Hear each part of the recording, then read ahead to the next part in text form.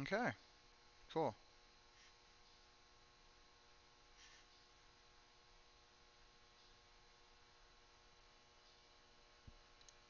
All right, dope. I think that works. Hey, Ellie.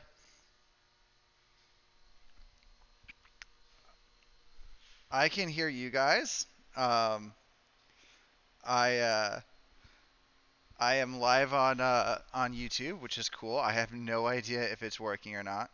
Um, all right, fuck yeah.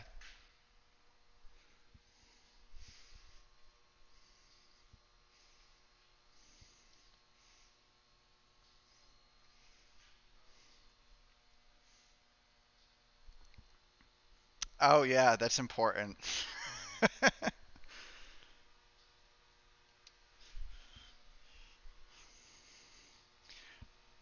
Rain body fuel, red dragon flavor.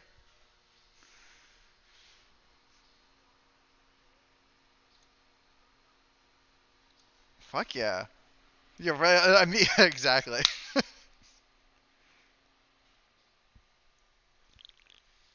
Mm. Um, so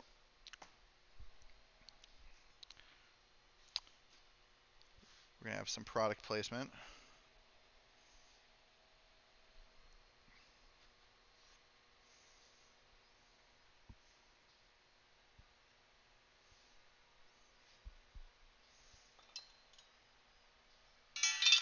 Hmm.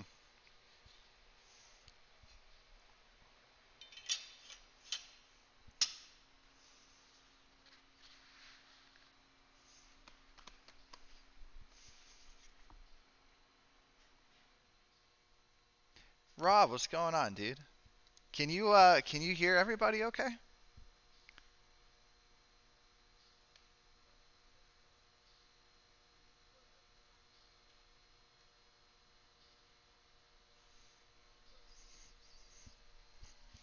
Hmm.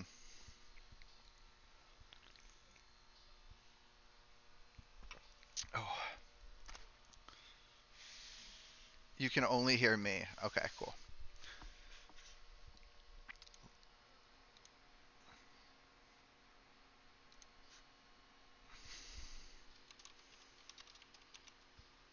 All right, let's see if I can change that.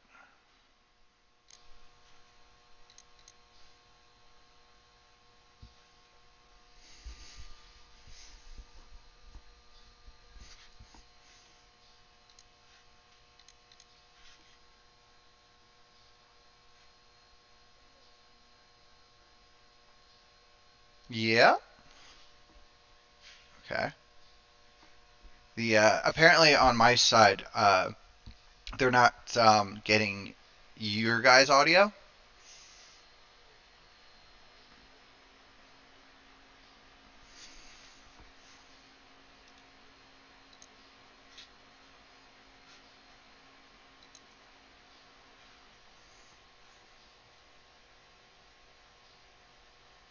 Okay.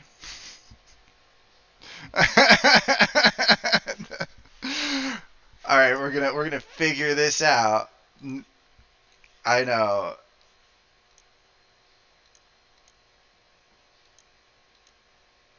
Uh,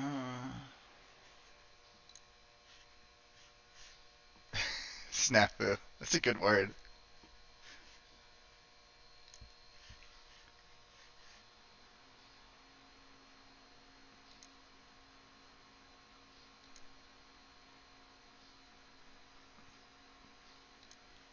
Case is a strong word. I don't know if I'd call it a case necessarily. That sounds more fair.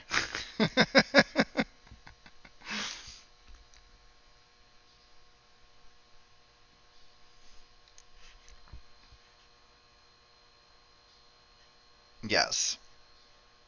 Okay.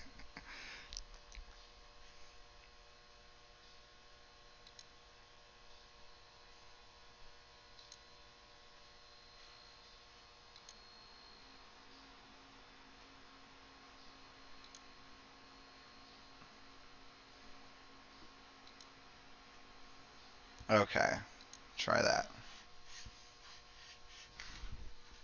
I'm still working on my side.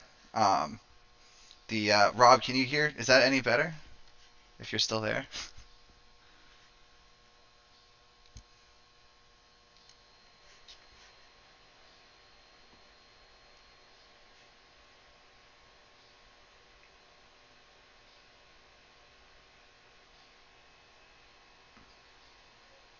I think that it's working a little better now. Cool. All right. Well, until I know. No, still just me? Oh no. Okay. All right. Hmm. Hmm.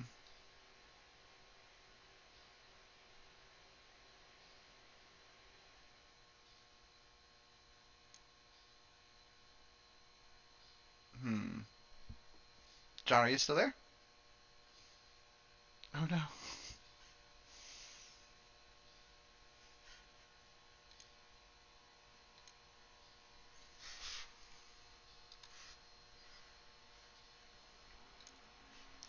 Okay. Wow. Let's see if that comes back. Anyway,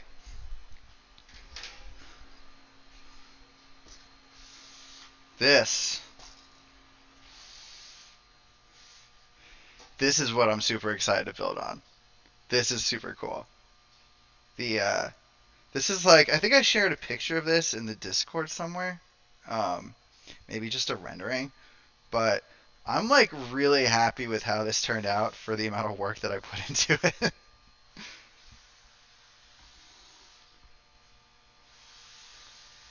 Oh no. Oh no. LiquidHaus went away. Okay. This is super good, super dope though. I'm super psyched about this. And I've been wanting to put it together for Oh, Snef Computer Design. How are you, bro? Yeah, dude, isn't it cool? I'm really into uh like this profile view. Like I think that's really neat. Like it's simple, it's uh you can take it apart and like you can I don't know, you can't really store it that much smaller, but like you could sort of store it a little bit smaller when you don't want to use it. Um the It's like nice to look at. Um I don't know. I'm just sort of into it, you know? Like I love these. I love having the big radiuses here and then swooping up. Um, I love this back portion of the design here, um, where you like you just have the two parts that are coming out like that. Like I don't know how else to describe that. Um, I just think that's super cool. Um, the the simplicity of this GPU flange that goes over here. Um, One of the things I'm like kind of interested in experimenting on is like, could you use some of this space for other stuff, meaningful stuff? I don't know, maybe not, but like, we'll see what happens. Um, the Where's some questions? Is this available in the future? I don't know. I'm not. I mean, I certainly anything can be available in the future to a certain degree. Uh, But I just did this because I thought it was cool, and I needed a test bench. Um, the Manuel. Oh, dude, greetings from Mexico, man. Uh, Fans 120 or 140? Right now they are 120, and I did that mostly because I have 120 radiators. I am a big fan of the 140 radiator design. Everything that I've sort of like looked into about it is uh, it is significantly more effective and efficient at cooling, but I don't know if that's I don't know how true that necessarily is. I would love it if like this thing if LiquidHaus was here. he'd be able to answer that question really well. And maybe I need to I need to try and get him back in here. But I normally design with 120 just because it's from my general experience talking to people who are doing, let's call them like maybe not necessarily like influencer builds, but they're doing uh like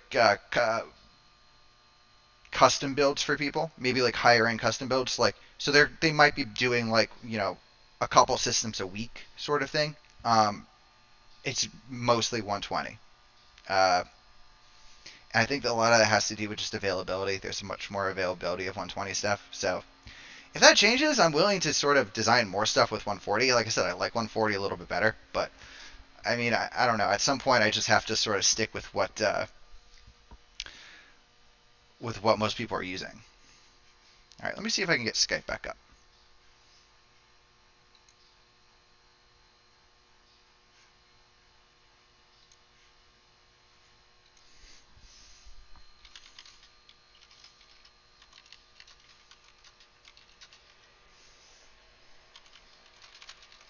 Okay, let me see if I can get him back in here.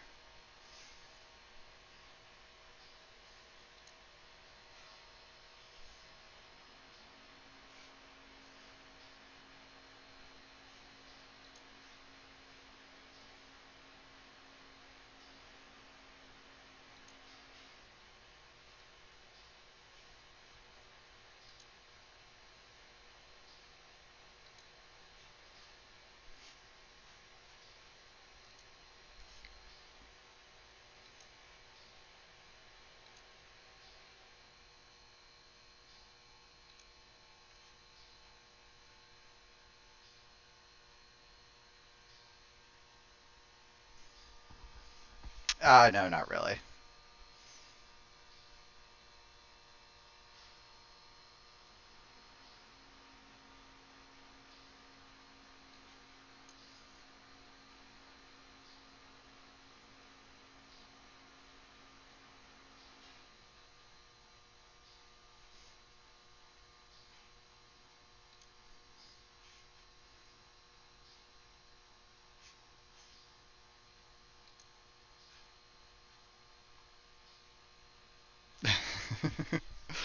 All right. Well, I wanted to start. So, LiquidHaus, if you're there, if you're listening, I am attempting to recall you. I guess I don't really know how that works.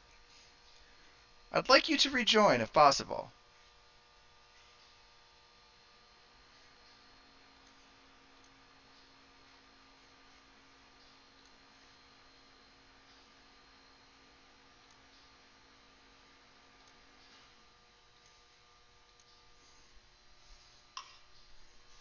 Oh, okay, cool. He's coming back.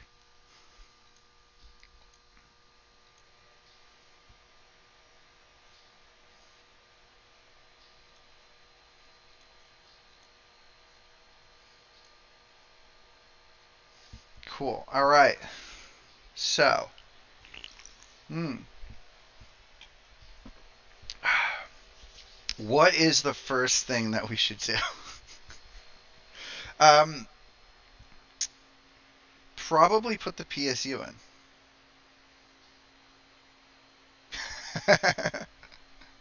Dana, you can come if you want. I feel like the first step is going to be. I'm actually really excited about. Actually, PSU or motherboard.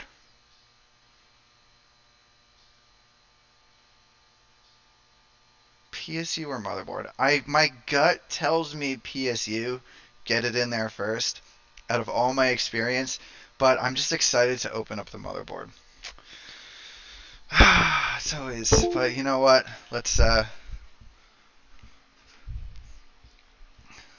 We'll do the PSU. So this is cool. This is legitimately the first time that I am putting this in. Oh, hey, John's back. I can hear you.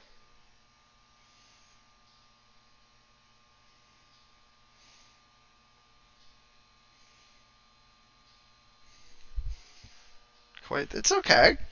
Listen, this is all just a trial.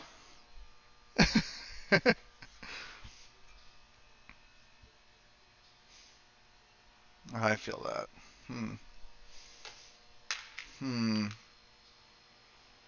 Yeah, Tanner, I know you can't hear John. So my Skype audio is lit up, which is cool.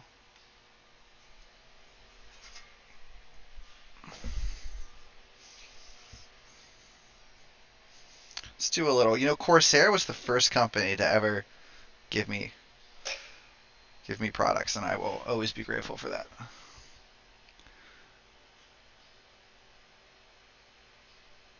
Okay, all right. So let's see here if I can get. How am I going to do this?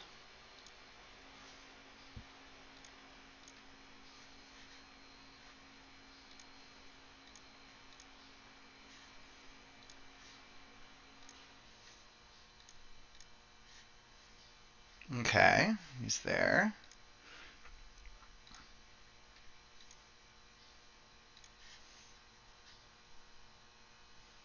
All right, so speakers are going to be.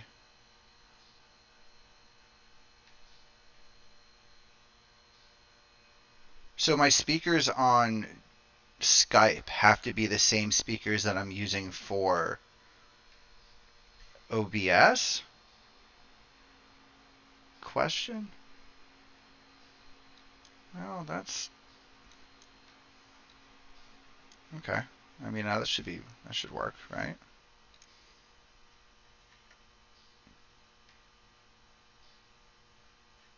Yeah, right? LiquidHaus had a really dope spotlight with AORS.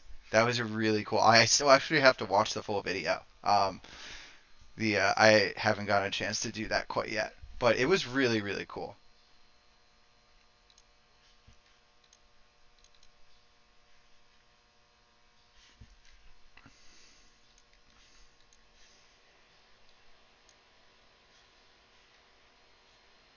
I can hear you.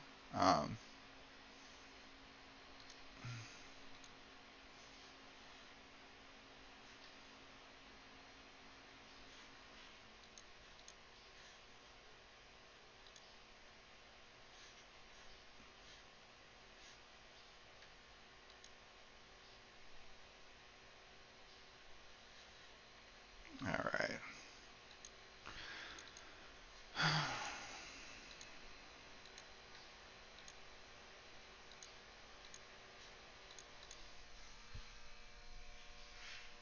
I have to redo the. I can still hear you. Yeah, I can still.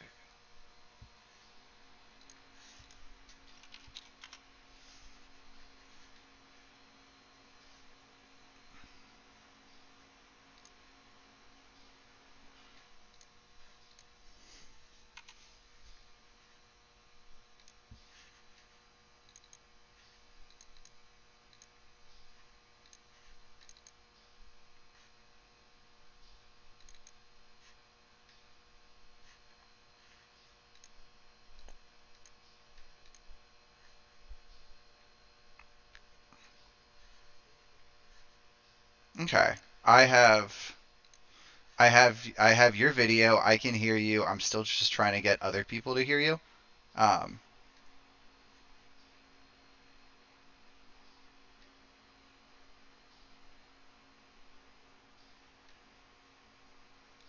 yeah.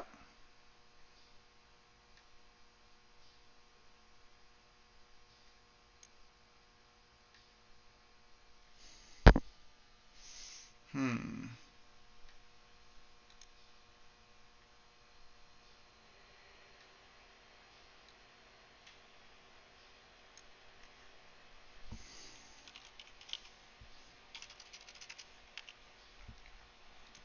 Tanner says under normal circumstances. Yeah, that's what I thought too. I'm gonna just try doing different, trying random things.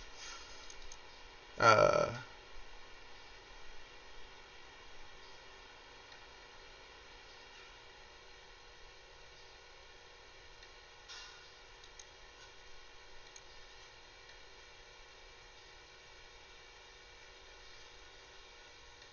All right, say something.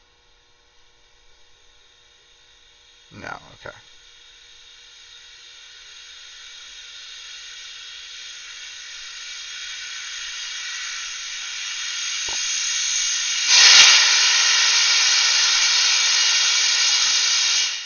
Yeah, I know, right? This is exactly this is exactly how I thought it was gonna go.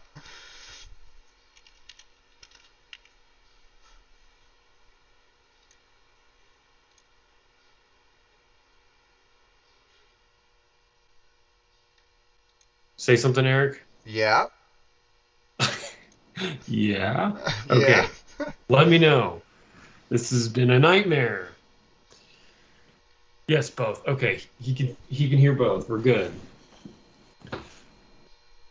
You know what's really funny? The Oh, dope! You guys got it. Okay, cool. Yes. All right. Nothing's gonna change. Yes. All Okay, right. we're good. Yes. What's up, you Praise guys? the Yule Beast. I know, right? All right. Fuck yeah. Now we can finally get back to mutually building. Mm. Yeah, for real. I was just saying. I was just asking everybody. Um, when you build a computer, do you normally do PSU first, or do you do motherboard first? Power supply first. That sounds crazy. No, that's like the last thing That's the I did. last It's thing. the Even last thing I even in a did. test bench. Even It's in the here. last thing I did in the Y60 build. It's the last thing I did in the Oris build. Not. It's so not important at all. But that being said, your chassis design that you've been working on is a little bit is designed a little bit differently, and so a Well, it's power a supply test might not be bench. a bad idea. It's a test bench. So what is like the? I kind of think in normal test bench fashion, the PSU should always really be in there. Yes, I agree. But is there a but? No, No. there's no Okay. but. Not in the test bench. Not in the test bench form. In the test bench form, you having a power supply in there at all times is great.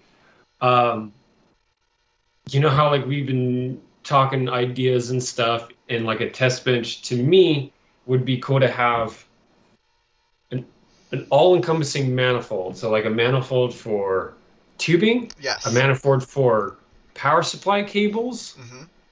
a manifold for like fan Mm. leads. Mhm. Um, Mhm. so it's like fully modular, and you have like a row of like plugins for like a power supply, a row of plugins for like ports for like tubing. You Yeah. just Yeah. hook Yeah. up Yeah. things to it. It'd be really cool to have all that laid out. So like literally, you could throw any sort of hardware at it, and you just change up the plugs that you need to go into the system. So it looks clean because it's only utilizing what you're having. Um, It's not overly I think that'd be really complicated, cool. right? Like it's a complicated system, but it's done in a way in which you are not overly complicating the moment in which you have to build. Right. The So I used a new PSU cutout pattern on this, and I'm curious how it's gonna work. I literally just picked it because of like aesthetic reasons. Like I thought I that the no, yeah, pattern looked cool. I like that you can shift it around a little bit and have more movement. Hmm. You don't ever even see that at all in any sort of like PC case. You don't see any sort of like power supply movement. What you see is what you get. Yeah. So it's cool that you can adjust that. So you can adjust it, but that's only when you have two screws in it. So, Right. which is fine. I mean, Yeah, realistically, well, that's like you don't need a ton of screws in your PSU.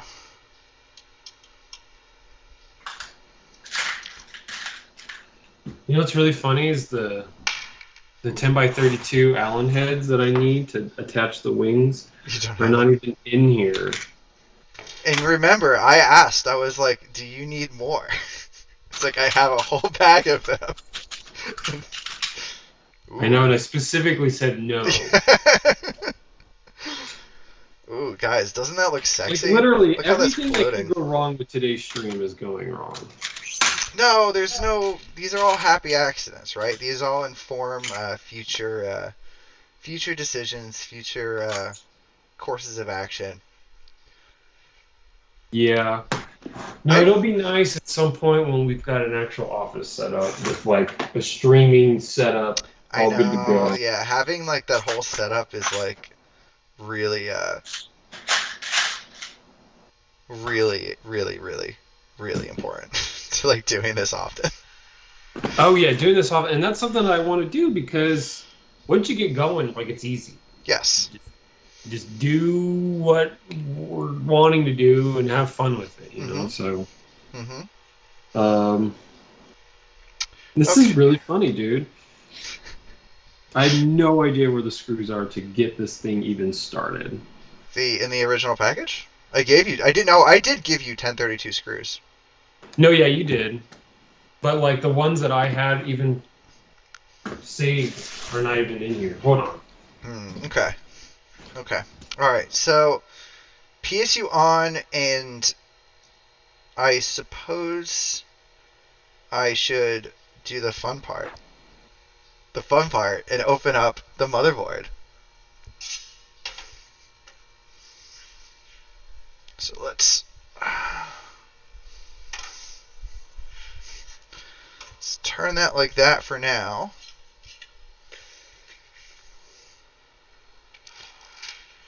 And get some foam. So today we are using a ROG Strix X570-E gaming Wi-Fi. Why did I choose this one? Well, it seemed okay at Micro Center.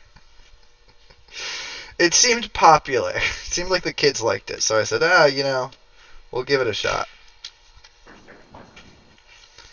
Micro Center, like, they have a lot of options for motherboards, but it's like I feel like they only have like they have like one or two high tier ones, like, and then everything else is just sort of like mid tier. I don't know, like I don't know. I don't like buying.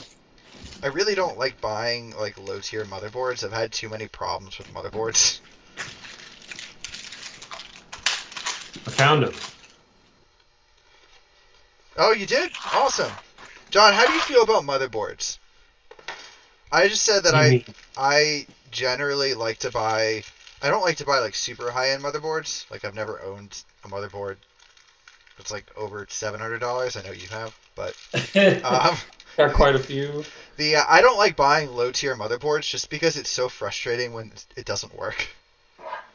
So like, and I just have a general feeling like they're going to like the mid high end stuff. It just tends to work a little bit better.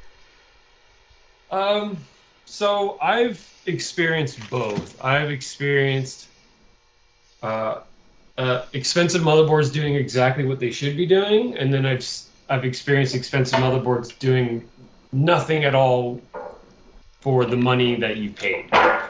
Um, So, it's hit or miss based a lot on the BIOS that mm, they've got going on. So, like for instance, um, one of the main issues this morning with getting the stream going, we had another computer that hosted the stream when we built the Q58 with Ellie, hmm and that it did great at the time.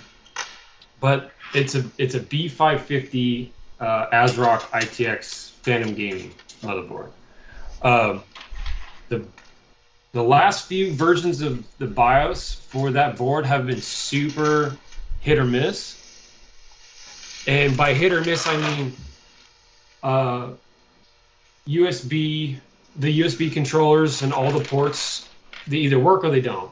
I went through a BIOS version where the USB-C didn't work at all, but the USB 2.0s worked. And then I went through a BIOS version where the USB-C worked, and then no other USB port worked. And then I went through a USB or a BIOS version where just the 3.0 connectors worked, and that's ridiculous, especially because that was a later version of the BIOS, and that board's been out for like 2 years now, yeah, I was gonna say and we that's not like a still new board. Like, no, yeah, it's I don't know why it's like that. Sometimes it is. It's not every time, but obviously you would want an expensive motherboard to do what you wanted to do, Well, and that's part. Yeah, that's every now and then you get a bad board though, and I can understand if someone is trying to get their board to work and it's just not working, and maybe they take it back and they get a better working board because there was something wrong with that one. okay. It's rare, but it happens. This will be fun. Maybe I get rid of the lazy Susan for this. All right. So, question. I have an EK velocity block. Um, Yeah, I'm gonna be using one of those too. I also have an EK magnitude block. Ooh, Matt, use the magnitude. I should. You should. You think I should use the magnitude? Yep, it's still the better block. I've got the Velocity 2 block. I like Oh, the look of the velocity block, though. I'll show the camera. I like oh, I know. this. Yeah. I like that. That's my like. The magnitude Well, is it looks great, but like you know, the all black, right? yeah. This is the Yeah. all black one. The magnitude one is clear. Oh, It's acrylic. The one I have. I don't know. yeah. The maybe I think I'll just use this one. Just this Yeah, is use that one. Use yeah, whichever one you want. I was trying to figure out last night what parts I should use, and I was gonna try and do a full EK build, but with how some of the builds are, how the current build situation is with me, some of the builds are taking up the parts that I would have used sure. with Yeah. EK parts, and so I'm actually gonna try a pretty cool, unique way to mount a reservoir. It's gonna be two reservoirs linked together, but mounted on the open part of the wing. Ooh. Yeah, it should Ooh. be pretty dope. It should be pretty dope. That's sexy. Okay. Can you see the four different size bit Yes. tower reservoirs? Yes, I So can. that's to experiment what sizing I'm gonna use to pair two of them up because I've got 120 millimeter mounts for them. Well, obviously they're not as long as the wingspan, Yeah. so I'm gonna connect two of them with a male to male right here and have like an offset different size reservoir system going on. Don't I? Didn't I make a? Did I make a PS or a pump spanning bracket that would also accomplish that? You did, but I kind of want them to float a little Didn't bit. you help design that? Yes, yes. All of those things. No. It's all good. It's all good. I like this. This will be a more interesting build. But you know, it's fun. Is you know, we've been seeing so many Atlas 2 builds on the Discord, and there's a few times I'm like uh, Adam Deathstroke Yeah. doing the 6 240s. Yeah. I was happy that someone else is doing that. Um, but I'll be honest, each time I'm seeing an Atlas 2 build, I'm like, okay, when I get to do this one like fully, I'm gonna have to make sure I do something completely different from even what everyone else is doing. It's And people are getting pretty creative. It's it's I know, getting it's getting more challenging with the I Atlas know. stuff. I mean, it'll be fine, and I'm sure the build's gonna look awesome. But I still want to keep ideas fresh and try different things whenever I can. And this, honestly, I'm actually really excited about this because I've wanted to do a one wing build with an Atlas 2. Yes. I've been excited for And someone to do it, and no one's really done it yet. yeah, no one's really done it. So that right there for me, it's like, okay, well, this was my still being different. All right, John, you got to guide me through this part. Because I don't have any of the instructions. So I am, Oh, and I've done this wrong before. I take rubber, grommet yep, onto the back. yep, Then I take their own silly backplate design on the back, Yep. Yes. and then Line there, up the holes. yeah, holes are lined up, and then there are two different types of standoffs that came with this. For I don't understand why there's two different types because this should all be for AM4. Hmm. That was an AM4 block. It should be, yeah. Yeah, pretty sure. I don't think I have any blocks that are for Intel. I've done like And they want you to use the EK bracket and not the I don't think I have to use the EK bracket. I don't remember that was like a thing. um Oh, Clockwork, dude, what's up, bro?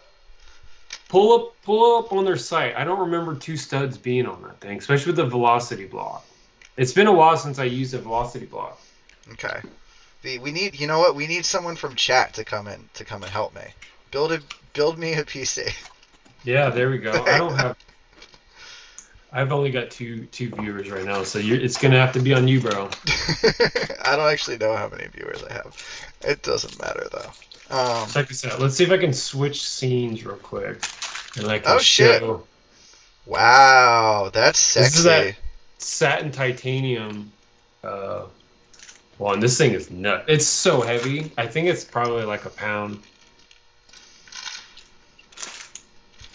But that's the one I'm going to be using for this build. And it's funny because with their exact mount setup that they got going, there's no multiple studs. It's like the block is the stud and the back plate is the nut that screws into the stud. It's very interesting. I mean, I think that makes a lot of sense because they're already machining it. So like, why not? Right, exactly. Oh, yeah. Clockwork Industries says that's a beefy water block, and yeah, dude, like, yeah, yeah, it's nuts.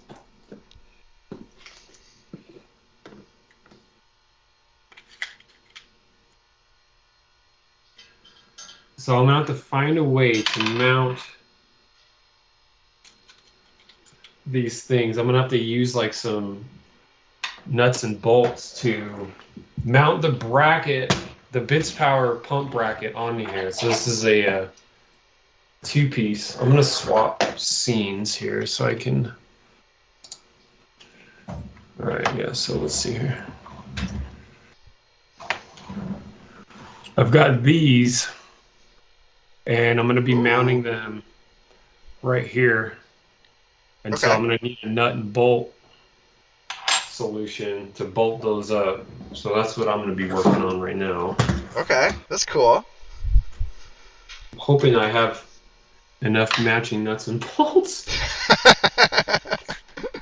This is literally how I do it though, bro. I'm just like start putting parts together. I'm like, okay, let's see if I can put these parts together and make this work. Let's see if I can do this and make it work.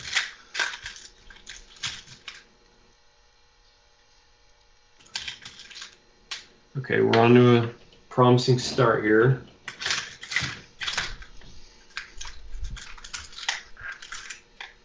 You know what actually really helps for like digging through hardware bins is tweezers. That's actually a really good tip. Yeah, that's something that I've discovered recently because my hardware bin is slowly getting massive and massive. Way too much stuff in here. I'm gonna have to optimize a little bit. Okay, cool. We've got matching nuts to the matching bolts. It's a good sign. That's a good sign.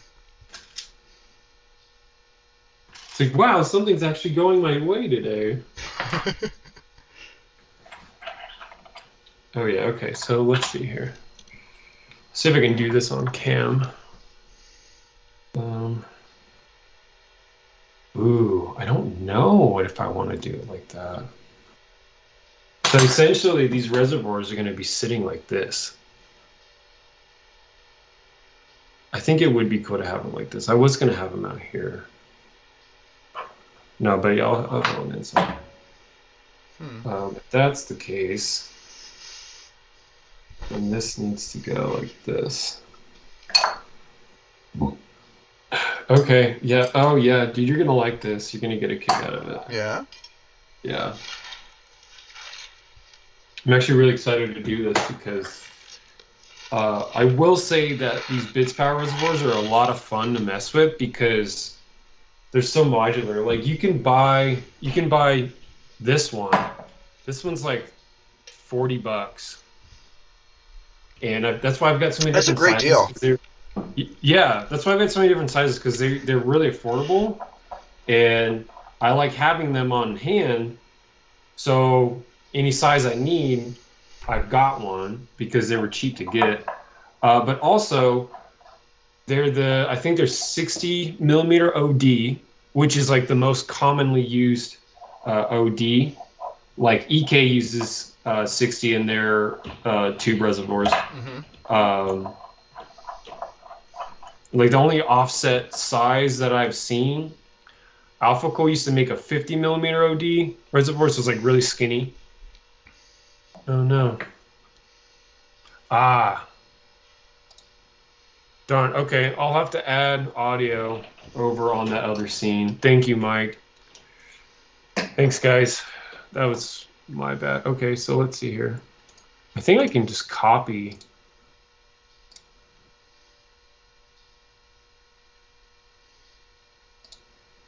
Can you hear me now? I think. Clockwork. Have you ever used like the I get like the little magnet pens to like pick up like little screws from the bins. What's that? No, Uh, I think Cl- I got it, Ellie. Clockwork was saying that he used tweezers for all of his stuff too. Um, and I was asking if he's ever used the. I get them on scribes. Like I have a lot of random scribes from the shop, but every time I buy a scribe, it always has one end as a magnet, and I use that far more than I actually use the scribe these days. Like pick up like Okay. Yeah, little yeah, tiny yeah. screws. Yeah. Yeah. What the issue was is chat was saying that I didn't have the Yeti input on the second scene. Yeah, swapping to the stream cam. But luckily I had just muted it by accident. Oh. And so it was a quick fix. Okay, well, I was like, I feel like I had everything set up. No, yeah, Ellie had everything set up correctly, everyone. I'm just the one that screwed it up because I build computers, okay? I didn't say anything about making them run right. Clockwork, You know, could you use like 430 screws? If the for like, or does that mess with like the you mean anodizing or whatever? 440? No. Type stainless steel type 430. It's like a magnetic type of stainless.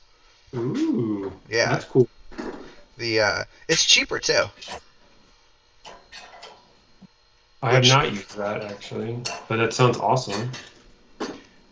yeah, especially now with stainless steel being like fucking ridiculous. Insanely expensive. It's worth its weight. It's like more valuable than gold.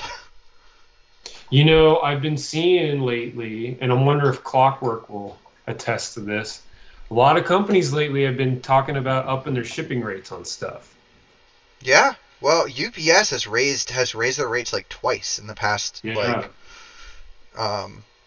little One of while. our one of my buddies that's watching our stream right now, he works for UPS. Maybe he can pop in and talk about I don't know why UPS is upping their rates suddenly, but like it's weird because I think last night I noticed like the third brand had come out and they're like, hey, just so you know, shipping rates are increasing on the UPS side, so we're gonna have to up it because we just can't.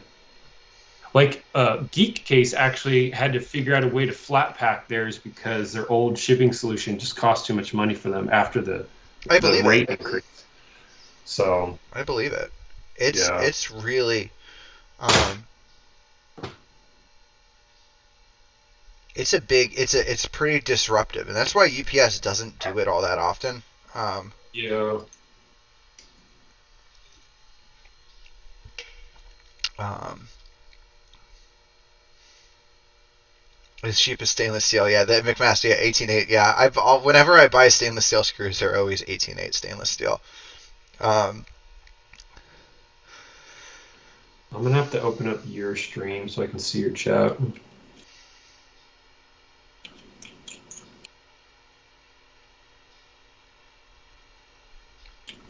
okay, so Clockwork says like 90% of his packages are under 3 ounces, so they're all going to be with USPS. Okay, yeah. That's nice. That's a Yeah, smart no, way I to go mean, about it. listen, like, Make your products as light as possible. Get right on that, Eric. yeah, I know, right? Just fucking, let me, let me figure it out. Oh, this is gonna be so cool. I'm really excited about this. This is gonna work out nicely. Okay, I don't know why. The instructions, I thought I was crazy. I'm like, why am I, like, because I've installed this block like 3 or 4 times now on different computers. Um,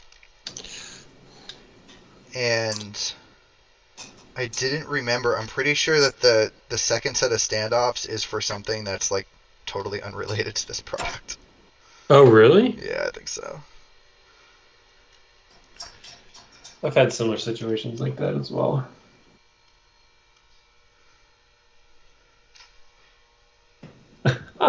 Oh yeah, this will be a really cool way to have a reservoir. So, um, in Oh, this you should shop, tell you people can. what you're actually building on because some people if you imagine people know that it's the Atlas, but why is it silver looking? Yeah. So this is a bead blasted version of. Well, this is a stainless steel version that's also bead blasted. Hmm. Motherboard tray that Eric did, and he also did a really cool laser engraving. Um, the LH right here is sideways, but that's only because I plan on doing an upright Atlas build when this is finished, kind of like how Eric's is upright right now with his Atlas 2. Um, but then I also didn't realize that what he would do on the back was add this really cool Yo Beast engraving or laser that says, and I'll change the scene so you can probably see it. Yeah, Atlas 2 2022, and then it's got like a serial code and then the LH, which I thought was like super dope. Fuck yeah. Yeah, that was sick. That was a cool little surprise I saw when I opened the box. I was like, "Oh, The that is a very I'm not allowed to say who I sent one out to. I did send out another. I have 3 stainless steel motherboard panels. okay." John LiquidHaus got the most complete set. He got a full stainless steel set. The there I did send out one other set to a company. Um, and hopefully we'll see that build at some random point in the future with something really At cool. some random point in the future. I I'm afraid to ask what they'll actually use it for, but Okay. I'm very curious now. yeah, we'll have to see. The it had to ship a very long way. Oh, now I'm very curious. The I'm very intrigued on who this mystery person is. Damn it. Can you untighten, please? Why? ooh. Why does this have to happen to me? Is this has EK always included little things to Thermal Grizzly? They swap back between Thermal Grizzly and King and KPX. Actually, it's pretty funny. It's just whatever, whatever's cheaper at the moment. Yeah, it used to be their Ectotherm, which I don't know who the OEM was for that. Um, and I had used it, but I'm kind of a snob when it comes to paste. Of course you are. So I'm just never really knowing what I want when it comes to, so I just pick and I go with it. Your is that your friend Mike, who had worked at UPS? Yes. Yeah. So Um, Mike says we've been So understaffed at your hub the last 2 years. I assume that's been across the board. Yeah, that sounds about fair. It's a hard job. It's a hard yeah, job. and he was telling me last night that they in the high desert above LA, they had a huge facility burned down to the ground, Oh wow. and they lost like 20 trucks or something like that. Yeah, it was kind of intense. Um, well, thank God they own their own insurance company. I know, right? The Oh, uh, this is gonna be cool. Do you see this? Do you have these connected? I'm gonna that add a is second that's pretty one. cool. All right, I'm gonna add a second one. I gotta. It's funny because I've got all these fittings in both tubs and bags, and I don't know what fittings I'm gonna have to be using. So that's all. Honestly, one of the best parts about uh, doing this stuff is like I never really know what I'm gonna do until I start doing it. You know, I have like a basic idea of how it's gonna go, but the rest is just like shooting from the hip. But Hmm. it always seems to work out.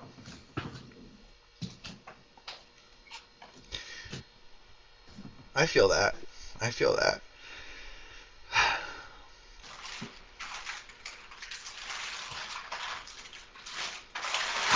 Yeah,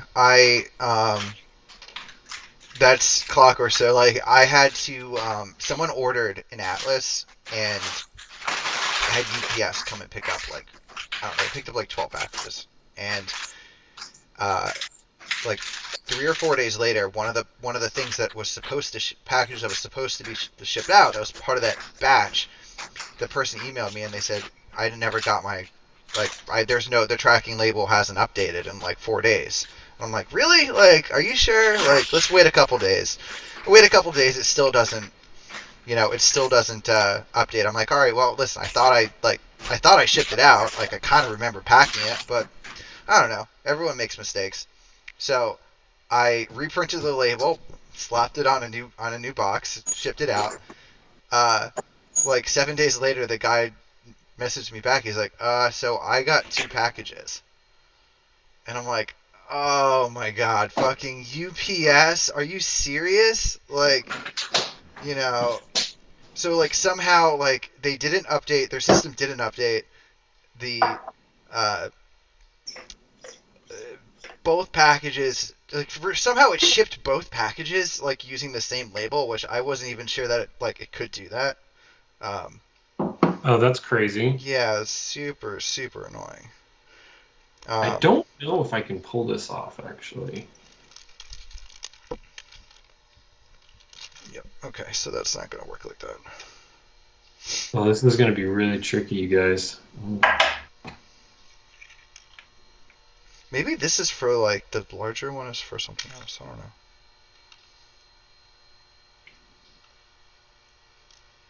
This is going to be so tricky.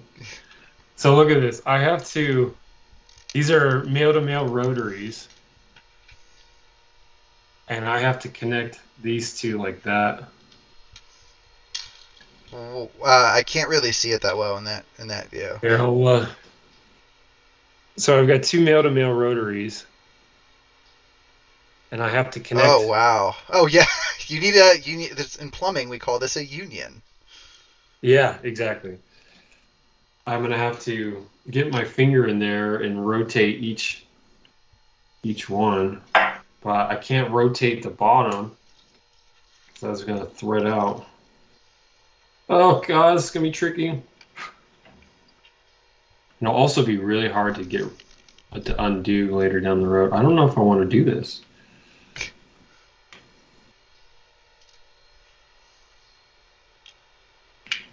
Maybe it won't be so bad.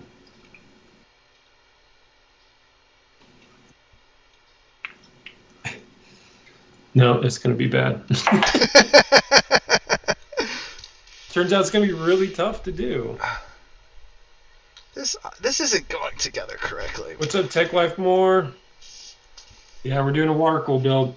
We're doing it with no That's right. planning as well. This is We're just shooting from the hip today. We're just gonna see what we can make there we cool, go. and I'm pretty excited about it. Man, it sucks because as soon as the these torque rotaries from EK are so tight I have some of those too. Let me that get some. you almost need to hold one side because you can't freely spin the other side without loosening. I'm so glad we're doing this because this is making me realize I haven't actually built a computer in like fully built a computer. Like obviously like I have the opportunity to mock up a lot of computers. Like and a lot of weird computers. And like Right, yeah. put like see how everything fits on a computer together. But actually like doing the nitty gritty and like actually building it, man, it's probably been like a year at least. At That's least crazy, man. the I feel like if I hadn't built that long, I would freak out like an athlete who hasn't done anything in a few years, like, man, I don't know if I still got it. that's what I'm going through right now. I'm looking at this and I'm be like scratching my head. I'm like, I'm not sure if the block is supposed to look that way. Like, what? Yeah, man. And then it all comes back. It's like, oh, the springs go on the outside of the block, not on the inside of the block.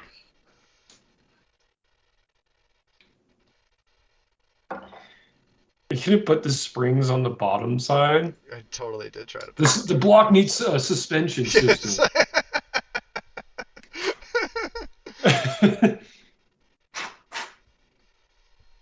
Yeah, this is gonna be tricky.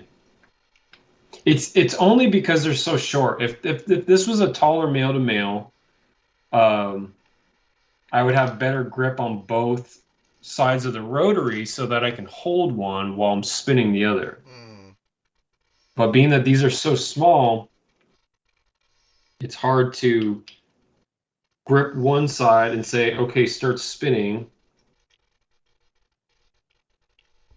I don't know why I'm having so much trouble screwing this thing in. That's what she said. Hey, you Uh, know what comes next after this, though, right?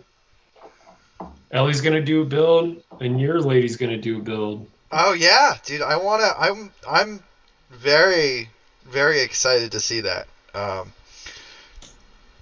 will make. I think what we should do is we should make. Actually, maybe that would be fun to do with this test bench. I don't know because it's like so. This test bench is so easy to build on. I'm hoping. Um, Yes. the we get them painted in some like super girly unicorn colors. Which honestly I'd be into too. Like I totally build on a purple pink PC case. Um, the but yeah, then we do it, have them build it, and see how it Oh, goes. I think that'd be a lot of fun. oh man, I'm thinking, okay, yeah, yeah, I'm down with that, bro. Um, is your lady into the super pink and girly themes, or I think she's definitely more. She's more of a girly girl. girly girl? Okay. The Man, I am thinking some crazy stuff right now. And instead of doing a stacked reservoir system where they're just perfectly in line, I can offset these mm, and have an offset reservoir system, and this bracket system will account for that. Yeah, I'm doing it. That was it. See, this is exactly how it happens, bro. this is the magic. Yeah, you guys are witnessing the magic in real time. Ooh, that'll be the tricky part, though. Actually, shit, I don't know how that will go. Oh no. Okay, hold on.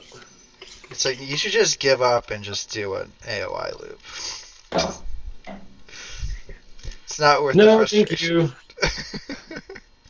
Now we will be doing an AIO build kind of shortly. We locked in some work with the brand, and That's good. and so yeah, no, yeah, and so because of that, we're going to be showcasing some of their products. That's awesome, dude. That's really Yeah. that makes me really happy. And also, you know what? Like, a AOI loops are how a majority of people get into water cooling. You know, Yes. like It's like the gateway drug. It's the gateway drug. You do an AOI loop, and you're like, oh, I see. Yeah, I understand. Oh yeah, this is gonna be crazy. Okay.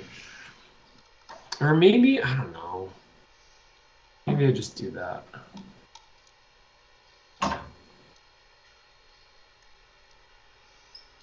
This is a little tight.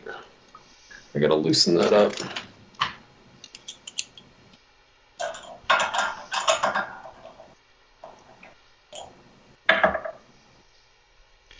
What's going on here? What is this?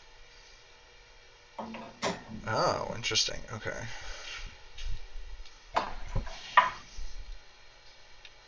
Maybe, I mean, an offset one would be cool.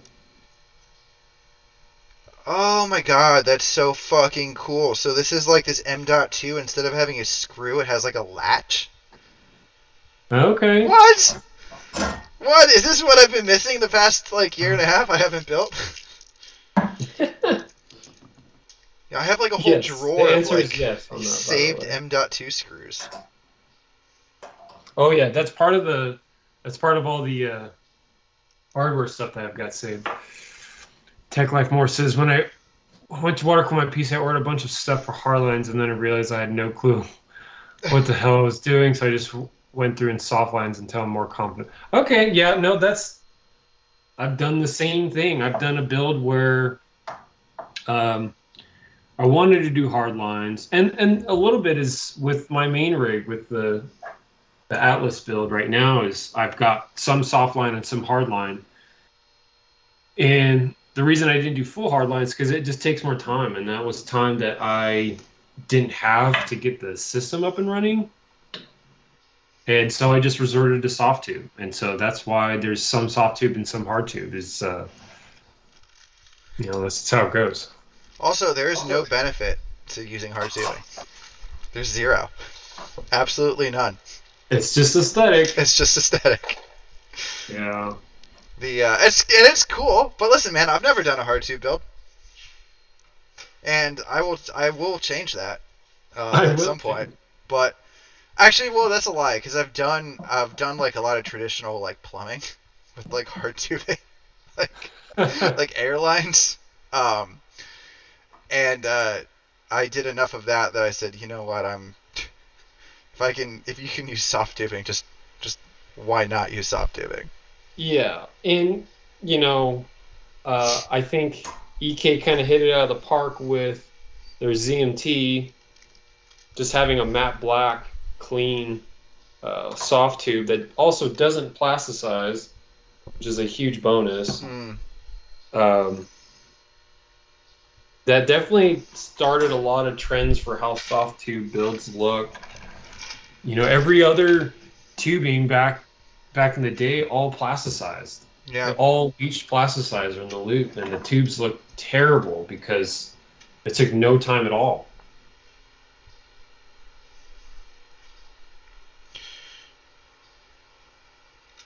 I've definitely seen an increase in soft tubing builds in the past like 2 years too. Yeah. Huge increase. And I think that just could be a lot of people joining the hobby. And obviously, I think there's a lot more support for soft tube builds now too. And also like a lot more open cases, right? And open cases, I think, are a lot more fun to do with soft tube builds. Yes, absolutely. That's not to say that there aren't some really dope hard tube builds or hybrid builds. Like I think your Intel build, right? You incorporated both soft tube and hard tube.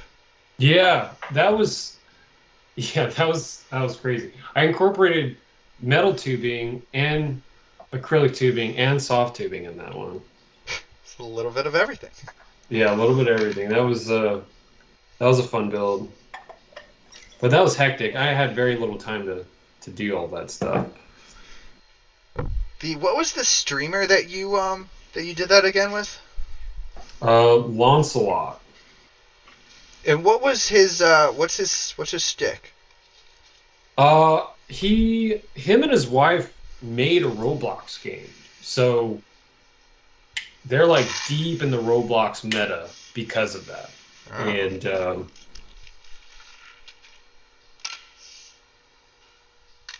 oh, this is gonna be so cool.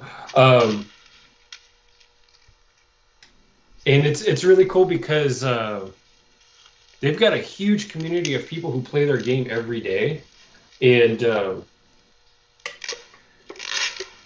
one thing though is he was having trouble with his system not too long ago. I think it was just an overclock issue.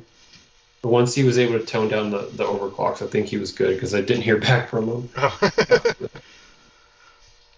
Oh yeah, I'm for sure doing this. This is gonna be so cool. All right, guys. So this is a EVGA 3080 with an EK vector for the Win3 block. Nice. You know what I'm gonna be using? No. What? Strix 1060, bro. Whoa. Yeah. This is a great card to use for content. You know what I was telling Tanner? I said, why is there this wire just going through this? This looks stupid. Yeah. This looks Yeah, so that's gotta love the RGB. dumb. Yeah. Okay. Whatever. I was telling Tanner. I was like, Tanner, I want to send you a Oh, also has an EK active backplate too. Thanks, EK. Oh, it's got an active backplate? Nice. The I was telling Tanner that I would really love to send him a. Does this not fit? Does it not seat? Now it's seated. Okay. Um,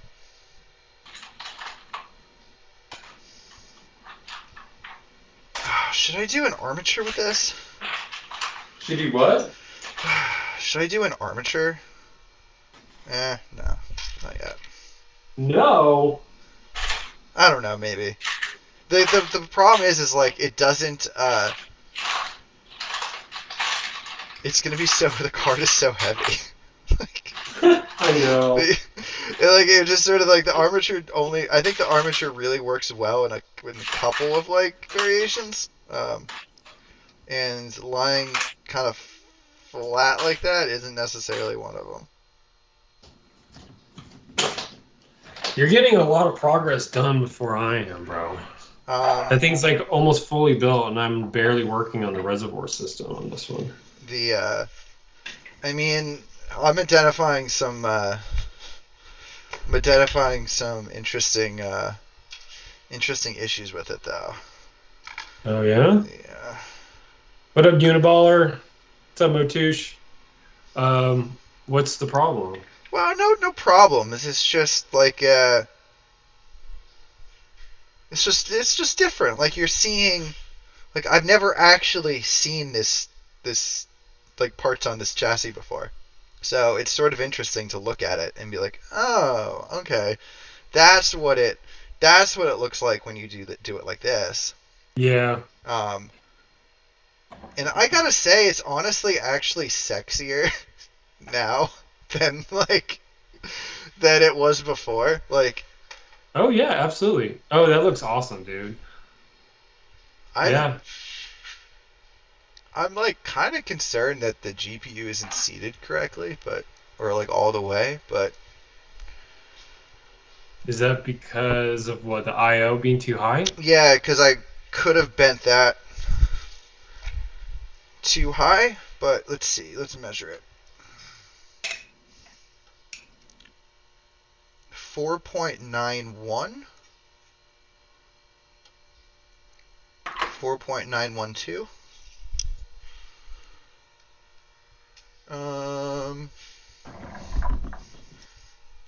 Let's go over my drawings.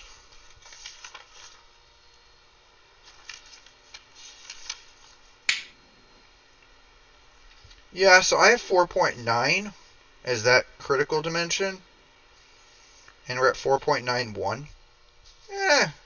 I normally give it like, I try to make it 20 thousandths lower. Like, for the IO, I try to make it 20 thousandths smaller than it actually needs to be, just because I want the card to like kind of push in more. So Okay. it'll still work. It's still okay, but that's something that I will correct later. See, and that's what's I think what you're doing with actually like applicating parts onto, a theorized design is you can get that kind of insight that you wouldn't normally get if you weren't going to do that. Like you No, would have had no idea that that was going to be a thing if you didn't build it in it. no, absolutely, yeah. And that's why I try to build in everything, multiple times. Normally you don't to like figure something like that out. You don't actually have to do a full build. Um, the but it is helpful obviously when you do a full build because you're going to be a little bit more critical of how stuff is going to like fit together. Yeah, absolutely. Um, okay, cool. So we got this, and she's looking pretty sexy. Yeah, that looks awesome, man. I I want to like it a zoom in a lot. little bit.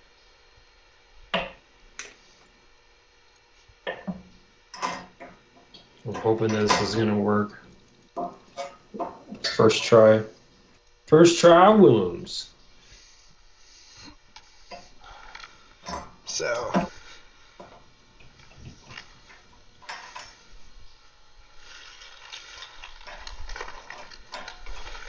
yeah, I'm pretty into that.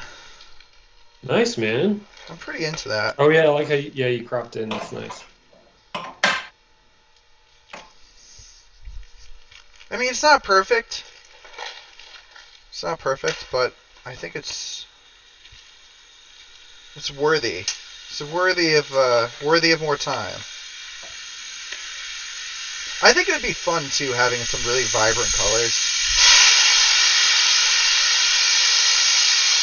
Yo, I'm making magic happen right here. Some really vibrant colors. Some really spicy looking clockwork cable combs coming out through it. Yeah. That would look cool. I think that's like one of the neatest things uh, that I get to see is all the different anodizing that Clockwork does. It just packs. They're really small details, but they pack a big punch onto the build, and like I Oh, feel like absolutely. not enough people get to sort of experience that. And they're also like super. They're not expensive either. Like I don't understand why people. No, they're not expensive. I'm actually. It's funny because I need to go. I need to go buy some stuff from his site. the So thank you for reminding me about that. Yeah, no, it's cool. Okay, yo, check this out. Look, I got a offset Ooh. reservoir system. Oh, wow. Okay, cool. Wow, that's neat Yeah, that's looking. wicked. That's really I neat pulled that looking. off. I like All right. that. I like that a lot. Yeah, that's sick.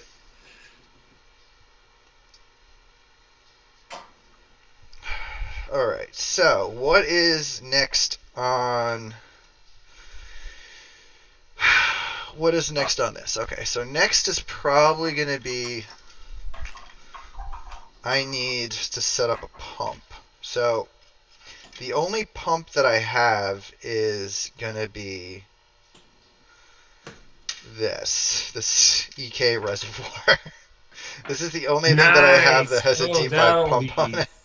fun. Fun. Or actually, no, this is not a D5 pump. I'm mistaken. This is a DDC pump. Um, but this will be cool because I'm going to get to test out the extender brackets, or I don't know what to call them. Oh yeah, I know. Me and Ben and Tim had a conversation about those brackets. They're just really hard to pull off. Like in the Oris video, do you remember? I don't know if you remember. I was talking about making a stud. Yeah. So I had to use that same bracket, and so what I did is I used the longer screws that EK provides, ran it through the backside of one of those brackets, and then put a nut against it, so that screw then becomes essentially a stud because I couldn't find a way to run a screw all the way through correctly. Yeah, no, there's not. There's, and I get it. I don't know if I can't really think of necessarily a better or easier solution, right? So, like, Yeah. I'm not going to, or I should say, I can't think of a more efficient. Like some things just are you can't make super efficient, like Right. it's just either not worth the time to like develop a solution, a product solution for that, or it's just legitimately like not enough people are going to use it. Yeah, which is interesting because when those brackets came out for those FLTs, or like that they were included, I was thinking that they're going to be pretty handy to have because just the idea of an FLT and mounting it in a way that you need can be pretty tricky.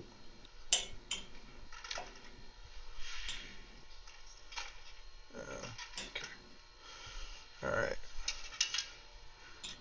Okay.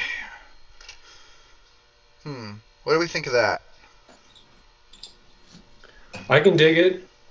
I mean, think about this from from a test bench perspective. It's like um, the water cooling is essentially part of the test bench, right? You want it to be kind of seamless and easy to configure because you're always going to be swapping hardware in and out. Yes, Yeah. 100%. 100%.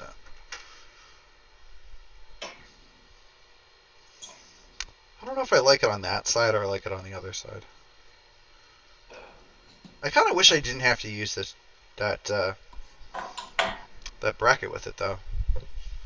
It'd be nicer if it Yeah. was just like closer in.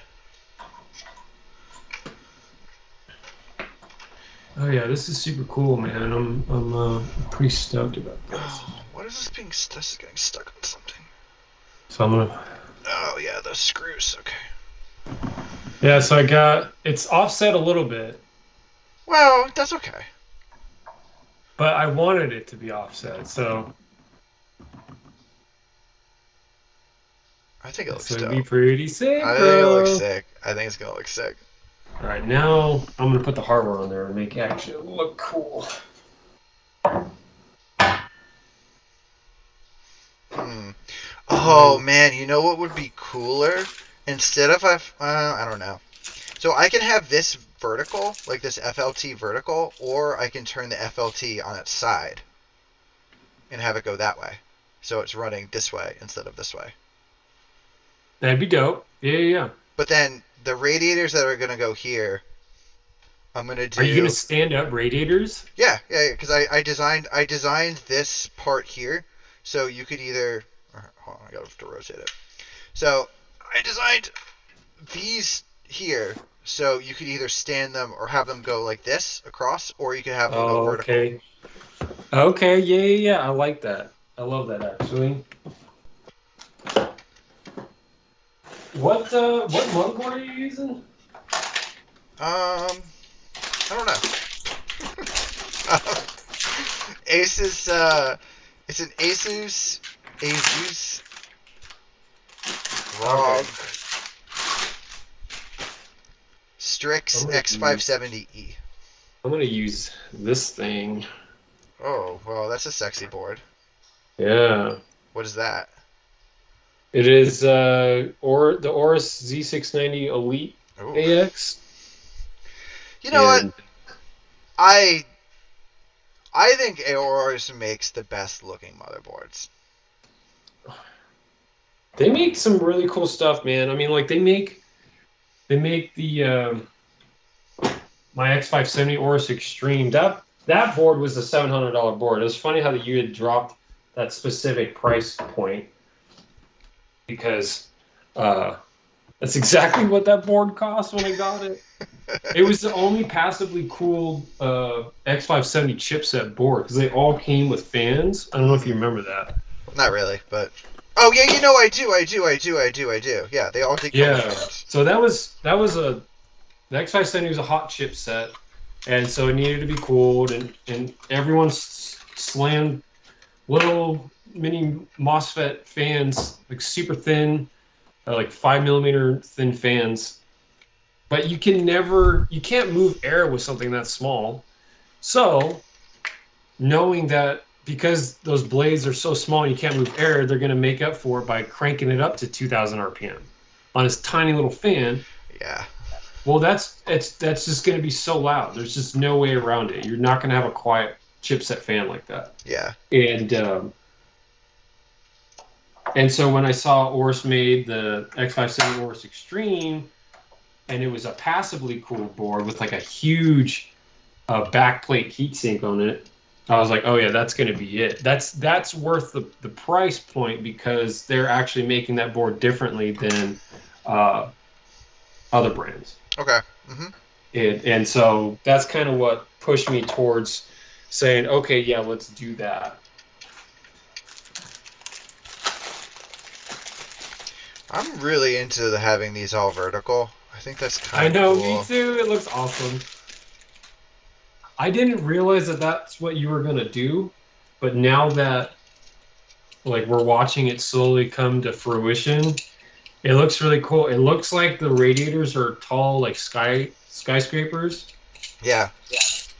That's why originally, I don't know if you remember, but I originally either said to you or I said in Discord to somebody that I wanted to have the radiators go like 480, 360, 240, like going down. Yes. Oh, dude. I think that'd be... I would call that Project Utopia or Project Metropolis or something. Like... Man, I haven't used the included thermal paste in a block in a long time. But I'm going to do it. Should I have both of them like this, or... Yeah, I guess that'll look kind of good. Oh, Ben's watching. Zigio guy's at the airport waiting to board. Hope I can catch some of it. What's up, Ben? Hey, Thanks Ben. for watching. We're just hanging out, man, so don't feel bad if you miss out on anything. We're just hanging out.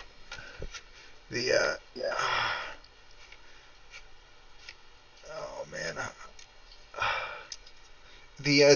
That build that Ben and Tim from PC Works did was really cool. That in-win build that they're gonna be at PAX, right? I love that blue. Yeah, the blue was so sharp. That's a proper blue. It's so like I think they did a really good job with that because they used the contrast, right, of the mirror polished stainless steel with the blue. Like right. that was a really smart decision. And obviously like that shows just like a step above like just using mirror finished stainless steel. It's using that material in effect in contrast to something else that like really makes it shine and really is a demonstration of the art of PC modding. Yeah, absolutely, man. I would agree, and I'm glad that they're not just doing like another build in a case, you know, like they're going above and beyond, making something that's not to be expected. Exactly. You know? Exactly. I remember I did I had my Origin PC scratch build from years and years and years ago. And I used mirror finished stainless steel in that.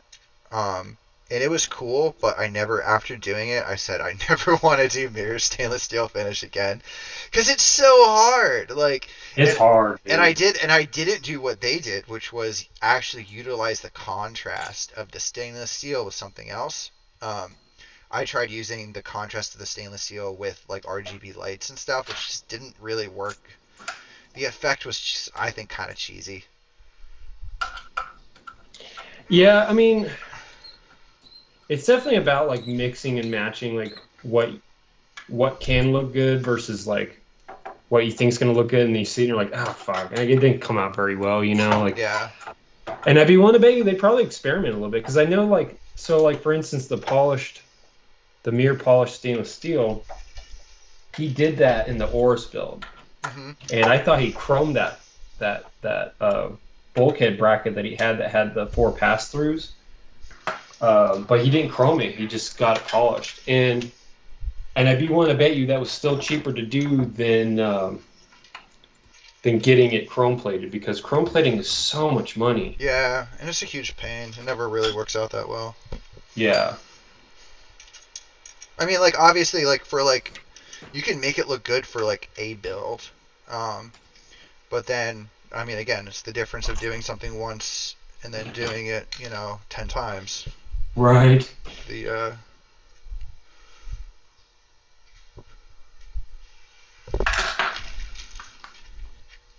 I'm gonna put this on this block, so it'll still be grounded enough, right? Oh, jeez, this is getting heavy. Every like peel sticker that comes with the product should have like a beginner tab where it's not adhesive, where you can pull it really easily. Yeah. Because I'm like literally having to get out my tweezers and grab that sticker so it doesn't scratch the block. This thing's a unit though. Ooh, I have no idea what hard drive I'm gonna use. I've got a little bit of time to figure that out. Okay, Oh, alright, I'll be yeah. right back. I need to go grab some more fittings. Okay, sounds good. I'm gonna open up your stream so I can read the chat. I should be watching you anyway. So what is everyone up to on this fine Saturday afternoon?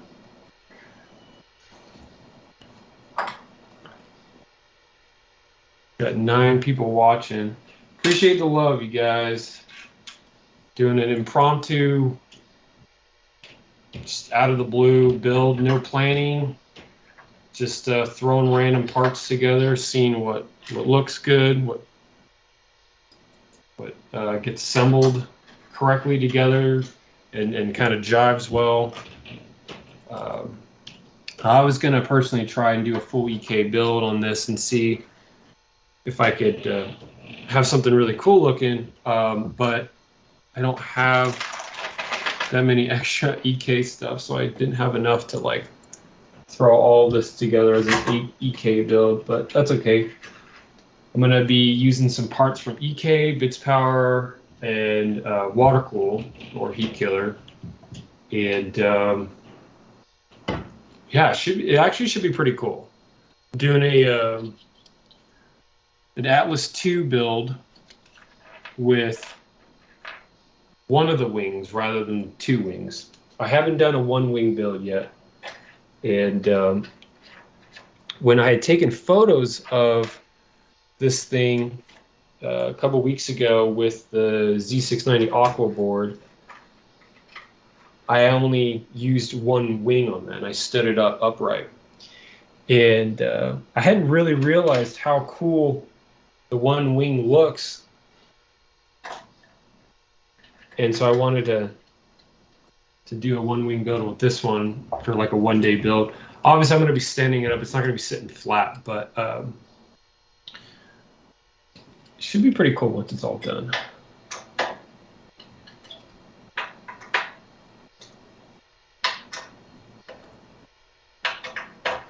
It's also the first time I've built with this motherboard. Had it in a box for a long time. This is one of the boards that I bought off of Newegg at the beginning of the year for content. So this board is finally seeing some action. We've got a 12700KF in this as the CPU. We're going to be using some G-Skill DDR5, which I have yet to also use in an actual like moving working build other than just photos. Yo, what's up, Rhodes? Nice to have you on here, Derek. I appreciate you coming to watch and hang out. Hope you're having a good Saturday. Whew, okay.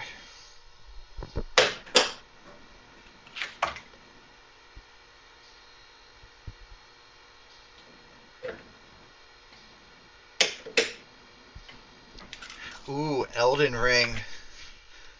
Rob says that he's watching while he's playing Elden Ring. That is a game that I desperately want to play. That is on my list. Well, have at it, my friend. It's a game for people who hate themselves. Dude, I've played Dark Souls 1, Dark Souls 2, Dark Souls 3. Okay, so no, what happened?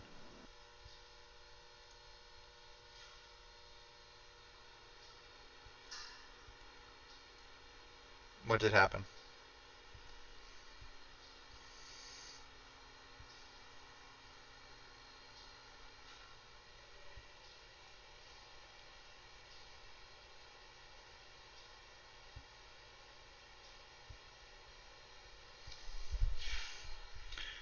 The let's try going live on Instagram. It would be John. I hope you're still there. I hope it didn't crash. Uh,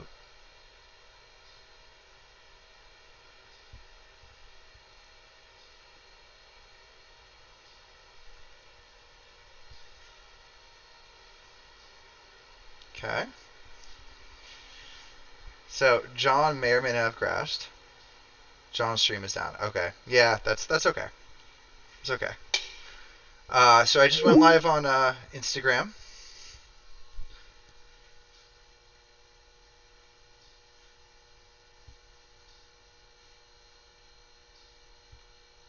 Uh,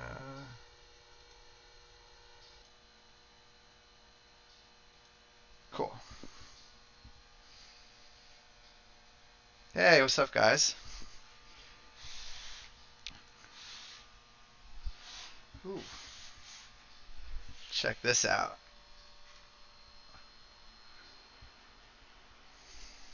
For everyone that's joining on Instagram, if you guys don't know, we're also live on YouTube. If you want to go to our YouTube's page, Yule Beast Designs. Tanner should have a link in the Discord as well. Um, the I'm talking to basically I'm talking more on there, so I'll try to see questions that come in the Discord or on the Instagram live. But this is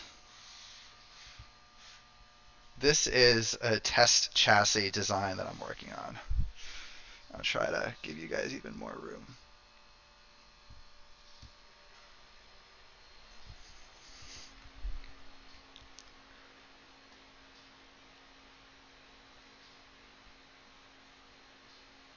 Rob, that's really cool, dude. Like I said, I am really interested in playing Elden Ring. It's one of the things that like I said, I was a big Dark Souls fan, and it just feels like the spiritual successor to the game.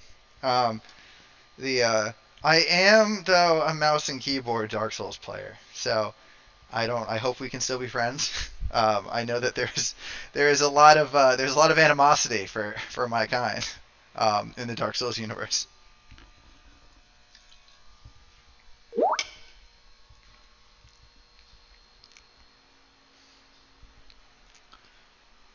Oh,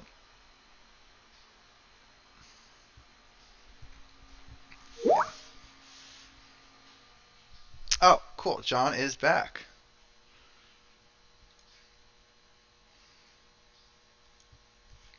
All right.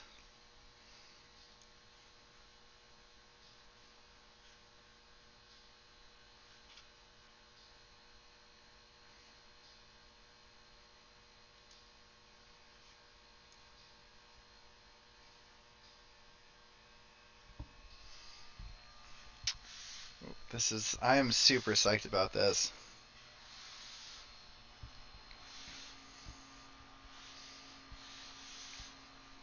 This is cool. Hey, John. I can hear you. I can hear you fine. The oh, it's okay.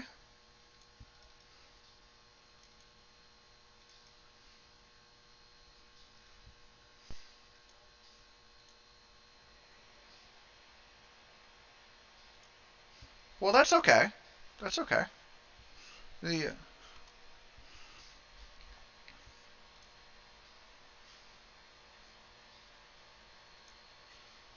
Cool, I got you. I think. Yeah.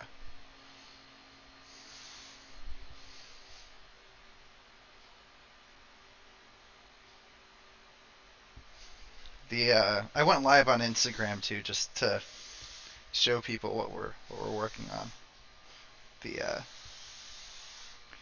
but yeah, I'm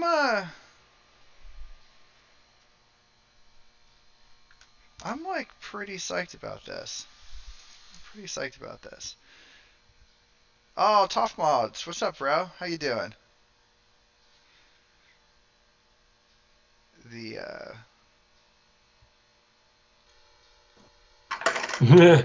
There you are.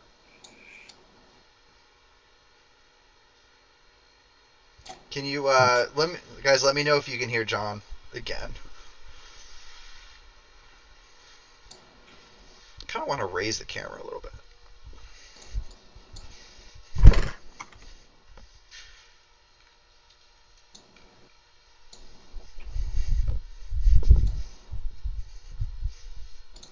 Okay, well, There we go. That's a little that's bit fine better. for now. Okay. Probably gonna crash again. I hope not. I actually wanted to invert this.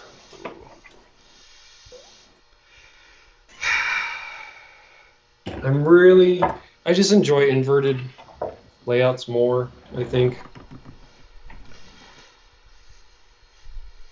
Hmm. Man, look at you. You got all this crazy stuff going on. Yeah, I don't know. It looks crazy. Yeah, I don't know. It looks okay. I'm not disappointed with it. I'm just like I don't know if it's scratching the right itch. Well, being that it's not finished yet, let's change it up. The it feels very heavy. You're funny. This is the Like, guy who wants to see a 200-pound Atlas. I mean, we're gonna get there at one. We're gonna get there one day. The One day. probably Adam Deathstroke's build in the shout out to Adam Deathstroke in Yulby's Discord for having probably one of the craziest proposed like quad RTX 3090 builds. Yeah, I know. I'm really excited to see what he's going to do with that because I mean he's got 6 radiators, instead of the 4. Yeah. So we're looking good with that. He's got 4 3090s. Looking good with that. I don't know what else he's going to do from there though. I mean, I don't know. I mean, where do you go from that? Do you have like dual PSUs? I don't know. I think he would have to. I don't know how he's going to do that though. I don't know Unless he's how got we it. do that either. So Silverstone, I think it's Silverstone, makes a 2050 watt. No, really? Yeah. Yeah, that's insane actually.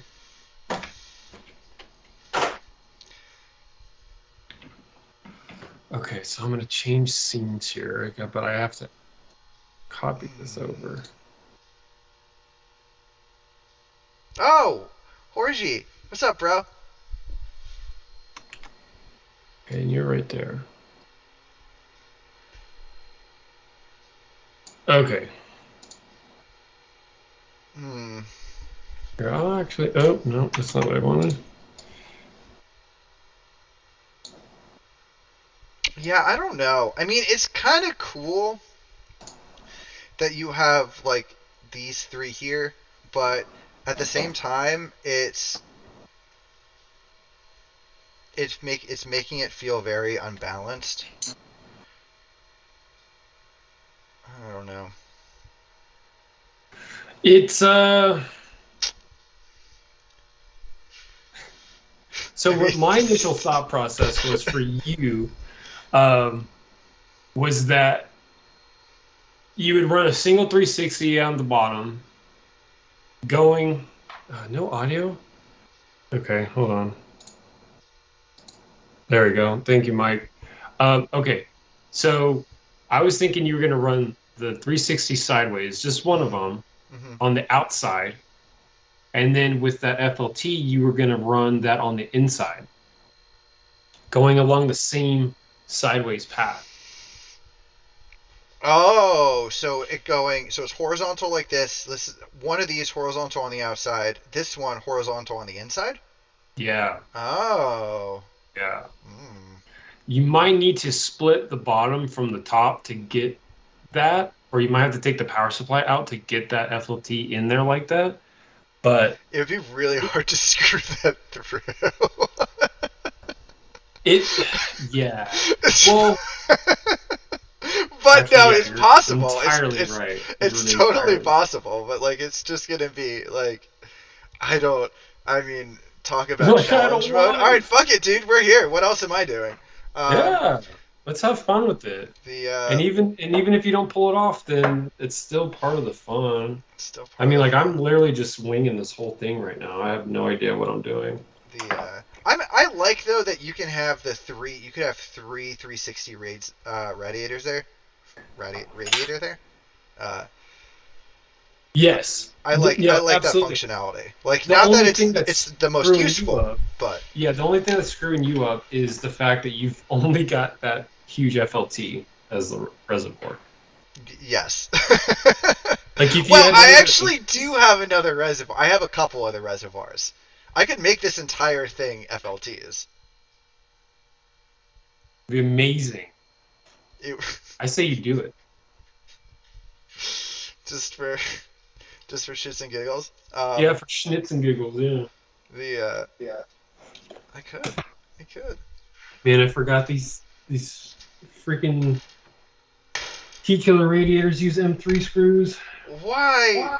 Why? All right, I'm getting I'm myself just gonna echoing, by the way. retap them, dude. Not right now, but I think what I'm gonna do is I'm just gonna retap them for in the future. Like any additional T killer radiator I get, I'm just gonna retap. Is it like Mm-hmm. M4 or 632?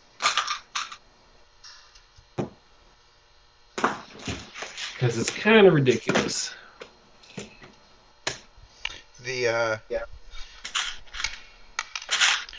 you should use a six. I'll give you a 632 form tap, so it'll be a little bit better for you to tap it with that. Oh, really? Yeah, you'll get more threads. Okay, hell yeah. Thanks, dude. I'm hoping that I can make this work. I didn't realize. So, like with these EK fans, you need a short screw. And I don't have that many short M3s. Really hope. Damn it. Not long enough. Yeah, that's actually gonna be kind of cool. Yeah, see, that's what I'm saying, bro. I'm glad you're envisioning it. Yeah, no, it's running the cables.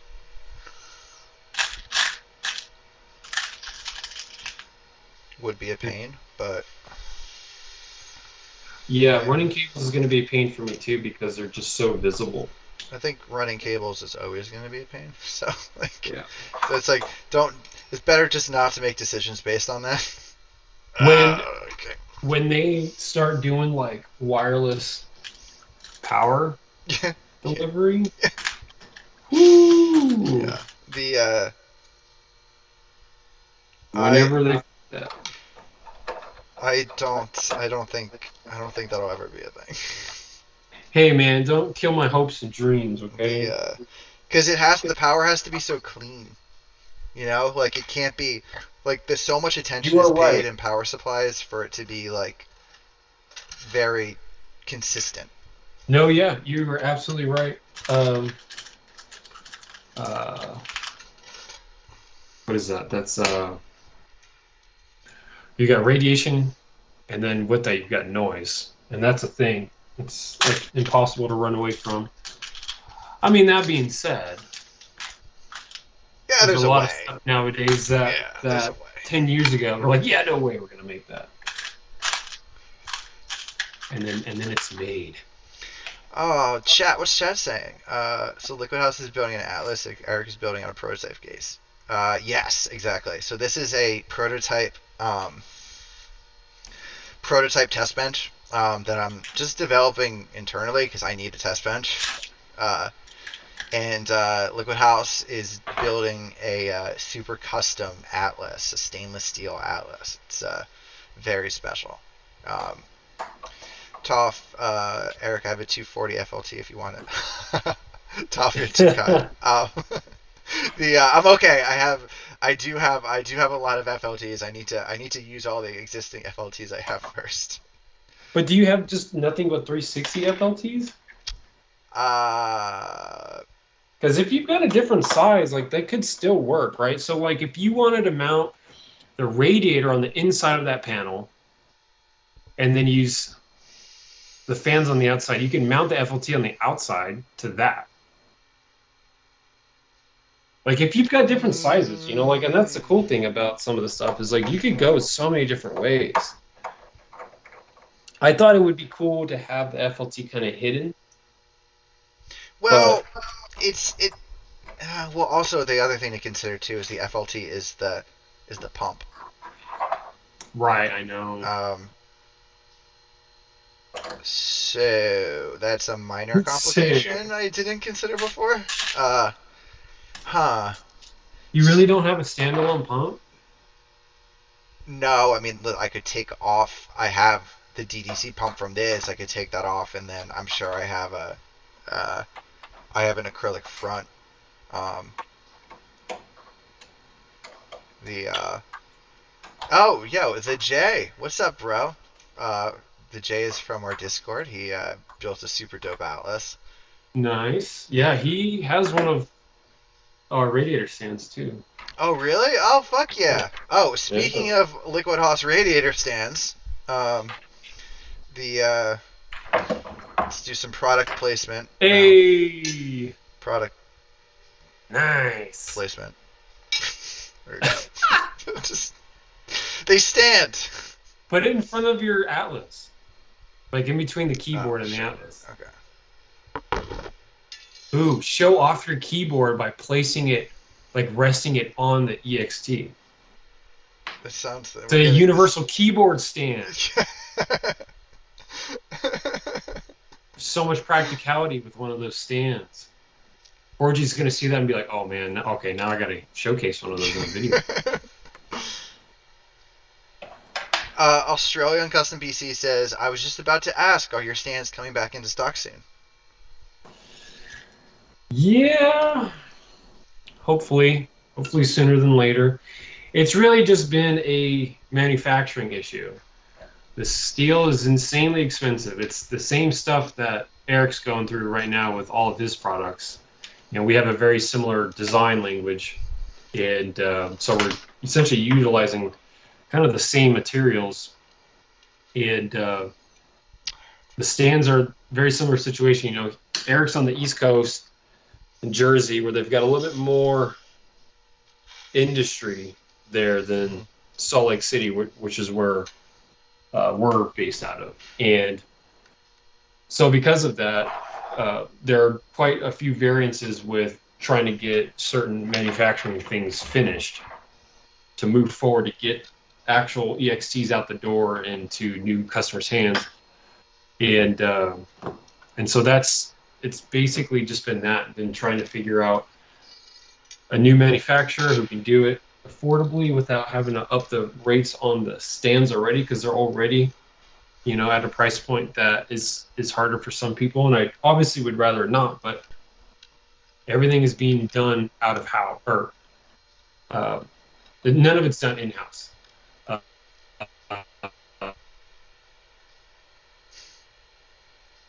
John? Are you there? Guys, I think we might have lost John again. Um, the so what John was just to finish off his thought in my own words. Uh, it's it's really difficult to find reliable manufacturers to do this sort of stuff. Specifically with like, you know, to to do a really quality job. And if John was here, I'd be more than happy to like do all that stuff for him. But like, it doesn't necessarily make sense for me to make it and then to ship it to him. It's just an added expense for everybody. So I think he's in the process of trying to find like some new people in Salt Lake City. And I'm confident that he's going to be able to find them because I think that his products speak for themselves, and he's a really easy person to sort of work with. Um, so yeah, all right. So what am I? Fuck. You know, the other annoying thing is like no matter what I do, I'm gonna have to take it up, take this all apart because the case has to be painted. So I don't think I'm actually gonna fill it up. Uh, I don't think I'm actually gonna do an entire loop with it tonight. But I would really like to sort of have all the runs laid out.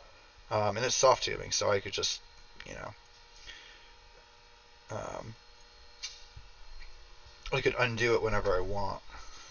What John was saying though is he thought it'd look cool if the pump slash res went on the inside, and then you had the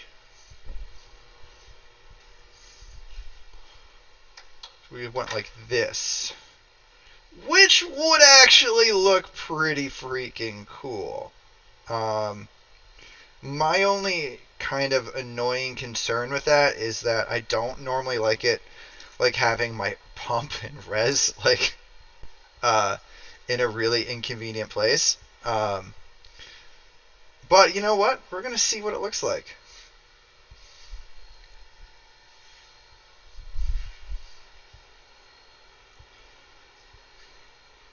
Alright, so this is going to go here. Turn this. I really like the way that this looks, though. This would look so sexy with a really big air cooler, too. Um, like the, I don't know, who makes the largest air cooler? It's a great question. Probably Noctua, the Noctua Z15? Is that what it is? I think I have one of those. Is that actually the largest air cooler, or is that just the one that I think is the largest one?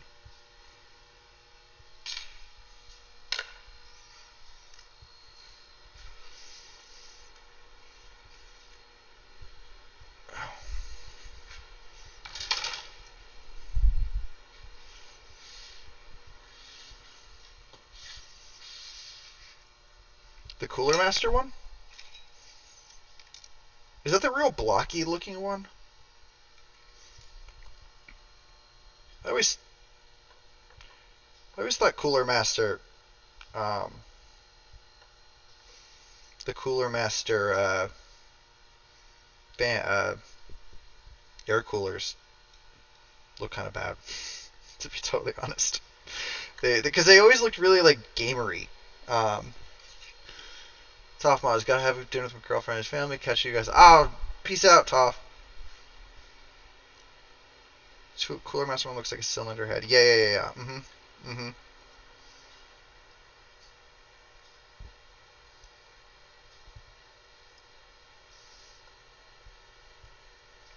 I I know I just talked about how these like EK brackets are probably not worth coming up with a better solution for, but I kind of want to come up with a better solution for them. Just because they're super annoying to use. I don't know exactly how I would do it though.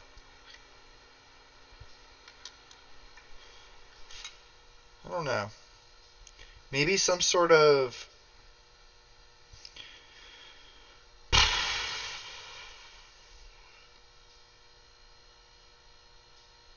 Yeah, I don't know. Because they have to have a lot of different functionality to them.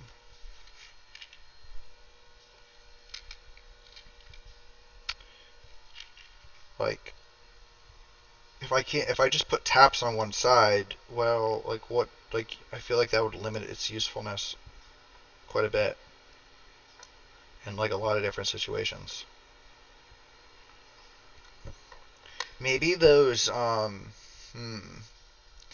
I don't know if you guys are familiar with the what is it? The open test bench is what it's called, I think. The original one, I think they came out with like there's a clone of it too. Um, but I always thought they were cool because they had they had these 632 push like standoffs that were super cool.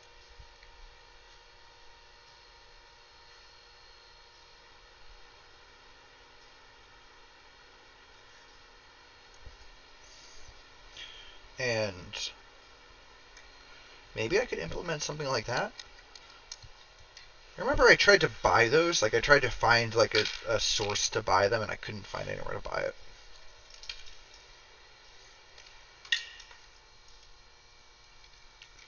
Okay. Yeah. All right. That's good work. This is interesting enough.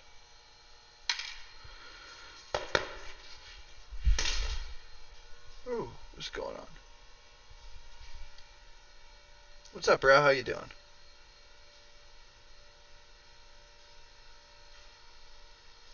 Oh, Rhodes, what's up, bro? I'm sorry, I didn't see you. Okay. Cool. I wish you guys could see the way like it just looks fucking cool. I just really like the shape of it. I like the shape of it without anything really on it. Huh.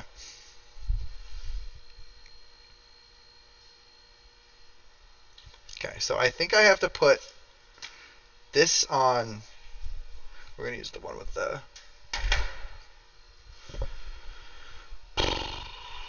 Put this on first. So I'm gonna put that screwed on there. So fans are gonna be blowing that way. It's kind of dumb, isn't it?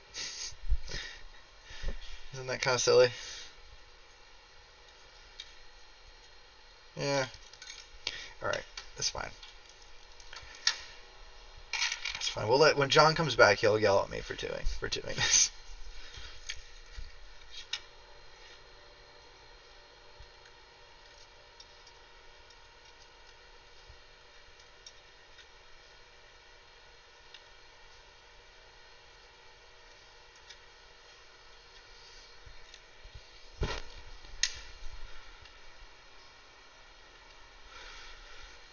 Okay.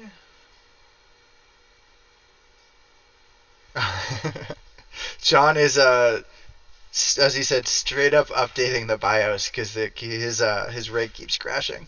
Um, that's like honestly, like I feel like a lot of people don't necessarily realize how annoying having to do as many builds as he does, or Ben does, or PC Works does, or any of those guys.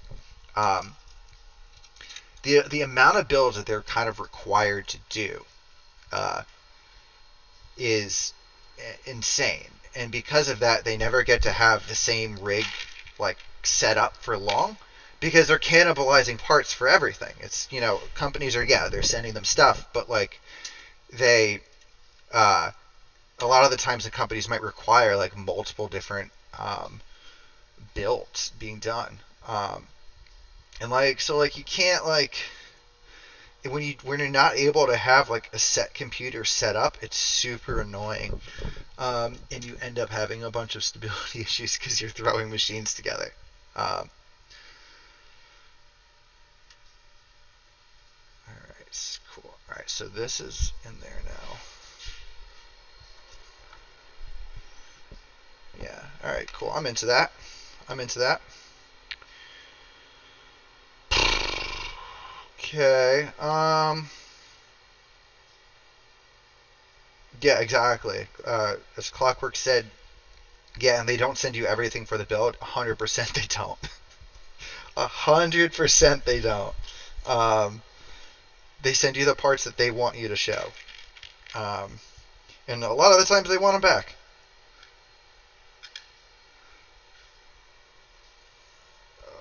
Okay.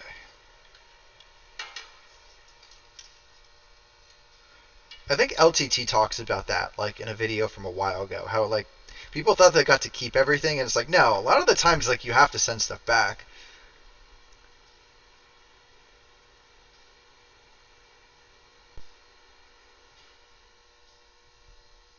Yeah, yeah, really. Oh man, so this is what I was. Let me show you guys. Maybe there's some better solutions on how to do this. Okay, so here and here, I need to put I need to put this in there, right? Like this. So like it's gonna look sick, right? Like this is gonna be really cool. Like this, right? Don't worry about the cooling efficiency. We're not gonna talk about that at the moment. Um, the but now I have to be able to take this like quarter inch 632 and then somehow man, I wish I had smaller hands.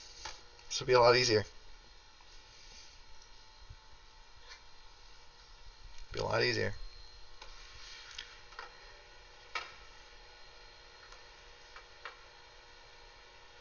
Yeah, Clockwork is 100% correct about that. 100%. It's actually pretty surprising. Fuck.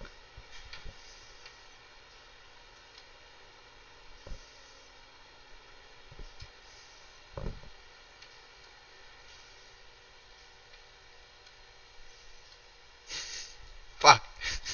This is so annoying. Uh, I don't know if there's a better way to do this. I could just make a better bracket. I know I could. So,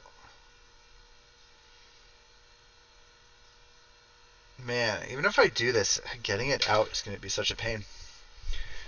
But, alright, let's see. If I can use a driver bit.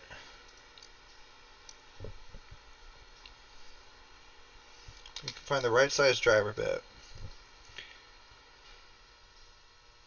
What if you stacked fit on the radiator? Oh,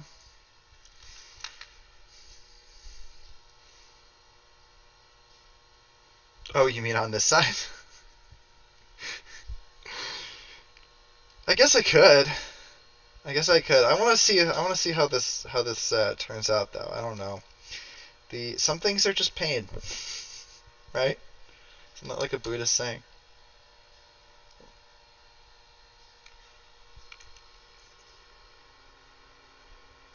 Oh, flat.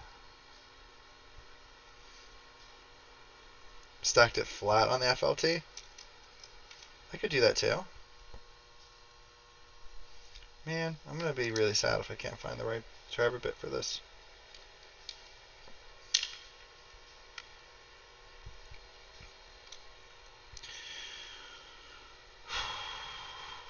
Whoa. So like perpendicular to the GPU. So like this, like that, like that, like that. It's actually kind of an interesting. I would probably want to make a bracket for that, or like over here, like this.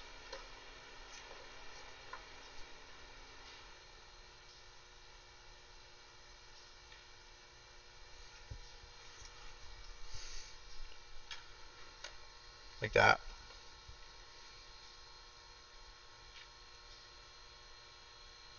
Standing like the rad. Just like that. Yeah, that's how I had it before. But I really wanted it to go, try putting it on the inside. I did have it like this before. Uh,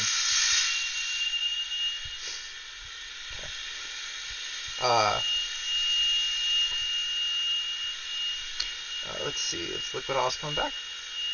Oh, he's still trying. Yeah, no. So I think it's actually kind of cool being able to mount it like this or like this. I think that's interesting. I would, and that wouldn't be hard for me to create a bracket to do that. That's the microphone. It's angry.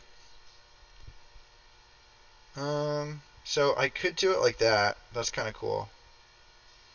But having it on the inside, I think is what I want to still try and do.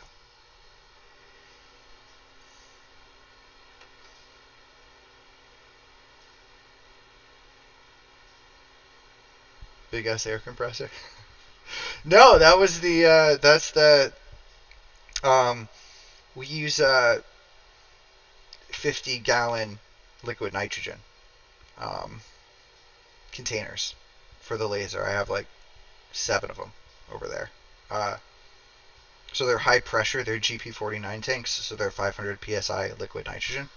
Um the laser needs highly pressurized gases to cut with, especially the fiber one. Um, so like you can't use like the low pressure cylinders. Um, then they auto vent themselves to stop from exploding. So it's a good thing that they're doing it, but it also sort of wastes gas. Um, and there isn't really a good way around it. Let's see if I could screw this in.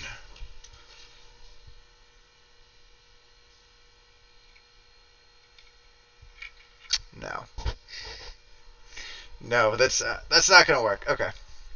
All right, we gave it the college try. Oh, but you know what? I could do it like this. Okay. All right, guys. I know what we're doing. I know what we're gonna do.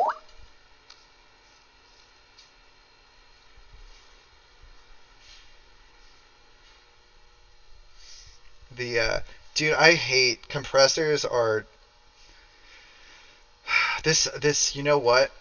Um, our friend, we have had a friend who had another shop, and they uh had all of their compressors outside in a shed. Like they built a shed and they like soundproofed it, and then just put all of their compressors outside. They had like 2 sheds. I was like, that's such a good idea. The only problem is like kind of like started to overheat in the summer, so they had to then put like they had to put fans in it to like basically like cross ventilate it. Um,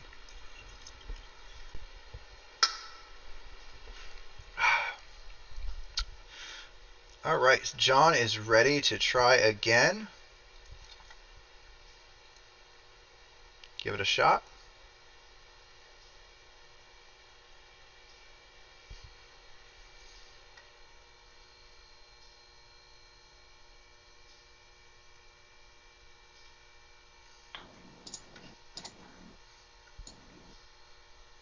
Hey, Can you hear me? I can hear you. Okay. All right, all right.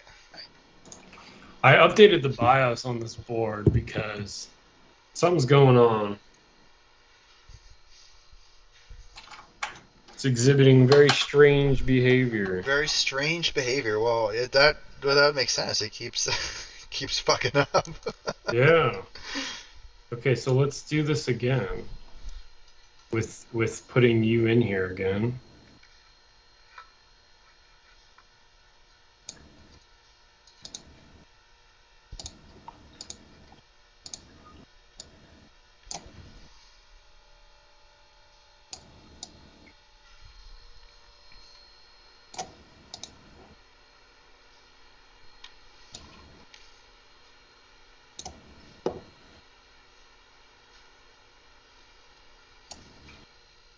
It's so funny.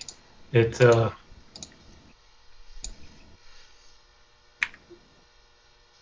copied from one scene but not the other.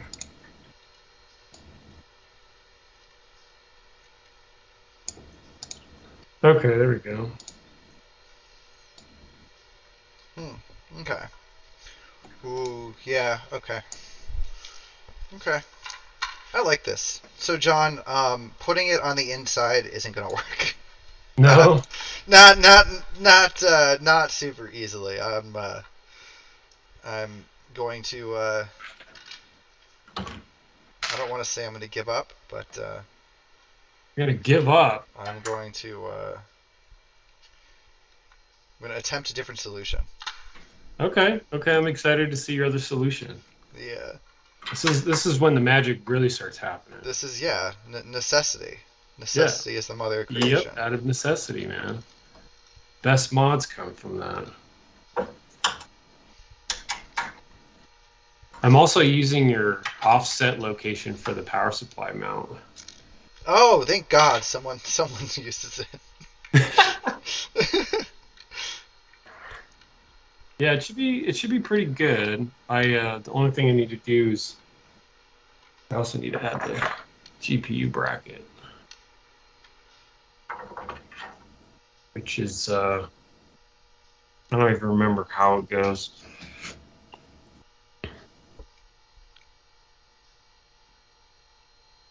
Don't tell me it's on the inside. No, it's not on the inside. It's on the outside. Or no, it's on the outer part of the back of the case. Okay, yeah, I got it. Whew. Oh no. I mean, it would have been fine. But it does use 1032 screws. Yeah. Chat, I'm very sorry that I keep crashing.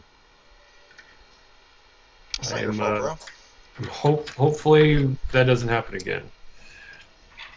And it was a mistake. Hopefully it's from a mistake that I made, which I don't normally make. But when you get a new motherboard, just upgrade the BIOS like right away. A BIOS that and it really, and I've seen it happen with every manufacturer. But a BIOS that they ship a board to you with is not always the best one, and sometimes it's outdated. And that's exactly the situation that happened with the Oris board. Is the very old BIOS version, and I was doing everything I could to minimize or stop the crashing from happening, and it just kept happening. I was like, okay, this has got to be a BIOS level situation. And come to find out, it's a really old BIOS version. So hopefully that issue is fixed. I will swap scenes so you can see this thing up close. Actually, She's looking good.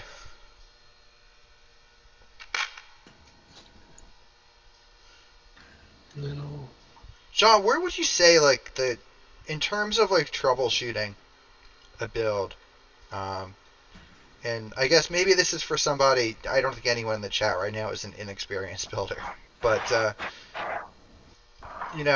for someone that would be an experienced builder, what do you think are like the things that they should first look at, like in terms of like troubleshooting a build that you are super excited about, that you just put together? You go to press the power button, it doesn't turn on. What are the steps? I'm trying to think. So, like, the last situation that really happened to me, I mean, like, for instance, this system right now, I also reseated the RAM after updating the BIOS. Mm-hmm. I wanted to make sure that the RAM wasn't an issue at all. Because what I did is I took note of the update notes in Oris's website about what they were changing in the BIOS versions. It seems that they're making lots of changes regarding RAM. And so if that's the case, you kind of follow a trail in that sense. So, like, for instance, one time I was working on the Atlas One build when I first got the 3090 in, and it was the air-cooled 4013, and that used a Z590 board, I believe. It might have been I don't remember what board. It was a Z490 ASRock board. It was a PCIe 4.0 slot, though, and it's a 4.0 GPU. And I'm glad that this issue had come to light a bunch, was that 3.0 riser cables did not work correctly with between a 4.0 device and a 4.0 slot. And I had come across that issue like right when the 30 series come out. And I was like, oh man, is my 3090 dead? Oh God. And yeah, and it just wouldn't work. And in the situation that the card was mounted, I just could, there's no way I could directly mount that to the motherboard to test out. So I was like, okay, so what do I do? So luckily I had one of those small GT 1030s laying around, really small ones. And I was able to unplug the 3090 from that riser cable and plug the GT 1030 into it, which is a 3.0 card, and it booted up like that. I'm like, okay, what's going on? Does that mean my 3090 is dead? Because it boots up the other GPU, no problem. I was like, well, wait a second. This is a 3.0 card versus a 4.0 card. I wonder if that's a thing. And I had looked up on ASRock's BIOS, if you can set the standard for what bandwidth speed that slot runs at, you can tell it to run at a 4.0, a 3.0, a 2.0, and a 1.0. Most times boards will set it to auto, and the auto setting doesn't work correctly, and there's been lots of BIOS revisions across multiple board companies over the same issue. And it was to fix their auto issue. The auto issue was not working correctly. And so I had manually set it to a 3.0 standard to match up with the riser cable. And then the 3090 booted up no problem. So it was technically a motherboard level issue that was literally one setting and it was fixed. But if you didn't arrive to that, you would think that your GPU was dead because it was doing everything. Ooh, that looks dope. That's what I'm talking about. Yeah. That's what I'm talking about. Yeah. That's. Yeah. I'm into that one. Yep. Same Z's. That looks great.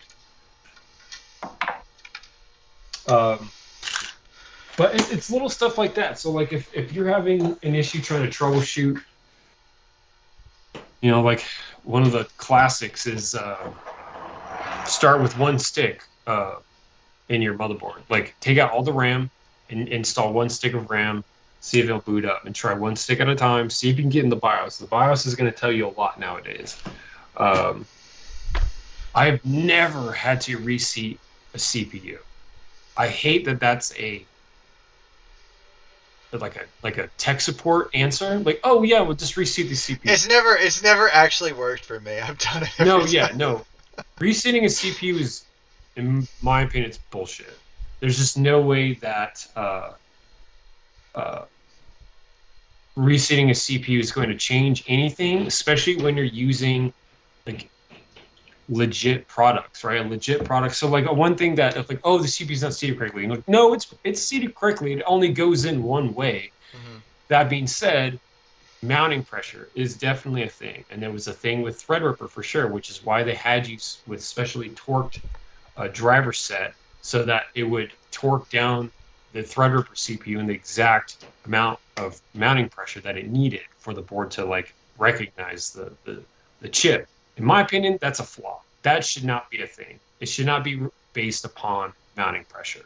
That should be not even a factor when dealing with this sort of stuff. That being said, obviously all the pins need to make contact, right? So if that's what they mean by, oh, there's not enough pressure, like, oh, not all the 1,700 pins in one of these 12 gens is making contact, and that's not really a user issue. That's an issue with the motherboard. Okay. The pins being bent or something like that. The pin being a wrong design, so it's not tall enough to make contact with the CPU when it's inserted the only other way it can be inserted. So I've never come across an issue. I'm like, oh yeah, I gotta reseat the CPU. That'll fix everything. And I'm tired of seeing that as an answer to things. Oh yeah, just swap the CPU or reseat the CPU.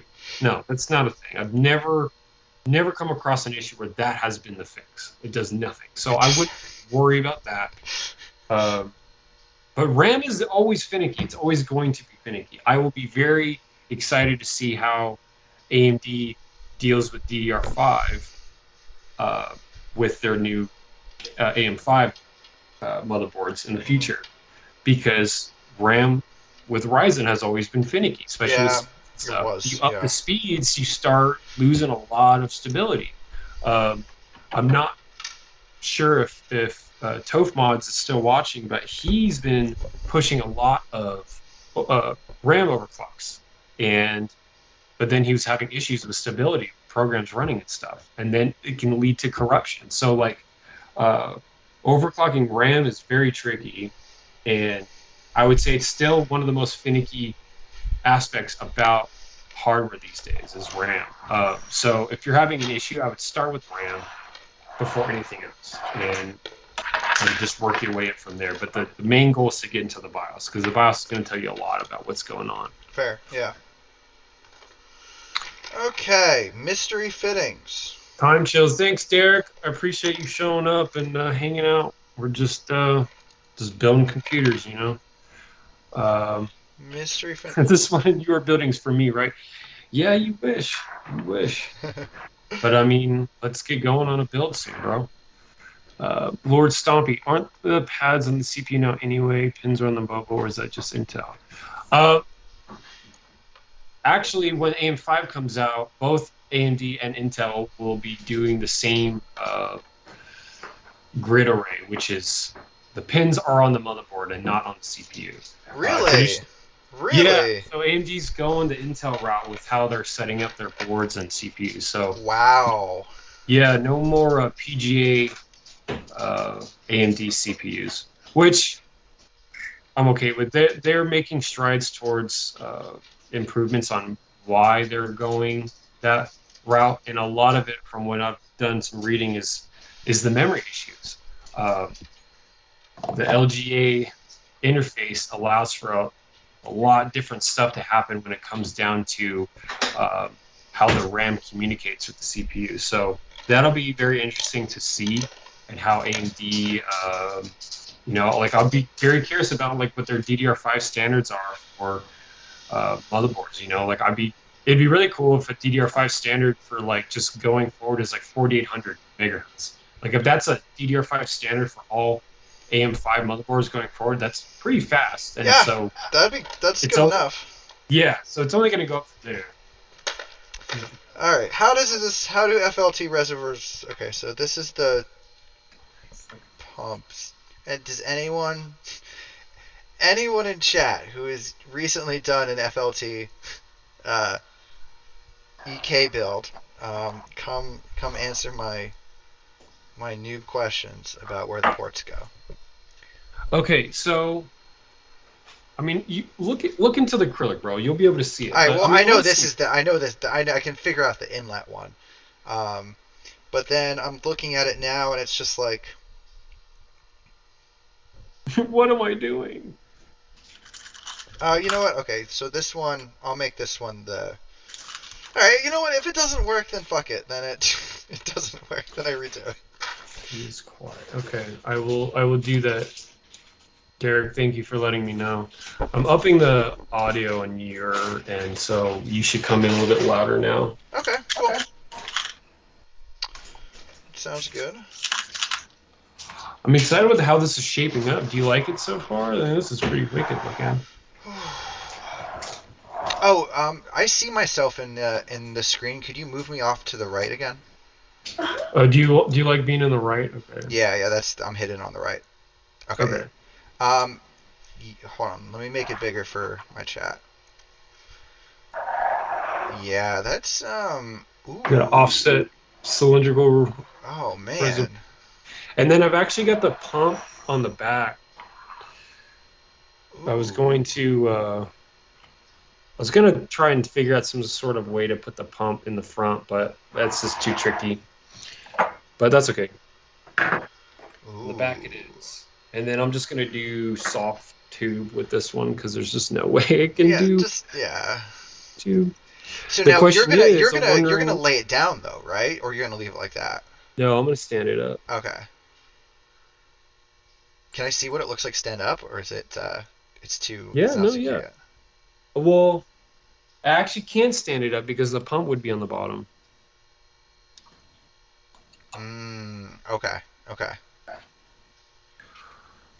But I mean, maybe I can find another way mount that pump. So that's the one tough thing about these EK fans is they look really good in a push configuration. Obviously, you can flip it in a pull, but you also then can't mount anything to the top Yes. of these fans because of these corners that they Yeah. designed. Yeah. It would be cool if they had if they came out with a rubber corner, like a different one that did have a full corner where you could mount on top of it. I am I am personally personally. not a fan of the EK fan corners. That's not. I do not think it's very. I don't think it's aesthetic looking. To be Oh, honest. really? No, I don't. I don't mind the actual fans. Like I think that everything else is fine. It's just like I don't know. Like it's too. There's in my opinion, there's too much texture to it. Like it's too distracting. It's too many. You're adding a bunch of useless features that don't do anything. Like just I mean like maybe that's too harsh. No, man. I mean, it is what it is, and that's the thing. That's the best part about this hobby is you can have that opinion, and that'll shape how your builds look, and other people's opinions will will be different as well, you know. And Uh, it's, Jay says nobody likes hard tubes anymore. I mean, Well, I'm just gonna be sitting here a while. It just is it's very time consuming. I don't like hard tubes personally. To answer your question, Jay. Personally, that's my opinion. Um, the but nobody should look at my builds, my specific builds for like inspiration or advice. Um, Why not? the should I I focus way more time and energy on the actual like case design, I think, than the I mean, you design cases, so you've got a lot of attention into that level of detail from a manufacturing standpoint, and that's a type of viewpoint that very little people are going to have. yeah, it's different, I think. Like again, like I always like to say like I'm focused on creating a canvas for people and like Right? Yeah. that is like in that I'm going to make that is my expression. Um I want to give people that sort of level and then I I think I stopped doing a lot of builds because um I didn't want to like take away from everyone else's sort of like creativity with the actual platforms. Like I didn't want to go and do everything with them. Um, I wanted to leave that for other people to sort of try and do and experiment and have fun with. Um, the So it's different though. It's like when I sort of get to do like one-off things that like you know uh, that I'm not going to actually ever make into products, then it's like then I can kind of go into like crazy mode and just really like make something that's like really like an expression of myself. Oh Um, yeah, dude. the I think like what we're doing today is exciting because It's nuts. I'm hoping it'll get you a little bit more amped up into doing more builds. Well, I need to do more builds, and having live streaming them is a great way to do them. I also like the idea that people are probably excited to see what you have to offer, like what you can do with your own builds, you know? Like that was something that it was interesting for me um, with the Oris video Hmm. is I didn't know how people would perceive that video, how people like how it would be received, right? Because I mean, people are watching an aspect of the video when like so much was talked about when we were doing the recording. Like me and Ben did a lot of talking about photography, Hmm. and the photography actually never even made it into the video. But uh, it was just it's like a curiosity thing of like, oh, if people like, hopefully people like the video and like what I have to say. But it was really cool because people would hit me up and be like, "Oh man, I'm so excited for your episode," and that was such a weird thing for me because it was like I guess like it's really cool. What do you mean? Of course, people are excited for it. It's just not something I'm used to. You know, I'm not used to because I mean, my stuff's been blowing up like crazy since the horse thing. Sure. And man, this card is just too heavy. Too heavy. It wants to sag. I don't know what I'm going to do.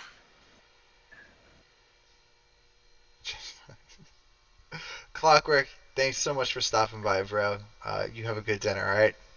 Dude, you should next time you're on, bro. Let's Clockwork should join one of our live streams. Yeah, I'd love to see more of your shop, dude. The and Jay, thank you so much for also stopping by. Your Atlas is legendary.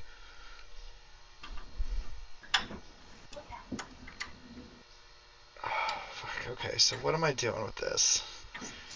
I need a lot of It feels bad, man. This sucks. It's so saggy. They're just huge cards. Like what? I mean, like it's hard to see, but it's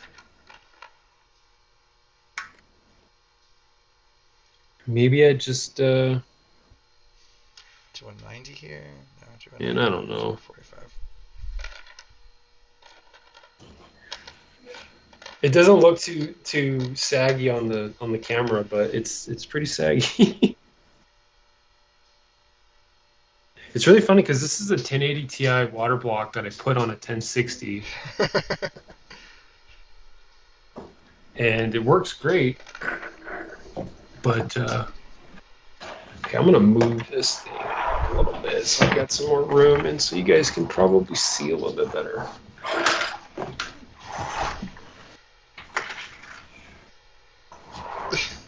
We have to. I gotta find something to send Tanner. Like I want to send Tanner like a shittier, shitty card for him to do his first water build on. Water cooling build on. Who? Tanner.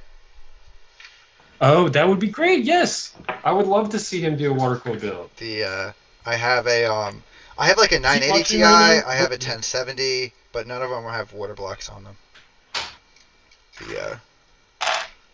I have a 1080. This is actually computer right here is still using a water block 1080. I have a 3070 Ti, but it's air cooled, and I don't have a sleeve cable yet. Those are actually here on Monday. Let me check shipping. Well, I just want to buy like where if someone has a water block I could buy for a 1070. What card? What specific 1070 is it? I don't know. It's actually it has it was probably not good. Probably won't work because it has a it was like an AOI card. Okay, I gotcha. But I think it'll work with. I remember looking it up and it was compatible with a 1080 block. I think. Trying to move the external speaker that I have you on somewhere that the mic won't pick it up because it's picking it up. Someone's saying that there's an echo. You should throw in some AirPods, bro. That actually should be better now because I can hear you. Okay. Just enough, and so the mic shouldn't pick you up.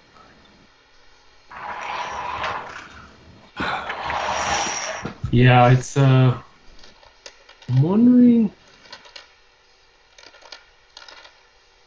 You know, it's like anti-sag brackets that that motherboards have. Mm-hmm. I don't know if I have any. Doesn't NPC Tech make an anti-sag bracket? Or it doesn't Clockwork have an anti-sag bracket? Clockwork has one, yeah, but it's meant for a horizontal card. Oh, okay. You know,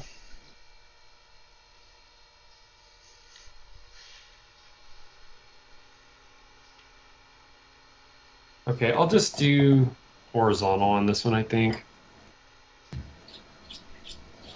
because it Oh, just looks kind of out of place. let me see.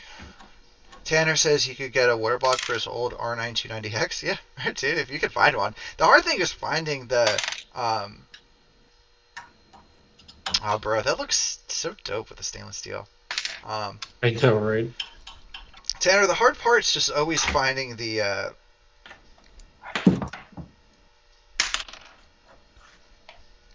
The hard part's just finding the old blocks because they don't like.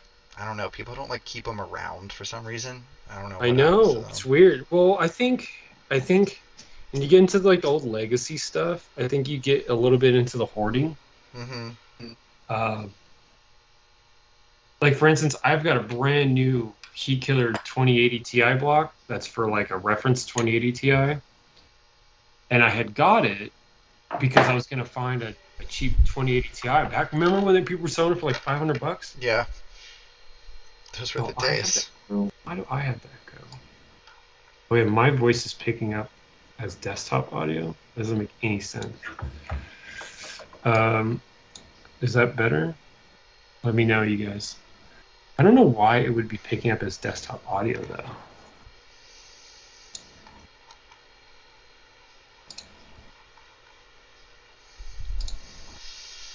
Okay, he says it's better. I don't know. So what am I doing with this? How am I going from there to there? Okay, well, just keep me, I guess, keep me updated if you can, Mike, because that doesn't make any sense. On OBS, the desktop audio goes when I talk, but that's output. So I don't understand why it would be coming through the Yeti and then out through desktop audio. And I think that's what you guys were saying earlier with the echo. Is whatever I was saying was coming up through the speaker. That's weird. And yeah, I actually also don't have a wireless headset. So that's another reason why I can't do that. The yeah, my headset's actually. I'm gonna have to start charging it because it's gonna start yelling at me soon. Um. Okay. Well, this is looking kind of interesting. Okay, so can we do?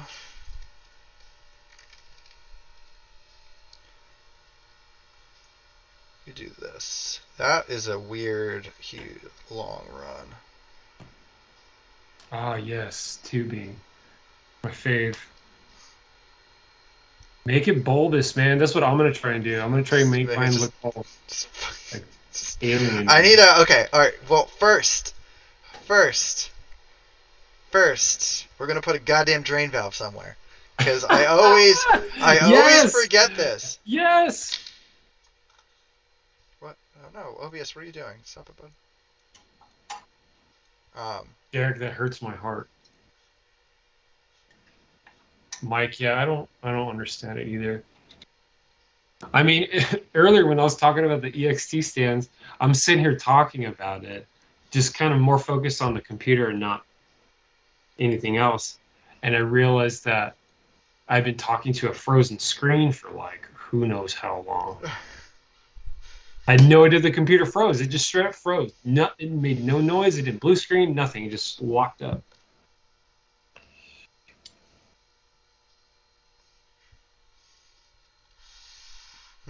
where should my drain valve go? Actually, wait, it could go right there. Okay, I could put it right here. Oh, that works. Is it the lowest point? Well, one of the lowest points. This is looking interesting. I can dig it. I can dig it. It's gonna be different. That's for sure. Let me get some fittings now. How do these EK drain valves work? Um, it's like a quick release. So you pull outward to open the valve, and you push Oh, inward to close it. but then the Oh, cap also clamps it down completely shut. So make sure that cap is on all the way. okay.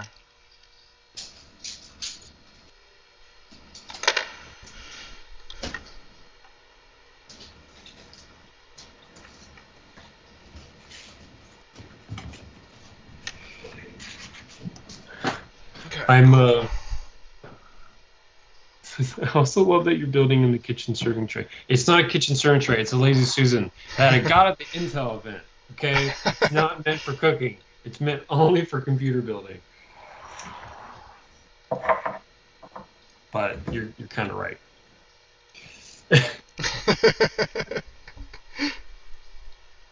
Oh man, that's tough.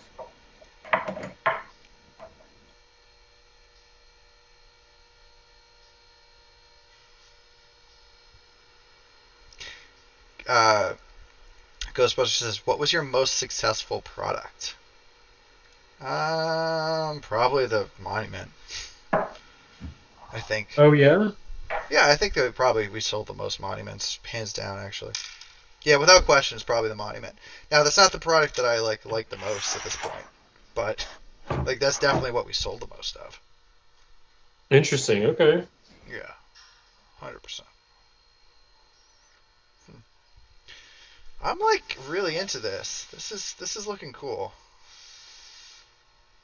This is exactly kind of what I wanted as a test bench. I love that. That is working in all the right ways.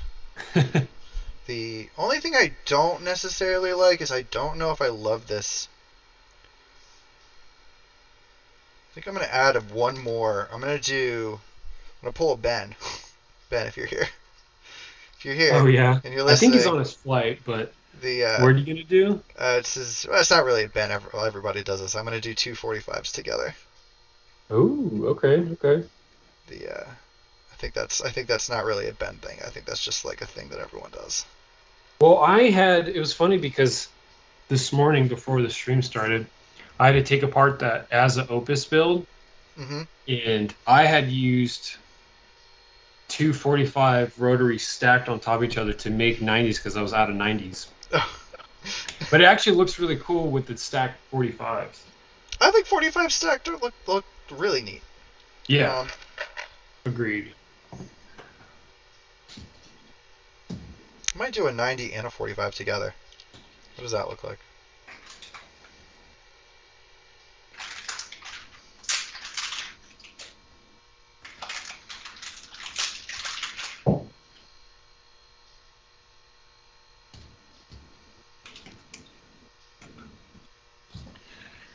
I think this is I'm getting quite the kick out of this because during the week this is just what I'm doing. I'm making a build for content or making a build for some brand that is paying me to make a build for Yeah. content. And but now we're hanging out together, doing basically from the ground up day one builds without any thought or planning whatsoever. And I think it's awesome. I think it's awesome too, dude. I think it's fun. Yeah. How do you get the chat from OBS? How do you get it not docked? Not docked. Oh, to undo the chat from OBS? Yeah, okay, now I I did it. don't know actually. I just well, okay. I want the chat, I just don't want it docked. Man, this is gonna be a trip.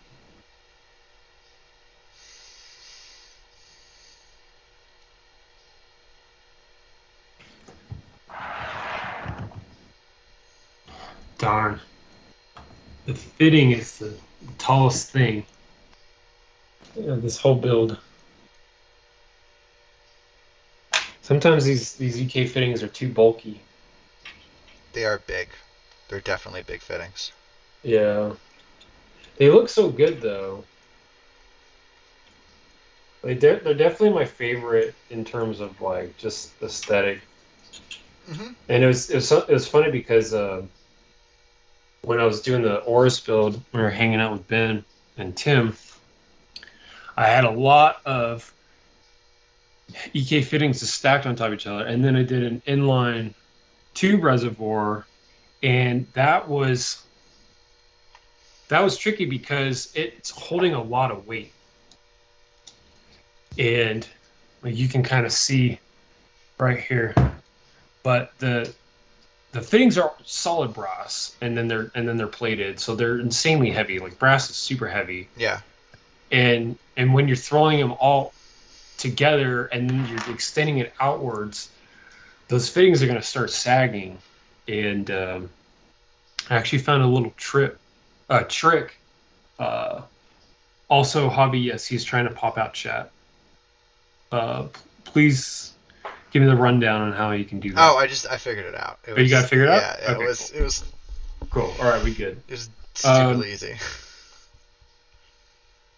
but yeah, so I actually used the plastic from the plastic bag of the EK fittings.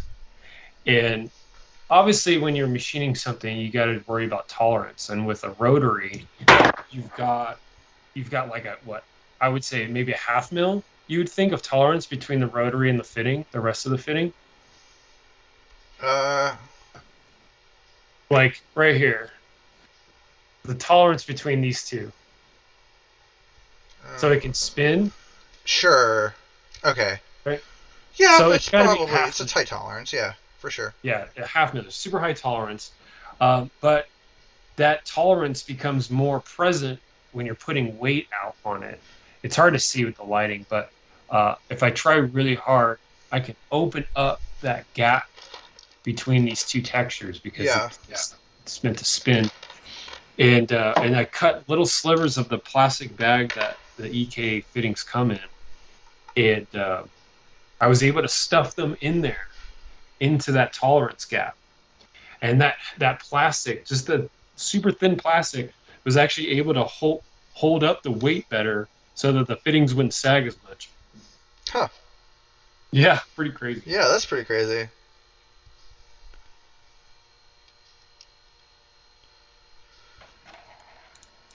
It's the little things you learn on the job, right? Oh yeah, absolutely. And that was out of a necessity because it was sagging so bad. I was like, okay, well this build's not going to look good if it's sagging. You know? Ghostbuster says, "I'm using the Monument now and I love it. Any plans to make a product for sale that's always available?" Short answer is no. Not really. Yeah. Uh, it's I think that there's going to be. I don't necessarily want to have products always out of stock, um, but I do want to make products uh, with intention to sort of in a limited sort of batch. And I need to do that just because for my own sanity. I don't have the room to stock.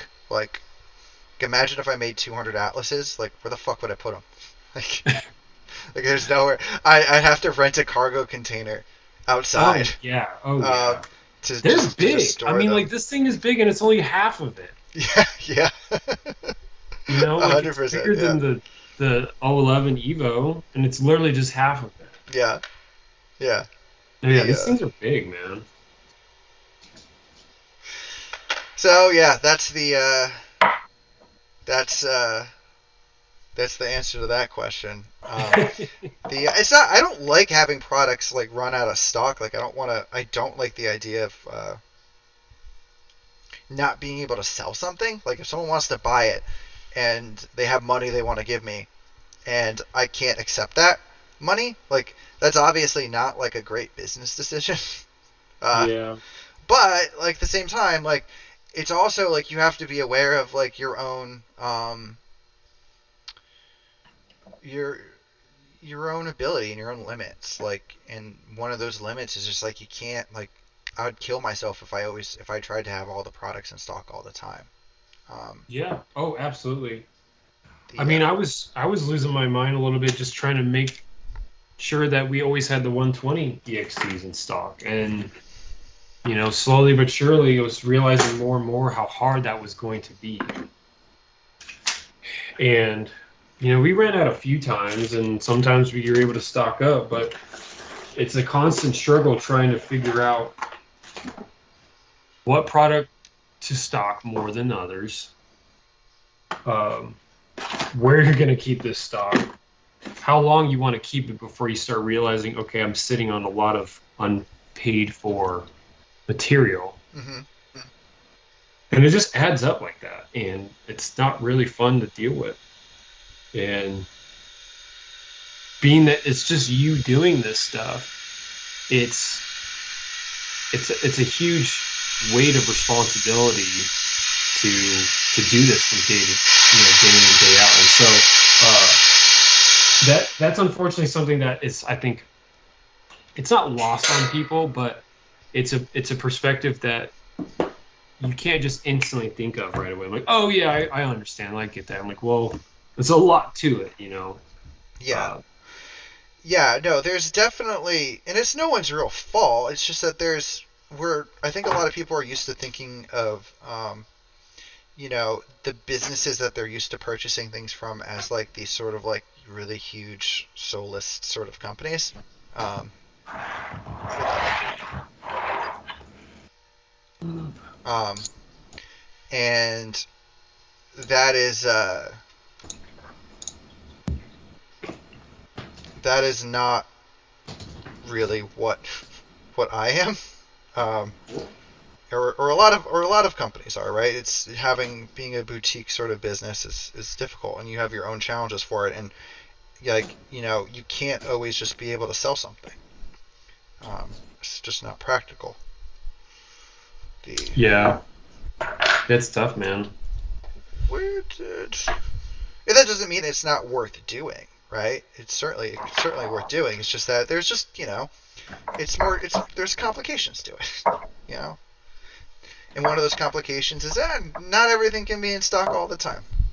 Yeah, and that's just the unfortunate truth about it. I mean, obviously you'd want to sell stuff to people who want it, mm-hmm. if they wanted it, and oblige those people and make them happy and then therefore make you happy because they're happy, and obviously that's the goal. But some things are just easier said than done. Absolutely, yeah. Well put.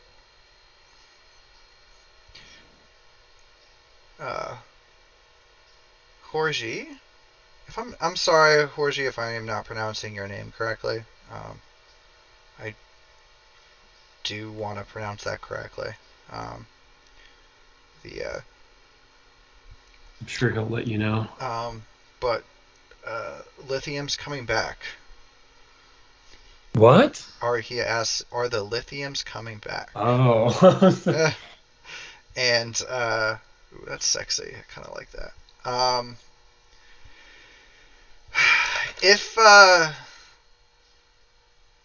If people demand it to be so, yes, I'd be happy to oblige. I think that there's a lot of the lithiums are a hard, have their own difficulties. Not necessarily in terms of production, but in terms of shipping. They're a really difficult product to ship. They're a really costly product to ship. And there isn't anything that can really be done about that. It's just a big product. The shipping them internationally didn't work. Stop stream? No, I don't want to stop my stream. What are you talking about? Okay. You good? Yeah, can you hear me okay? Yeah, I can hear you. My mouse is being is getting clicked on by the tubing. Oh no. Yeah. That would be kind of funny though if the tubing ended your stream. Yeah, it would be all but appropriate. Yeah. It would make me feel a little bit better due to my constant crashing.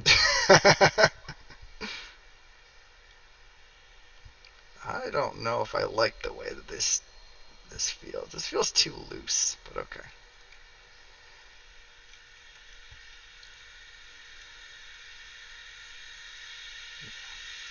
I don't. Something's not right with that.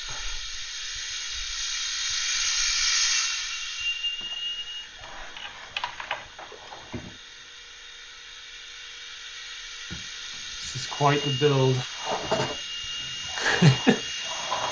I will be happy if I like it. I don't know if I will like it. I think you're gonna like it, bro. I think it looks super cool. It definitely looks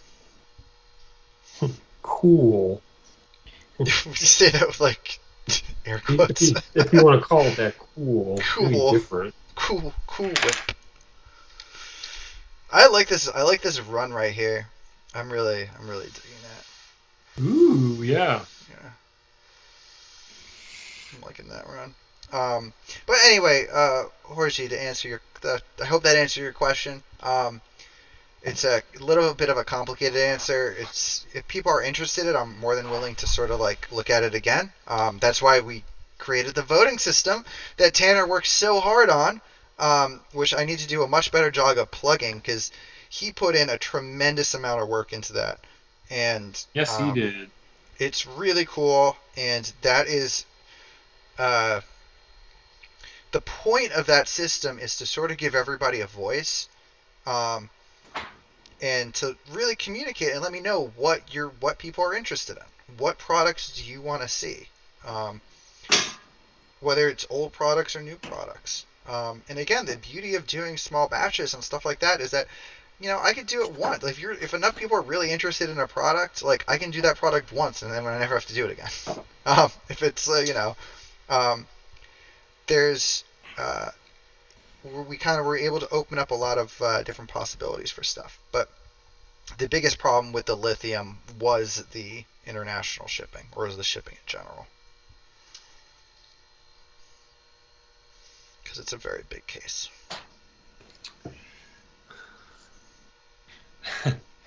My buddy Derek's like, do you offer pre-order? Pretty popular now that they operate with build time plus shipping time model. If they really want it, then they will wait. Done pre-order before, and it worked great. People were fine. The best part, though, was people were patient. Uh, I would say the best part is I was 100% accurate with my pre-order for like lead time. Um, I nailed it on when I had figured they would be done and ready to go, and I nailed it on that, and that was really exciting. But people were very patient. I got a few people that were like, "Hey, are they coming soon?" It's like, yeah, like we're still within our window of like pre-order, like ETA, we're still within that window. But they were just trying to figure out their build situation, right? Because I mean, and I'm sure you've been there too, Eric. And I get there all the time. It's like I'm trying to do something, trying to do a build. I got to wait on parts. Okay, how is that going to push me back? Is it going to push me back a week? Is that 2 weeks? Because if so, then I'm just going to put this away for right now, or I'm going to have it out and ready to go as soon as it comes in. And so people, I mean, that's what people were doing. They were just trying to figure out their own timeline. So it wasn't them being aggro about it. It was just them being curious. And or maybe even a group buy option. Yeah, yeah. I mean, I know that when the 120s are finally announced to like pre-order, there's going to be a lot of people uh, pre-ordering, I should say. Yeah, that's more the group buy option's more in line with like the keyboard market, which I think they do a really good job selling everything really fast. Yeah, seriously.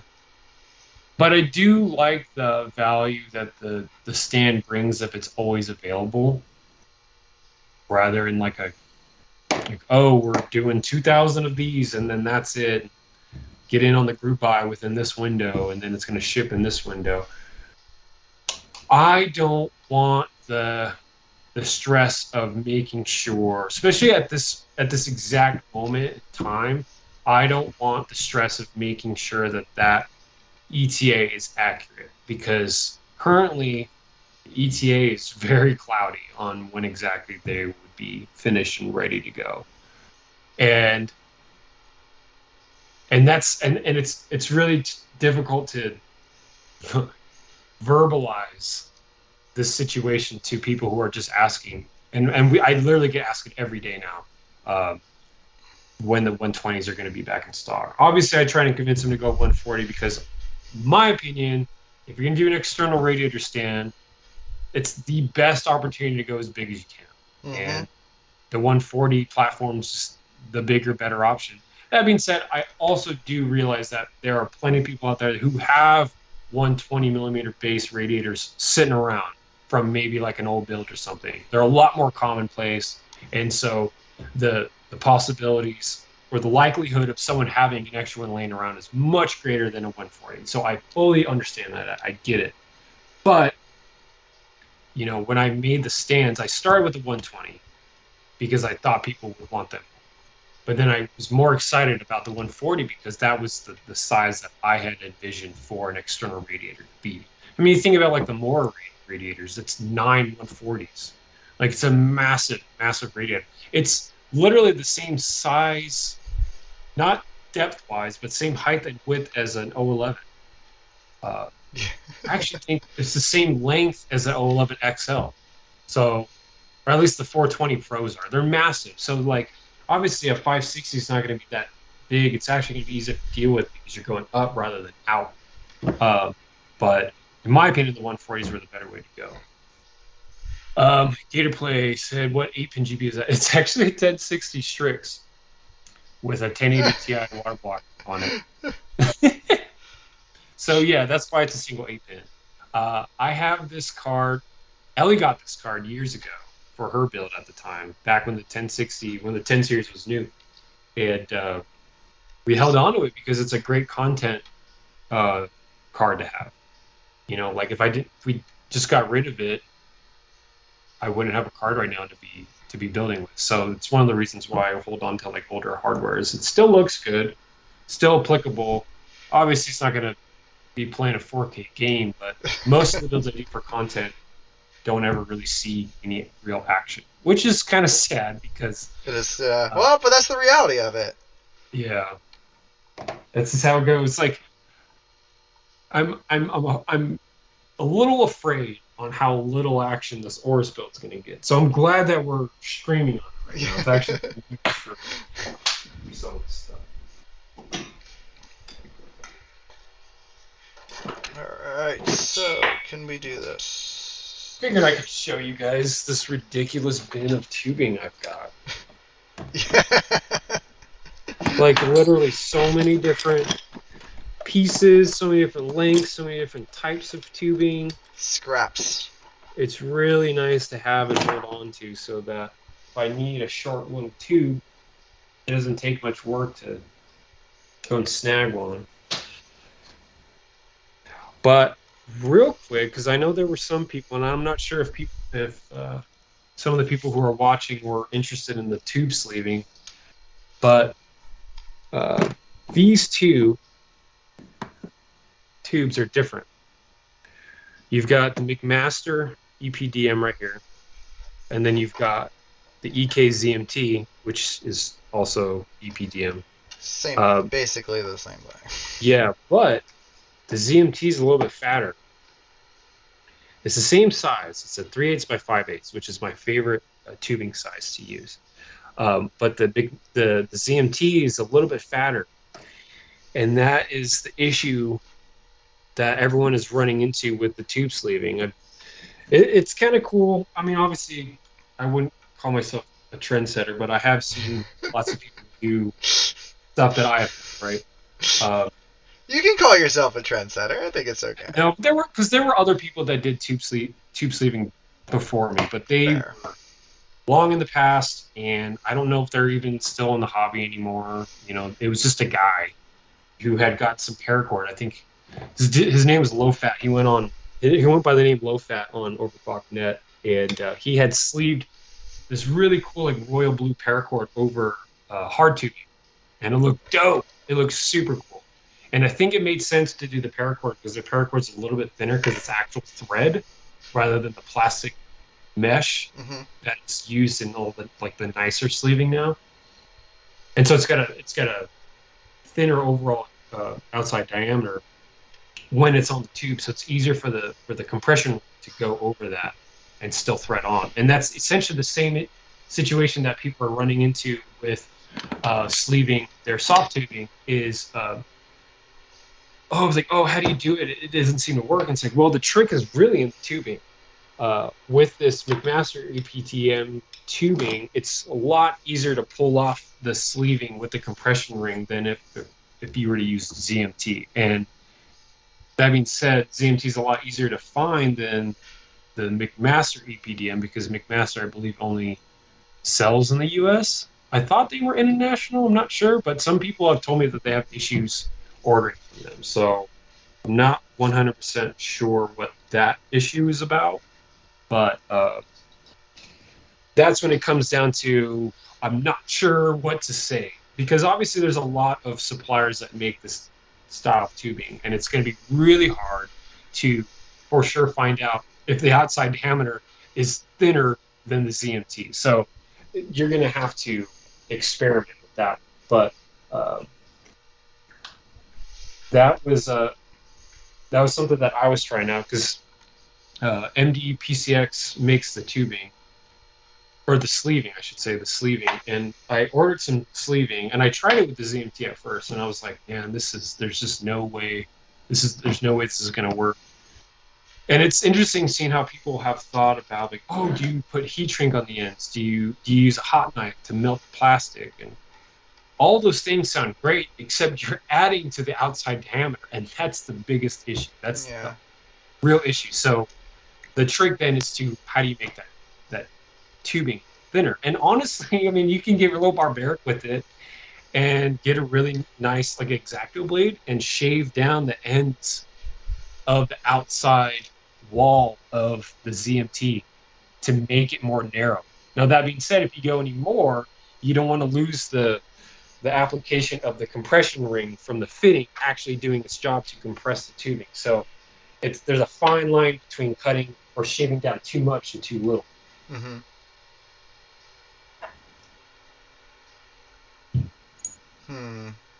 I imagine that there has to be somewhere else to find that sleeving. I feel like it's going to be easier finding the sleeving than to finding another source for the EPTM tubing. But I don't know. Well, I don't know who would make a paracord sleeve that big. Because on MDPCX's website, they call it the big size. And it's the biggest size they got. And it can go, obviously, a little bit bigger than 5/8 OD.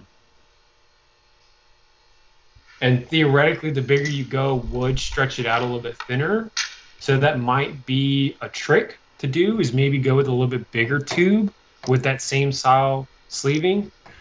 Here, let me catch up on chat because they're popping off right now.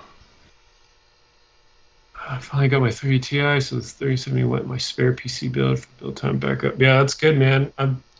Honestly, if people are snagging up a second card, the actual card that they want at MSRP now, hold on to that other card. I think the past year has taught everyone to hold on to their stuff rather than sell it off so quickly.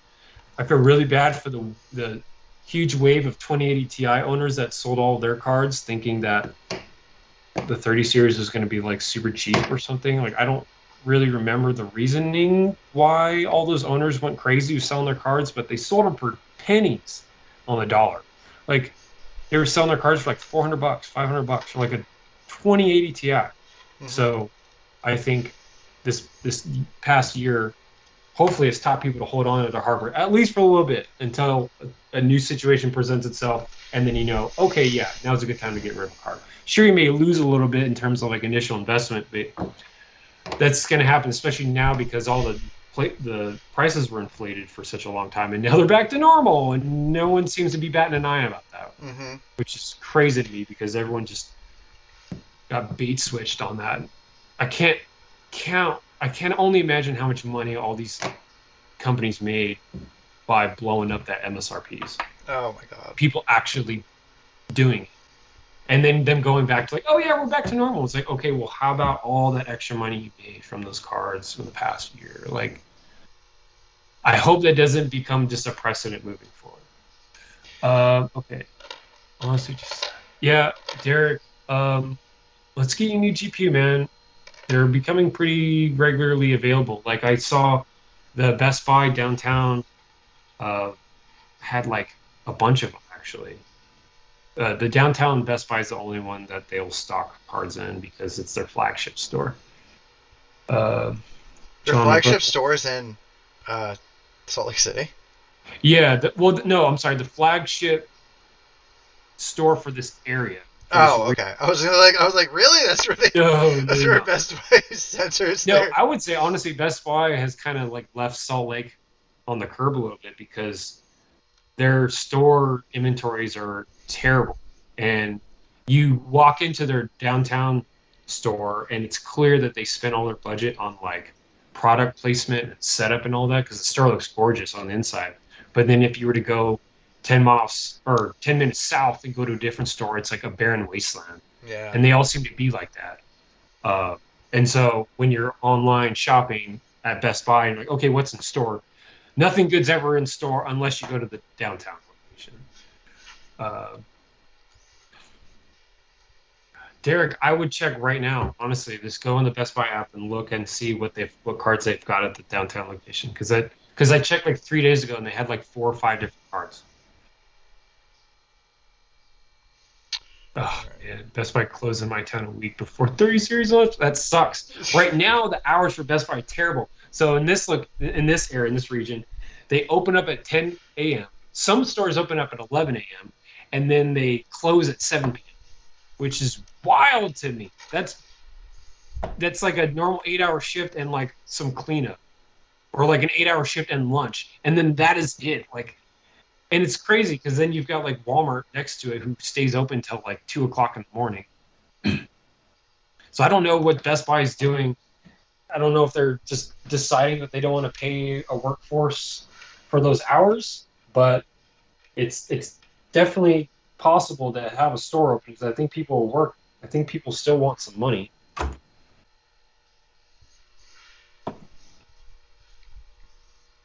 I'm not entirely confident that I'm making the right choices with this loop. Oh no! But I'm not too. I think you're gonna look at this and you're like, really, really, you just do it like that. But it's gonna be okay. Here's the thing. Here's the thing.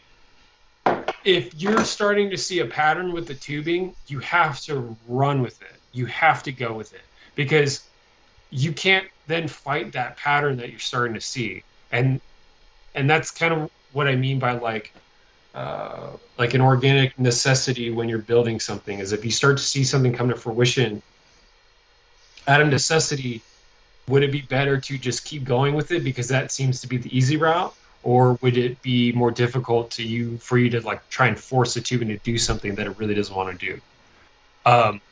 One trick I will say while you're doing that, and I might be able to show it just on camera. Okay, so say you've got two fittings, right? Okay. And you just hook them up and you're like, oh yeah, it's super straight. That's dope. And I actually did this with the Atlas One build when I put on the test bench. Do you remember that corkscrew? Yeah. So all I did was I hooked up the tubing onto the compression fitting, right? And I locked it in. And then on the other end, I was like, well, I can just slip it in, or I can twist this tube till it starts making its own S curve on its own. Mm-hmm. And then I hook it onto the fitting and run the compression ring. Okay. And with how grippy the ZMT is, it holds on, especially with the compression ring. It'll hold on to that twist that you're giving it. And you can go either way. And you can do that to counteract a piece of hardware that might be in the way. And I've done that a bunch of times. I've actually tried to force ZMT to do something by doing just that, and it's worked out pretty well. So maybe you give that a try. Yeah. Okay. I will give that a try. I will give that a try. Use another extension too.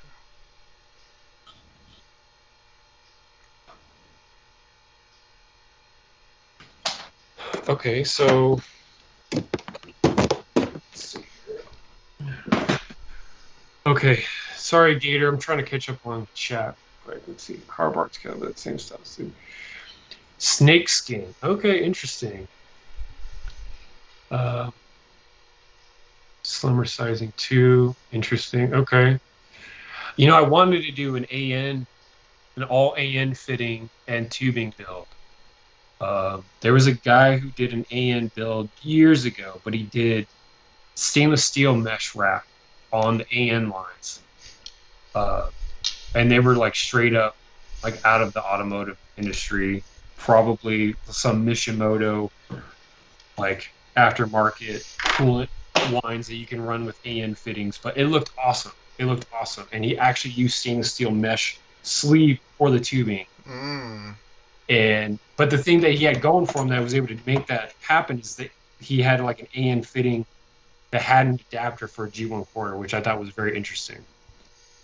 Oh wow, Mike, I can't believe the Best Buys in LA are 11-7. That's wild, dude. I don't know what they're going on. They must be bleeding money. They've got to be hemorrhaging. They must have moved so many sales online. Yeah. Well, one of my buddies who works here, he was saying that, well, during the pandemic, they might have changed it now, but during the pandemic, they were thinking about very quickly transitioning some stores into fulfillment centers only.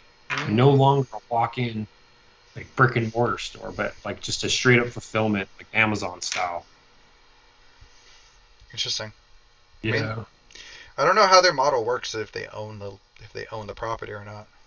I think they were just doing so good for online sales that where Amazon was, and they were seeing this, and then they started getting more online sales with the pandemic because obviously that they're like, oh yeah, let's just do fulfillment centers everywhere, and that's fine, but yeah, like it's that's a big transition to do when you've got huge brick and mortar stores. Mm-hmm. Mm-hmm. Oh man, I hope I have Russian fittings for all of this. Charge this. Oh no, it's almost out of battery. And I will be right back. Anna is clean but a bitch to work with. Skid Factor Cartoon on YouTube is the best tutorial for it. Grinders are the best way to cut the steel sleeve stuff. Yeah, I wouldn't be surprised. I would love to try the steel sleeve stuff. But yeah, I need to look into like AN fitting adapters and stuff because I know they make them. I know there's a few companies out there. I think there might be international companies, but I know that they do that.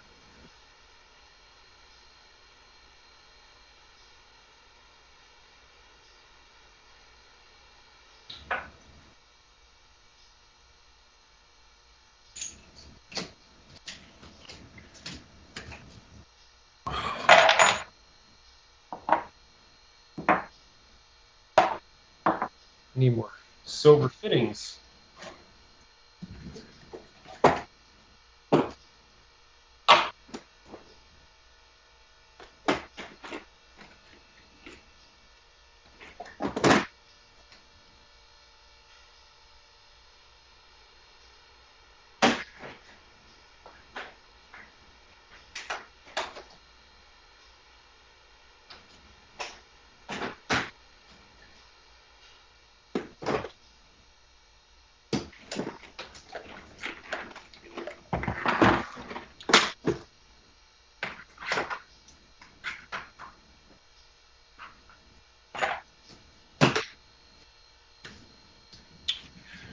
Might have to use some black fittings, so that's okay. I'm always changing up fitting colors anyways. I don't have enough silvers, I don't think, for everything. But that's okay. I could do, I'll do black on the silver to keep a cool two-tone. I mean, it would be cool to do the satin titanium on the satin titanium, but being that this is quite the two-tone silver and black, I might as well keep that pattern going with these fittings being black, at least on some of it.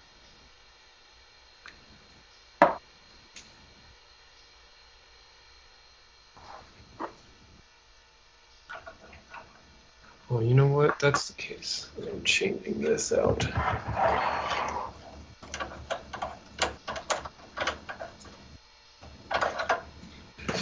Yeah, I think there are G1 quarter ANN fittings out there. I think so too. It's been a long time since I've seen them, but I do remember seeing one. One obscure like German company or something was making them. They were super expensive, obviously, because they're like the only ones making them. But they do exist. I know they exist out there.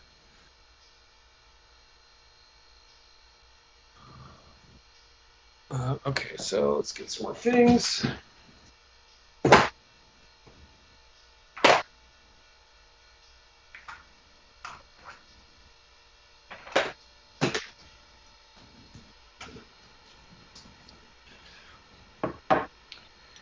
It's funny because I had no idea what this build was going to look like when I got started on it. I had a cool idea that I wanted to do a one wing Atlas build. Haven't seen anyone do that yet.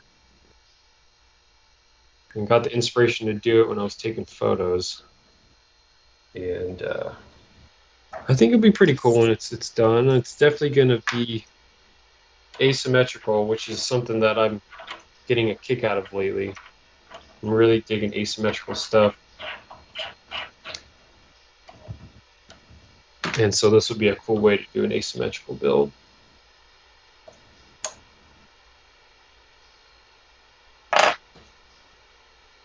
Yep, that's where I saw it too. And yes, too expensive. Yeah. Okay, so my memory served me correctly. I remember that being quite the demoralizing thing to see when you're trying to make something cool is seeing a really expensive price tag on it.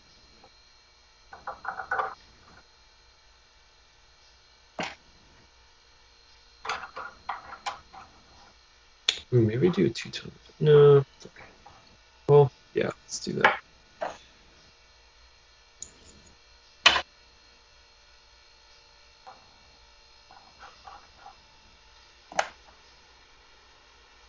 Could do a two-tone where the silver sleeve is on the black actual barb. That'd be kind of cool. Wow. Let's see what it looks like. How's she looking? Good. You see that? Making a two-tone. We got a black barb with this titanium satin compression ring. Hmm. That'd actually be kind of cool.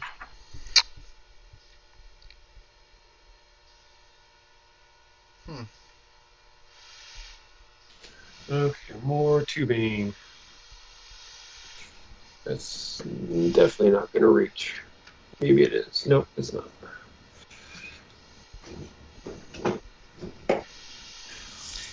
Jay got me to water clue, but you got me addicted. Oh, Jay's 2 cents. Okay, yeah. Yeah, he's doing the Lord's work for beginners. Um, it's interesting because with the pandemic, so many people entered the PC space out of necessity. Needed a computer, or a good computer they could work from home from, and then being stuck at home for a year straight, 2 years straight, you get restless. You want to do something as a hobby. One of those hobbies was bake sourdough bread, but the cool people started building computers. Also, Eric, I can't hear you. I haven't heard you in a minute, and I can see you, so I can't hear you at all.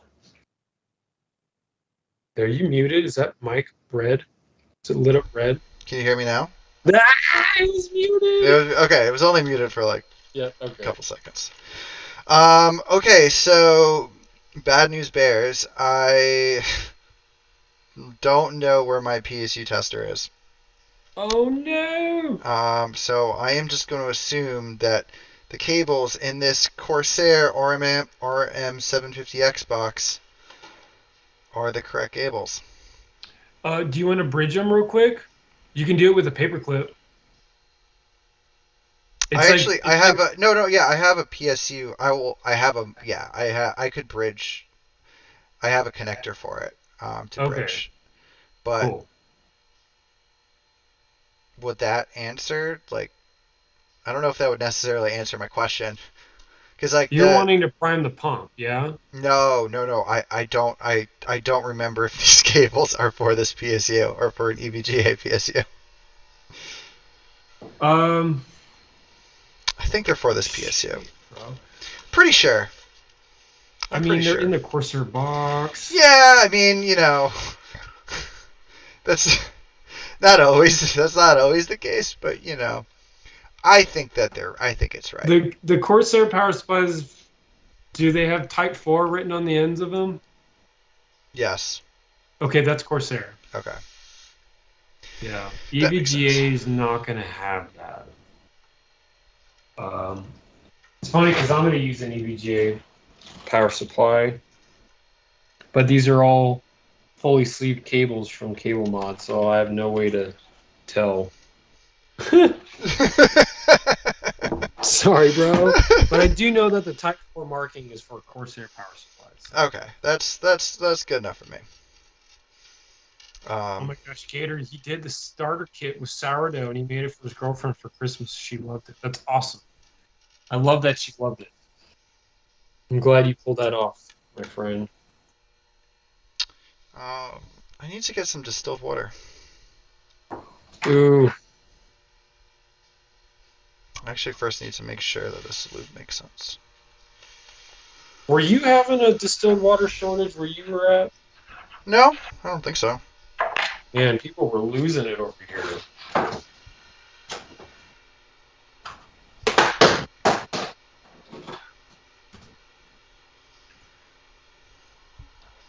I think if I were to go to Target right now, I think they would still be out of distilled water because people keep buying it up, keep thinking there's going to be a shortage.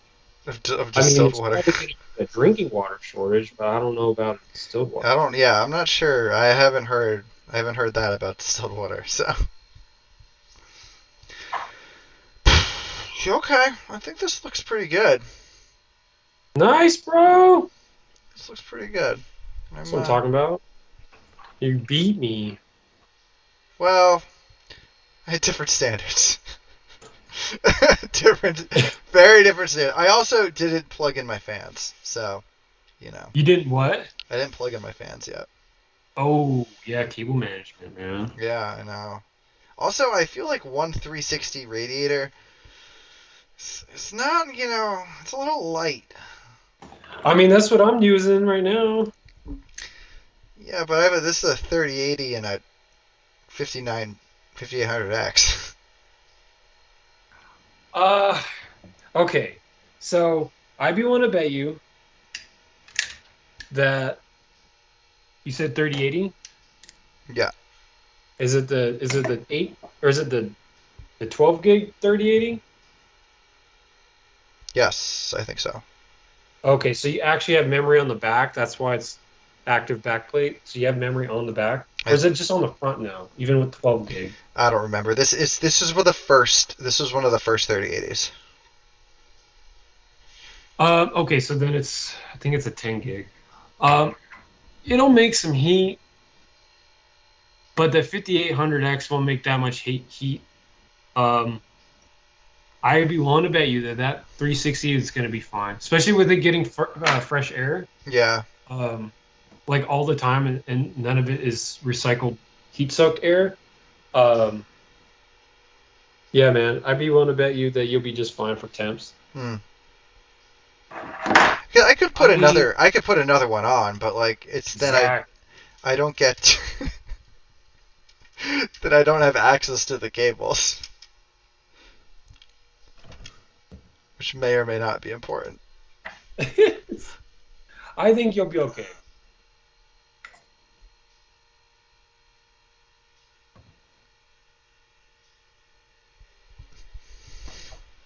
Slowly but surely getting there. Sorry you guys had such a bad view before. Needed to see what I was doing.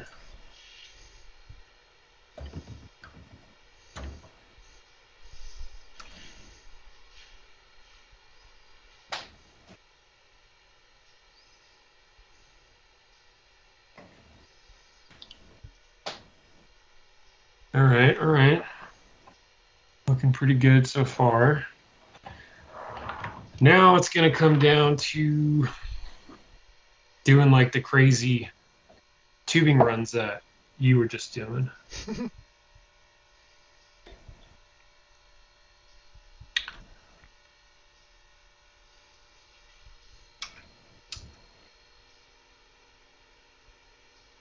I really can't wait for the day for when RGB lighting is wireless. I know that I'm excited for. That will happen soon. It's got to, man. Like that's going to be the next cash cow. Whoever patents that tech is making a lot of money in this space. Yeah, a lot of money.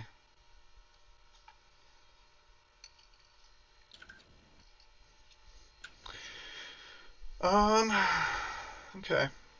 Okay. This is so funky, man. I love it.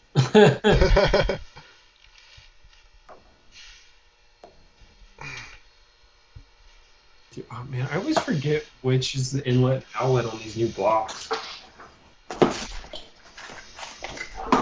You can see it with the acrylic, but I always forget.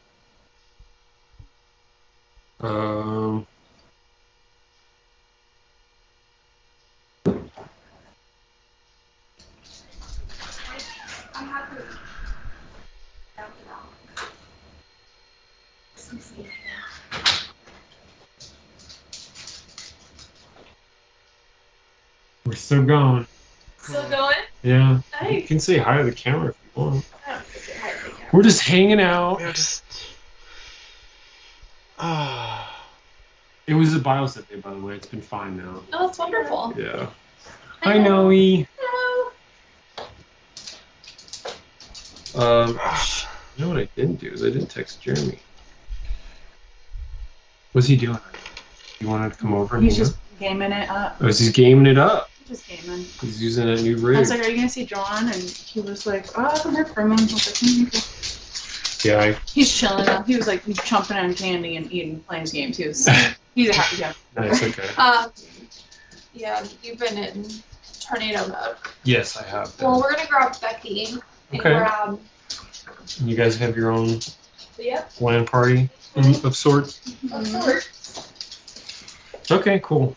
Okay, I love you. I love you too.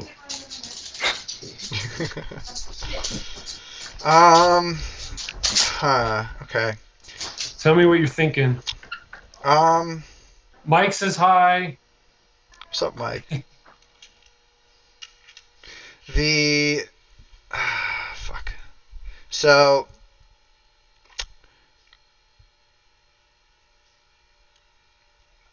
The ports on the radiator.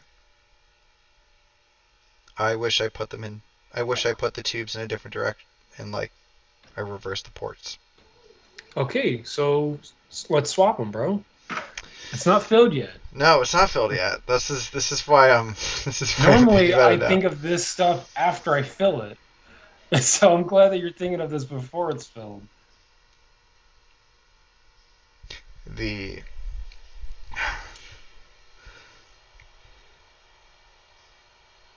Also, I do see that I've got 10 people watching. If you guys have any questions or anything, I'm more than happy to answer questions.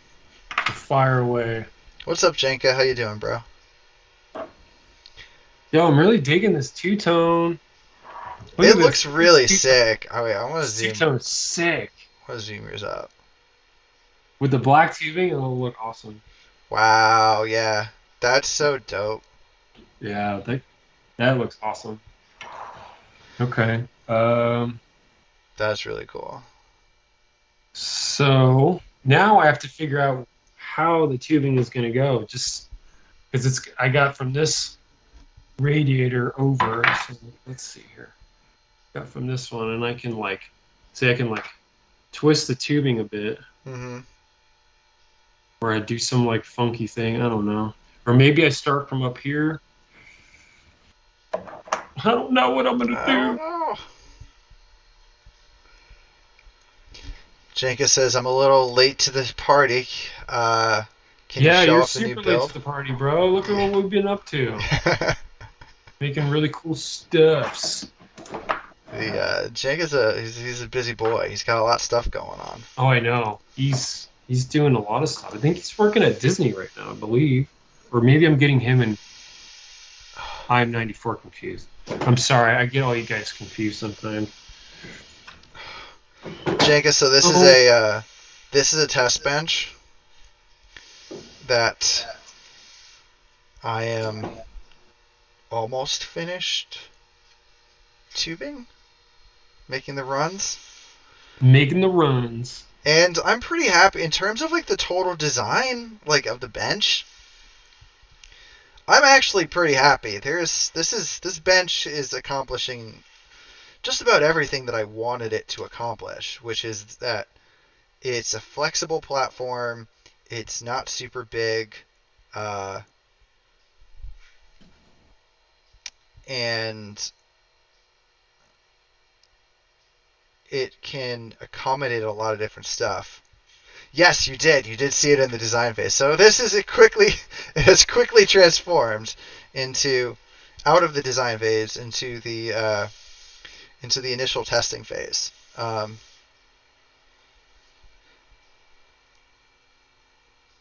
It's interesting though. Okay, inlets on top. Man. I feel dumb when I have to look at that. And then I just forgot. After I just looked at it, I just forgot. Okay. Closest to the EK logo is the inlet.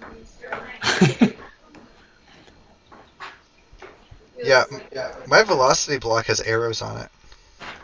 Is what? My velocity block has arrows on it that shows you the in and out. Ah, yes. Yes. Bye. Have a good time. Okay. Bye, Noe. Text me. Bye, Becky. My dog. Have a good time. Bye. Yeah. Have fun. Fans are 140s. No, all the fans are 120s. I don't have any 140 fans. No one sends me 140 fans.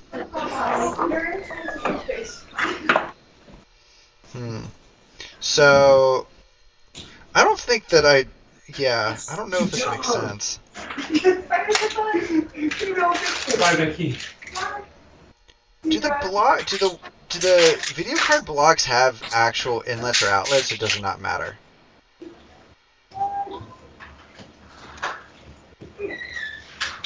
I'm gonna wait for John to come back and answer this. Huh? Keep the stream going? Yes. The BIOS is just jacked up. I would love if they sent me 140 Yeah, fans, look- I'd probably build with them. It's crazy. This thing is. I'm gonna go run this out then. Okay, yeah,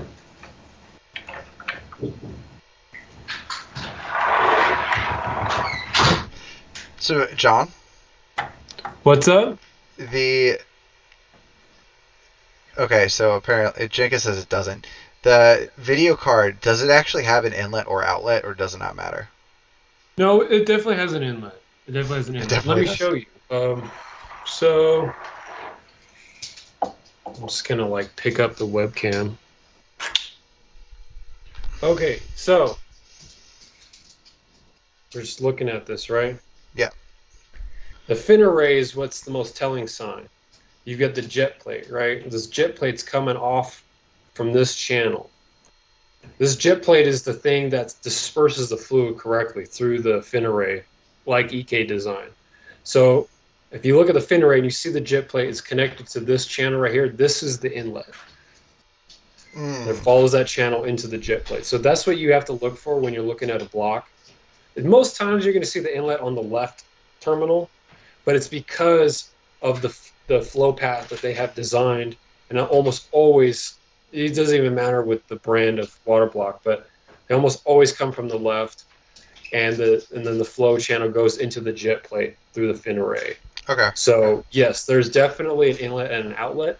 That being said, I have, just as an experiment, ran the inlet through the outlet, and temps are definitely different, but I think by only like 5 degrees. So like it'll still work, and it'll work fine, but if you can, run it the way it's designed, because you'll get better performance that way anyways.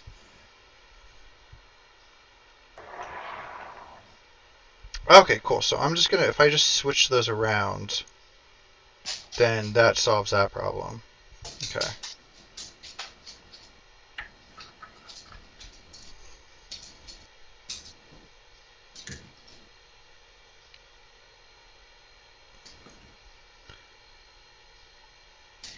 Maybe. EVGA hydrocopper isn't directional. EK blocks are usually all directional.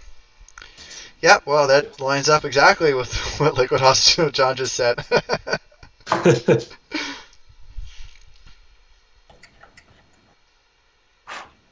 Hi Lola, what can I do for you? Hey, what are you doing? Do you want to go outside? Oh, you want to go outside and potty? We've got so many cables everywhere. Okay, come on. Let's potty.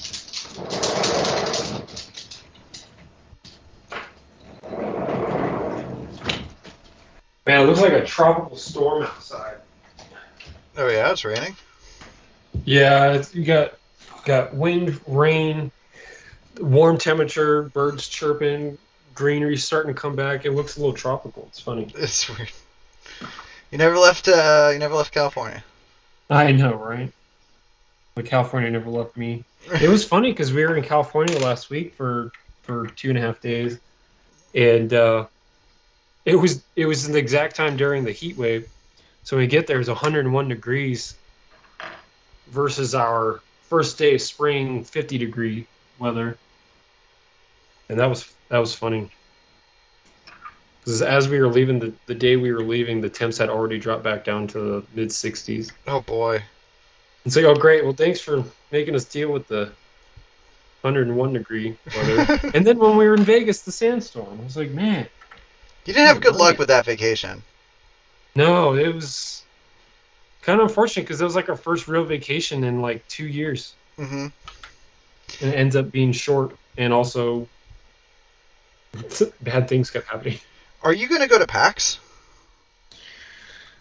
Oh man. Because I'm not going to PAX. So it's like... No. It was looking like we were gonna get PAX paid for. Mm-hmm. And so we waited a little bit for confirmation, and then when we heard that it wasn't going to happen, plane tickets and hotels are just way too much money. Yeah. So, one thing as like a content creator, it's like, yeah, that's a business expense making that trip out there, making contacts and taking meetings and stuff like that, but you've got to think about return investment and stuff. And we've got a lot of stuff already lined up already. We've met some really good contacts. We've taken some really good meetings via the web. And I don't know if that meeting would have netted us anything more substantial. Obviously, it would have been cool to go. I mean, the Y60 build I did is going to be there. Mm-hmm. But, at least that's there. And I'd be willing to bet you there's going to be a Yobi's build there somewhere too. That'd be cool. Yeah. Yeah, I considered it. I definitely strongly considered it. Just ended up that my girl had other plans that were more very meaningful for her that I attend. So yeah, for sure. I said, okay, that is what it is. I do want to go to a conference this year. Probably CES. Get my Vegas fix. So I would suggest we go to DreamHack. DreamHack's where all the magic happens. DreamHack's awesome. And it's a lot more... Where's DreamHack? I forget. Because they haven't had it in a few years, and they have a few different DreamHacks.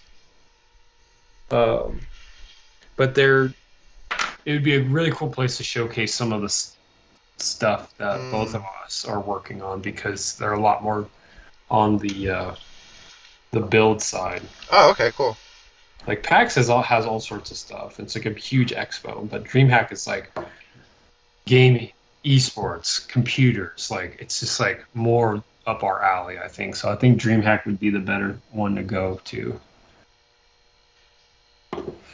Man, I don't know how I'm going to run this tubing.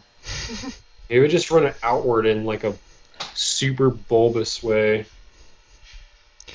Jenkins says +1 for DreamHack. The Yeah, bro. Dallas, June 3rd to 5th. Oh, it's in Texas. Okay. Texas is on my bucket Oh, list. I want to go to there you go. Texas. So you know Ben will be there. That's his stomping ground. Oh yeah, Ben will definitely be there. Then it goes international. Okay. So when is it? I know. June I 3rd mean, to 5th. when? June 3rd to 5th. It's kind of soon. Okay. So we should start planning that out like right now then. Yeah, that's actually too soon. I'm not going to go to that. That's Yeah. till November 18th to 20th in Atlanta. Okay, I could do that. I do that too. Yeah. Then didn't PAX West already come and go? I'm not sure. PAX West, I believe, is in Seattle. Yeah, I don't want to go to Seattle. Not a big fan of Seattle. Is it gonna depress you? It's too sad. Yes. Too sad. Too Too sad. That's what it looks like outside right here now. It's all gray and gloomy.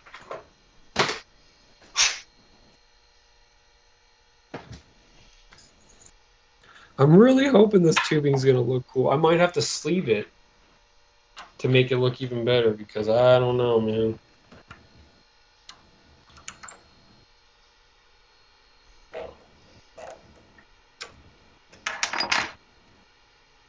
So I'm thinking like a thing here. I think I need to. I should reverse the ports on my radiator. Yeah, do it, man. Just because this is going to be. It'd be easier if I feed. Because it doesn't really matter, but like, just gravity. I like Wi-Fi against gravity if you don't have to. Right, exactly. You know, like Yeah, it's not like.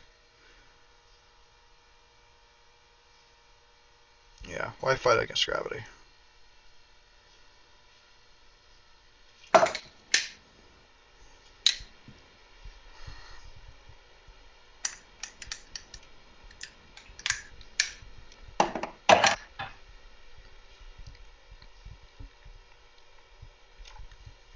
Jacob, have you been to any of those event spaces before? Is there one that you'd recommend?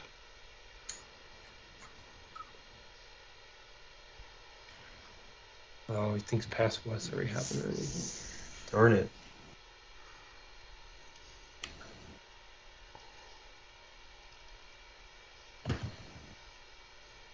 All right. I can dig it.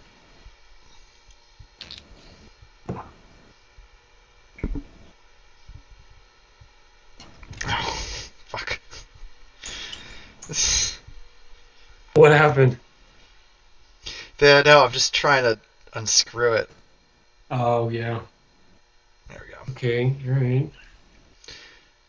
Never had the time. DreamHack was always on my list. Yeah, well, dude, maybe we'll do a Yule Beast meetup. I think that'd be awesome, man. Like a meet and greet thing. I think that'd be fun. Just like the meet and greet, or just fucking go to a bar. Like it's like just hang out. Yeah. Oh, yeah.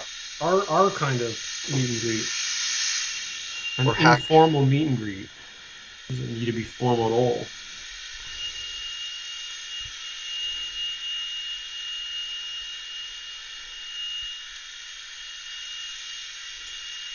Too short. I need something longer.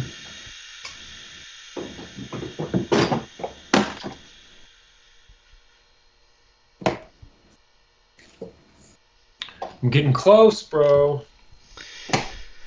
Huh. You gotta be ready for this.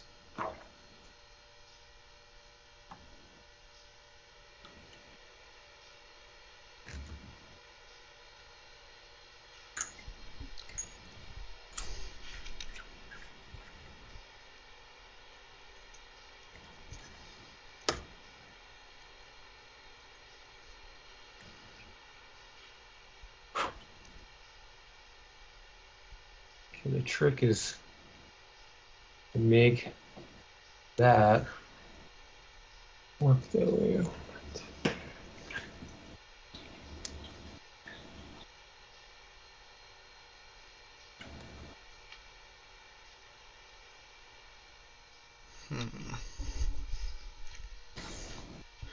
So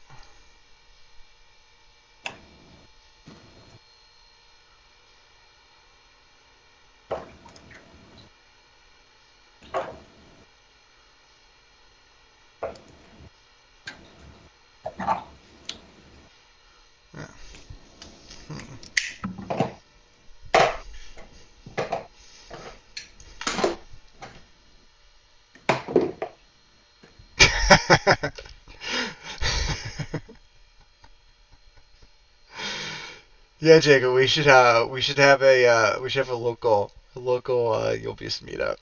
The 100%. I 100%. think that would be awesome, man. I know that Toph would be down for that too. That would be fun. Okay, so You guys should absolutely do that. I realized that I did not use the right ports on this FLT. So I'm glad I realized now.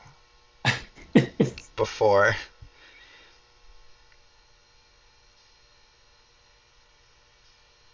before I filled it.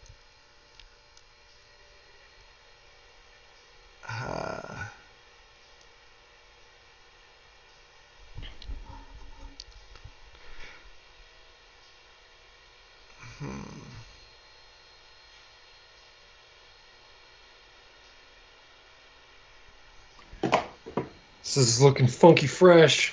Funky fresh. Okay, so this is a fill port.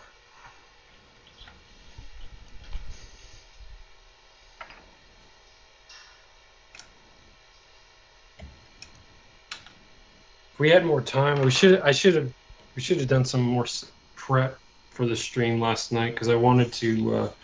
There's a way to like play Spotify, and like I think there's even a way so you can have chat vote for like the next song and stuff like that. Pretty cool shit. That is cool. And I want to be able to like get that going for next time. Mm-hmm. Well, this was just like a trial. Oh yeah, for sure. The Janka, this is a EK for the Win 3 3080. And I forgot what submodel it is from that. Okay, so here to in, and then this is going to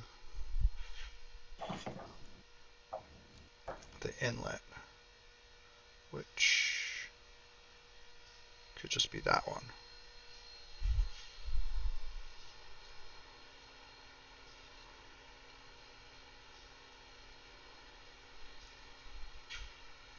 Yeah, full hash.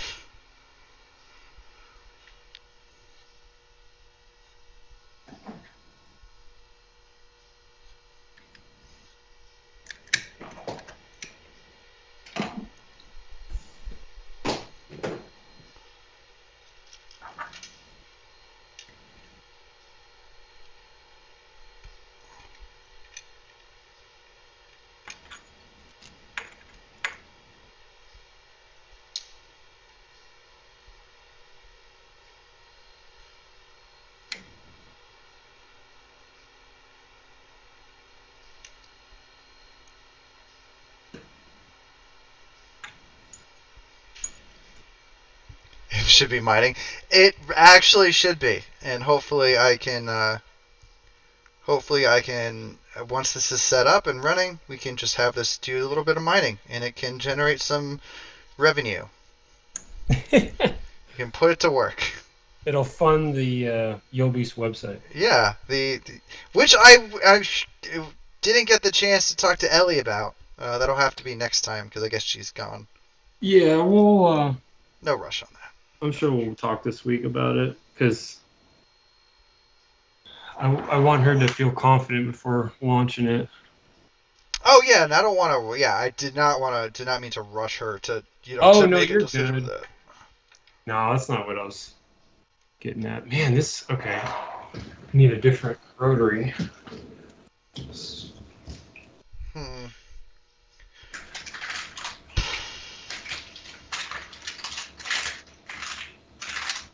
Oh, that's kind of interesting. What if I do that?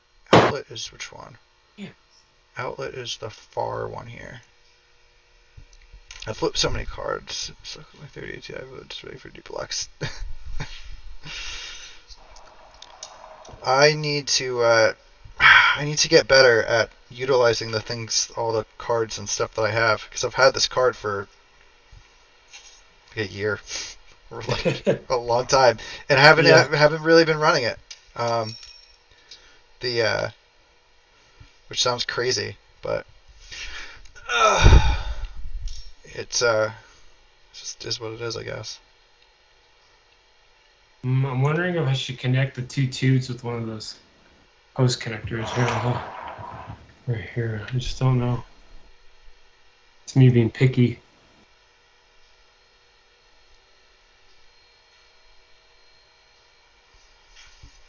That's okay. It's funny because this is going to look weird from any angle, which I kind of like the most about it. It's just going to look so weird. I mean, those are the cool builds, though. Yeah. No, yeah, you're right. Like, whoa, what the hell? Janka, I think that we should do a. I think that we should have.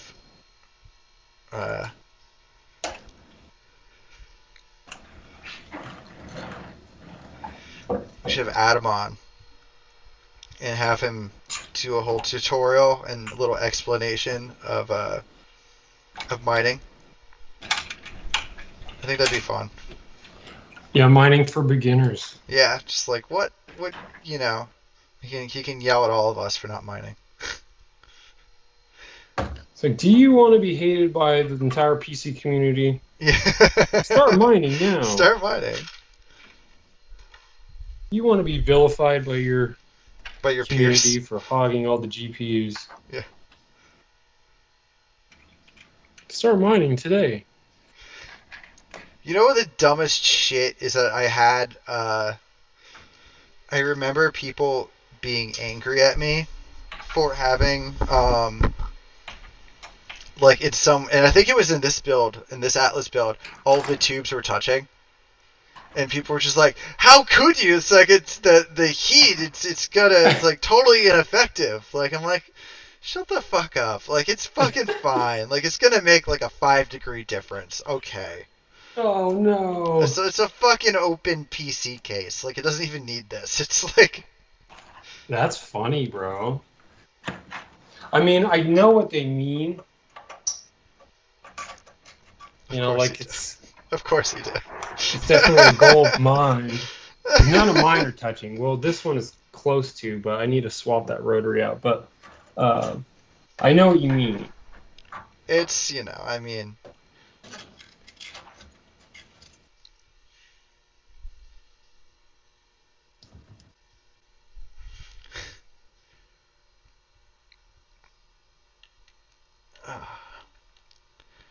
yeah, thanks, Jenka. I really don't think that there'll be any difference in it. Not a meaningful difference. Like, you know what's funny? I was talking to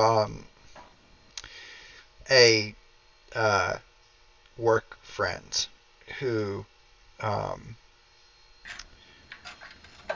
is very much into the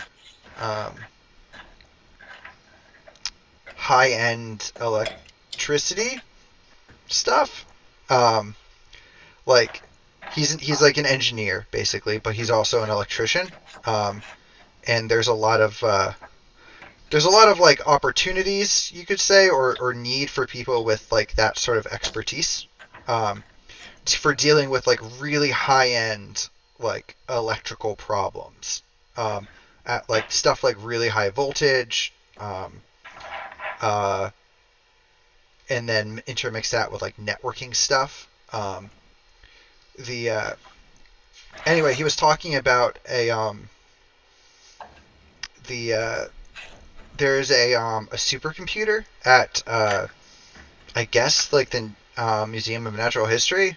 I think that's what it is. Um,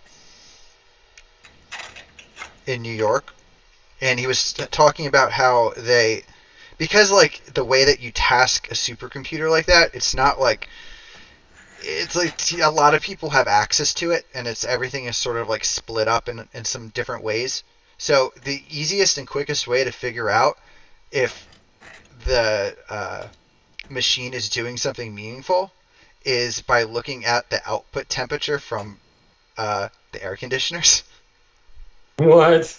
So like it's like you measure that, it's like, okay, so the output temperature is 150 degrees, like it must be working pretty hard right now. The I thought that was funny. I was like, wow, Yeah, like that's that's funny. They're like, is it doing anything? You're like, I don't know.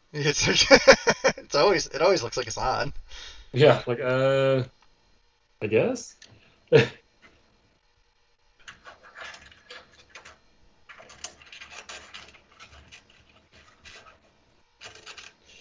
Oh no. Well, let's see. I am. Maybe that'll. Yeah, Jenka, he does work uh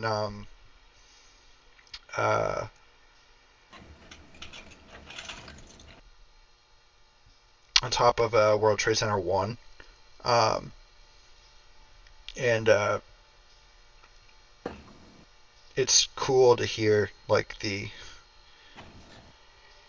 there's a lot of like, obviously there's a shit ton of like electricity in that building, but especially they have like all of the FDNY uh, radio equipment is like on top of there, and like all of the police equipment is on top of there. Um, the and all of that is like takes a shit ton of electricity, and it's like really critical. It can't go down. So like they have to. There's like so many procedures and different stuff like that. Not to mention that you're working on all of this stuff that's like you're on top of the fucking on top of a fucking skyscraper. I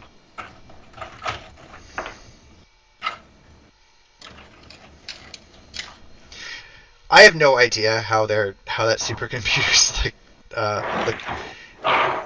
worked. I'm sure that they were using something.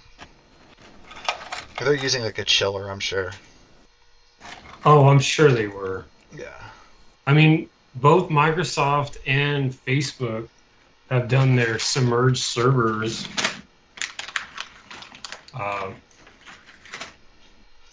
I believe Facebook's got one off like the coast of Oregon or maybe NorCal.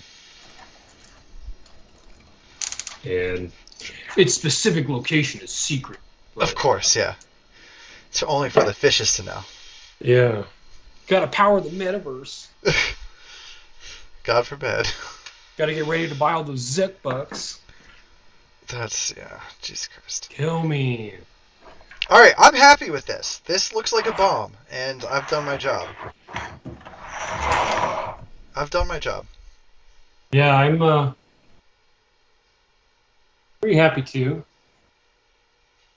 I think yours looks dope. I mean, Yeah, mine's interesting. That's for sure. I think that you had an easier time than me. Easier time than you? I think so. Ooh. I think so. No, I don't know.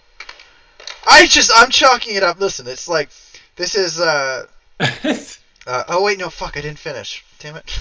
I forgot this one part. Oh no, this isn't long enough. I have to cut a new piece of tubing just for this? No. It'll be okay. What if I just use extenders? Yeah, you can do that. I've done that a few times. I've only got these fans to deal with for cable management, but it's basically done.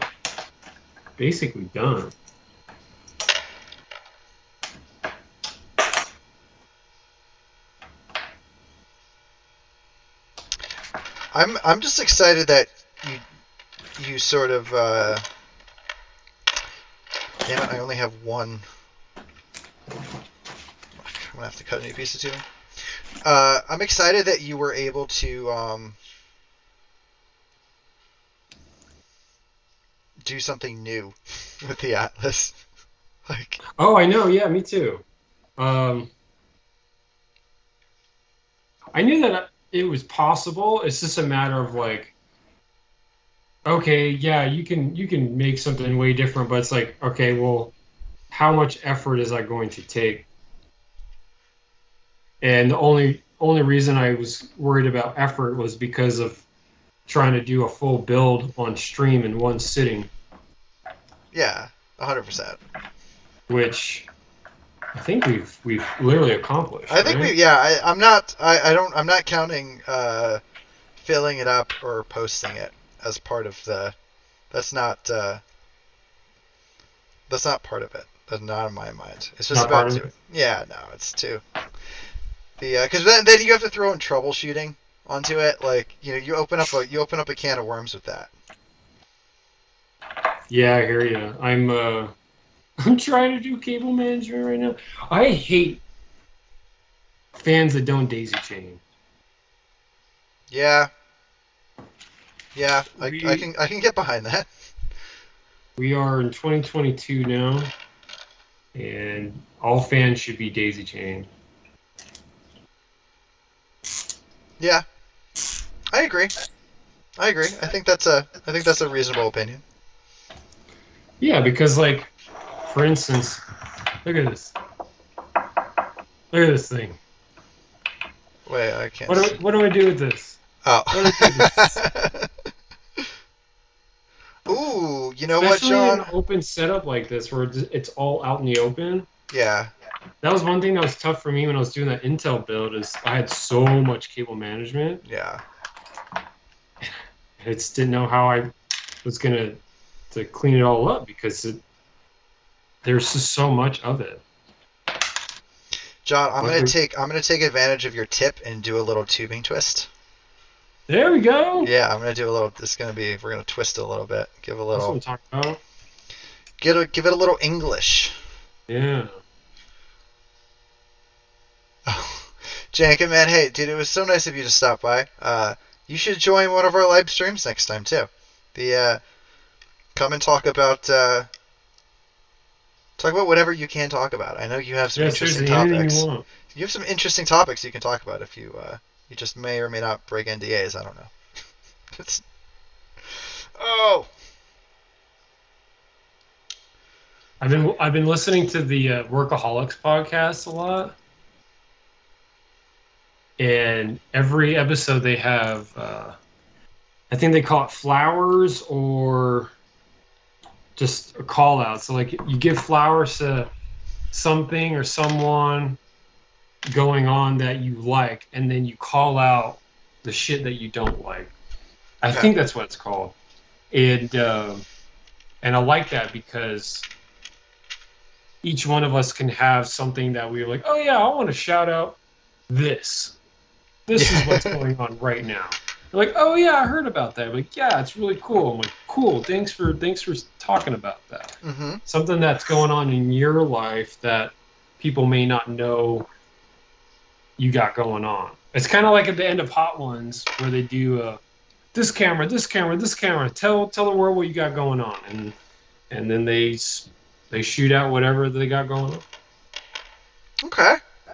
Okay. I think that is cool. That's cool. Do you want to? Would you like to implement something like that on this? I think it'd be dope. We can. We should. We can implement that. I first would like to find the fitting that was in my hand.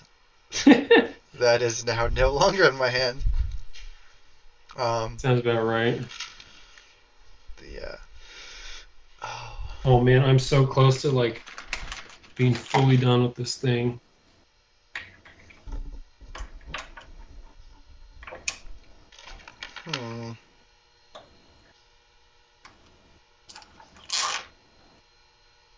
Where did it go? So what do you got going on after this? I'd like to get some dinner because I haven't eaten all day. Same. The I have a TikTok video. I don't know if you've noticed, but I've been trying to do a video every Saturday. Yeah, and I love it. I love to see it. So I have a TikTok video. I may or may not do a little work on that. Oh, there it is. Okay. And then I think, you know what, honestly, it's kind of lame, but I got some chores I gotta do. I got That's some. part of It's adulting, right? part of life, man. I gotta do some laundry, and I gotta do some dishes, and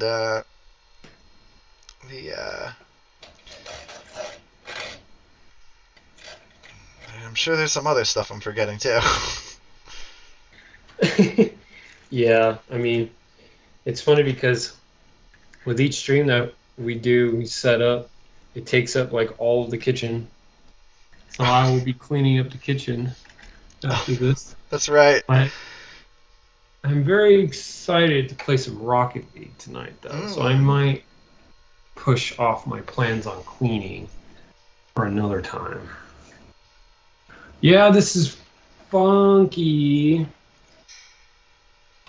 but I can dig it. Can you dig it? Ooh. Oh boy. It's here. Let me move this closer.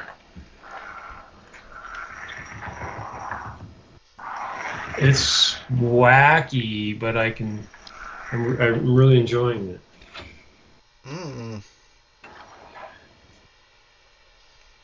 But cable management, man, this is when it just kills my soul. It literally sucks the excitement out, man. I know. The open builds are a blessing and a curse like that, you know? Yeah. You know what? I don't think I'm going to worry about it. I don't know. Do you think I should light up this stuff? I don't know. What do you think, chat? Should I plug in the RGB lighting and have lighting? Because I'll be honest, I don't know if I care. I don't think you need it. Although I don't honestly, I'm like, because I'm looking at the screen from like a zoomed in sort of perspective from my stream. Yeah. I'm interested in looking at this afterwards when it's not on stream, so I can because I only get like a close up view of it. You know what I mean? Yes. Yeah. I will be making sure to take some photos for sure. Yeah, just some, gotta make the most of it, man. Yeah. Yeah, I should take some photos of this too. Because I'm probably gonna disassemble this because I need to paint it. Oh, okay, yeah, makes sense. Oh man, my tube didn't work out the way I wanted it to. It was too twisted. Oh no! Like, too much twisted? I put too much twist in it, yeah.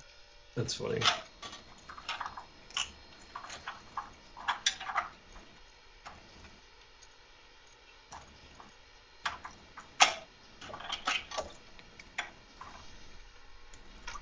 Whoever invented zip ties is a genius.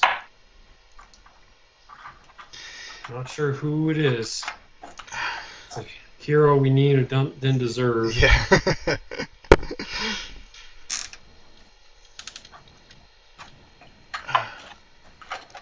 You know what I like about this a lot is the radius in the radius on the case, like here, it matches basically exactly where like the rad starts. So it just forms it really. Right, yeah. Nice. So like how it tapers down right where it starts to taper down. Mm-hmm. Nice, that's dope. I didn't mean for that to happen. To be totally honest. Happy accident. Happy accidents. Oh yeah. Actually, no. I've got a Monster in the fridge. I've never opened. I meant to open it. I haven't had anything to eat.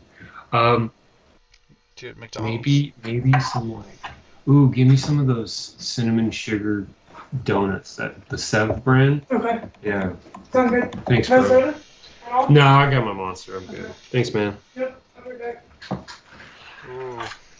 Roommate's giving me a lifeline of food because I'm almost dead. I know. I'm so excited to go and eat. Yeah. I ate like shit yesterday, so this is like my. It's okay that I'm starving for today, I guess, but. It'll be okay.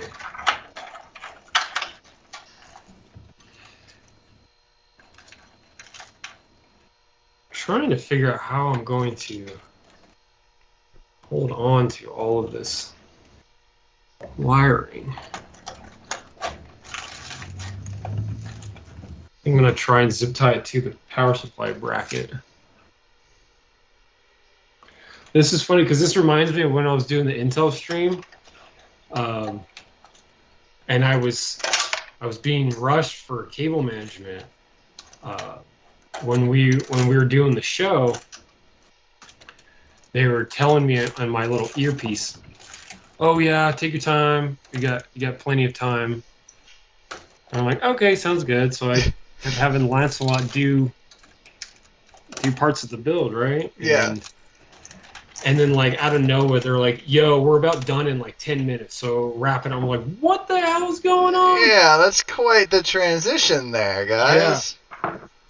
And yeah, that's fun. Annoying. Yeah. That's annoying. I mean, for next time. But honestly, like I don't know if it's just because I watched you the most. I watched you the most, then I watched Ben, and then PC Works. I haven't really watched the other guy. I still think that you were the most. And this isn't saying anything bad about Ben or Tim, but you definitely had the best explanations and guidance. And because that's like what you did like, for a really long time. Right. I know, right? Yeah. So like you were just you were able to explain things in a really, really, really good way that I definitely think that people viewing from home would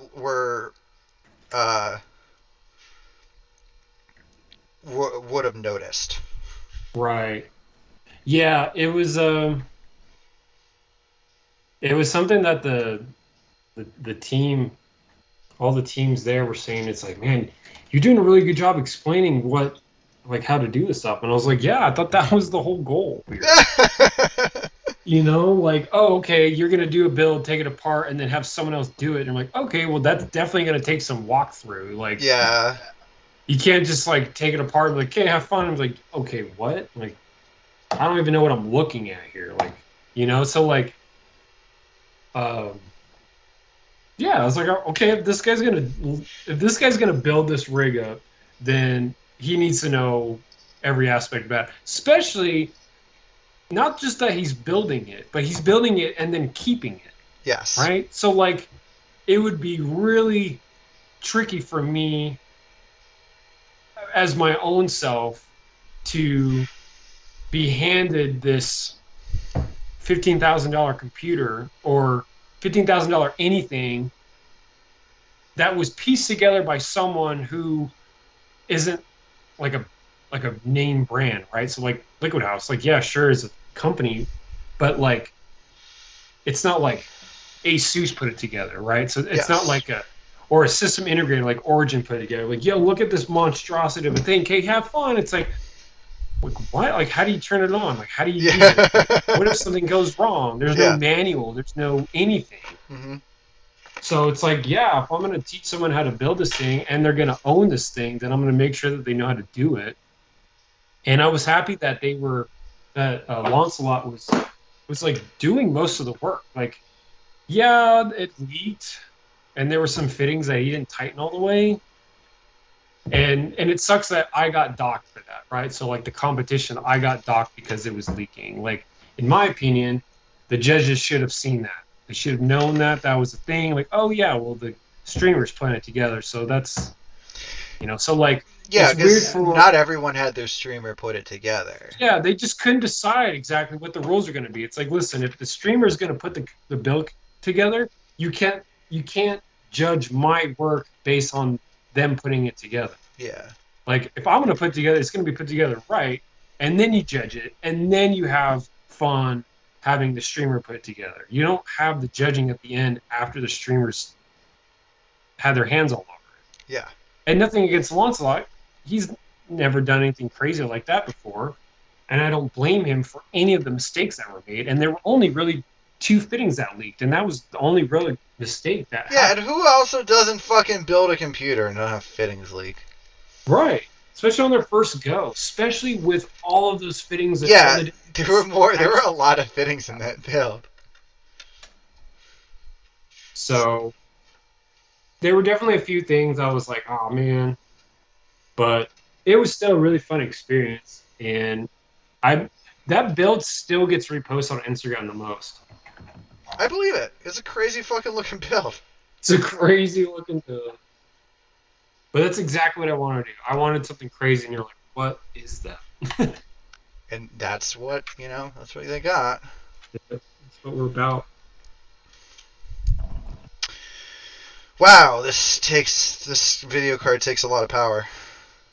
I'm going to go grab a fan extension. I will be right back. Okay.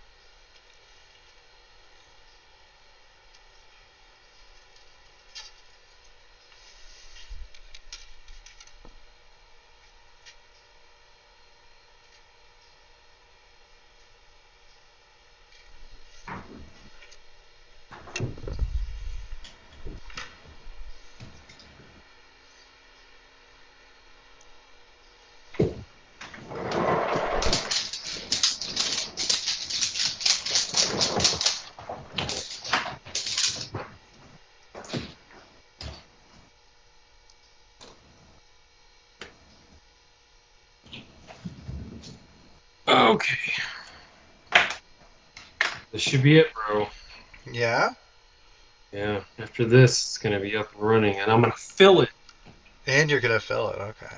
Yeah. Because that's how I roll. You have a reputation to uphold, my friend.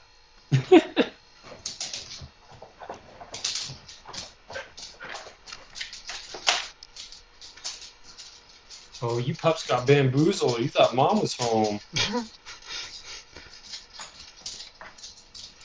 Suckers. Oh. Oh.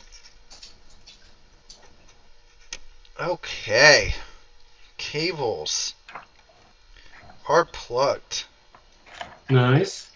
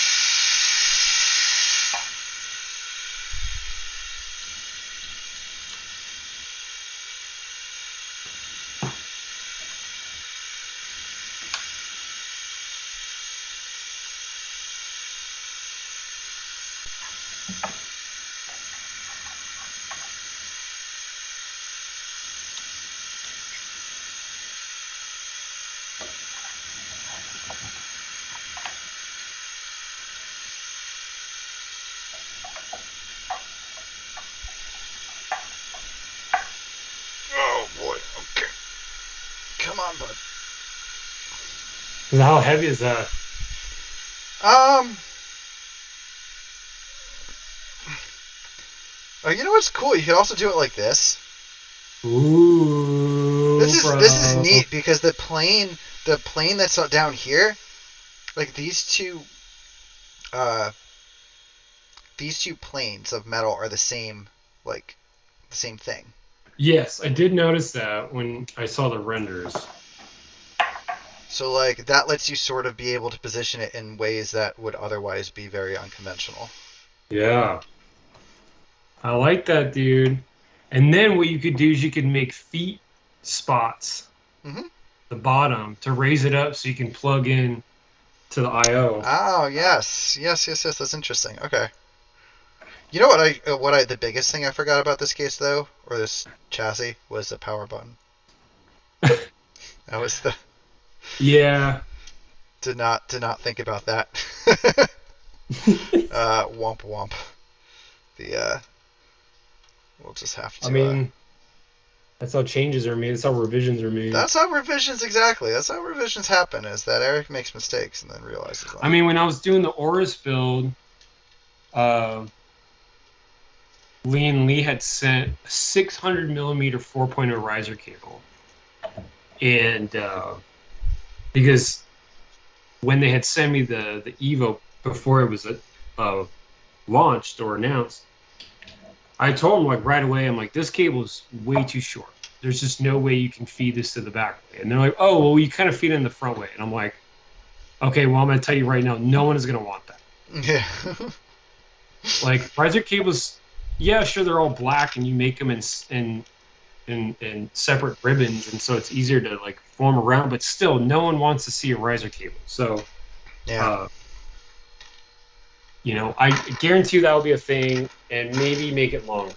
And I'm like working on the Oris build, and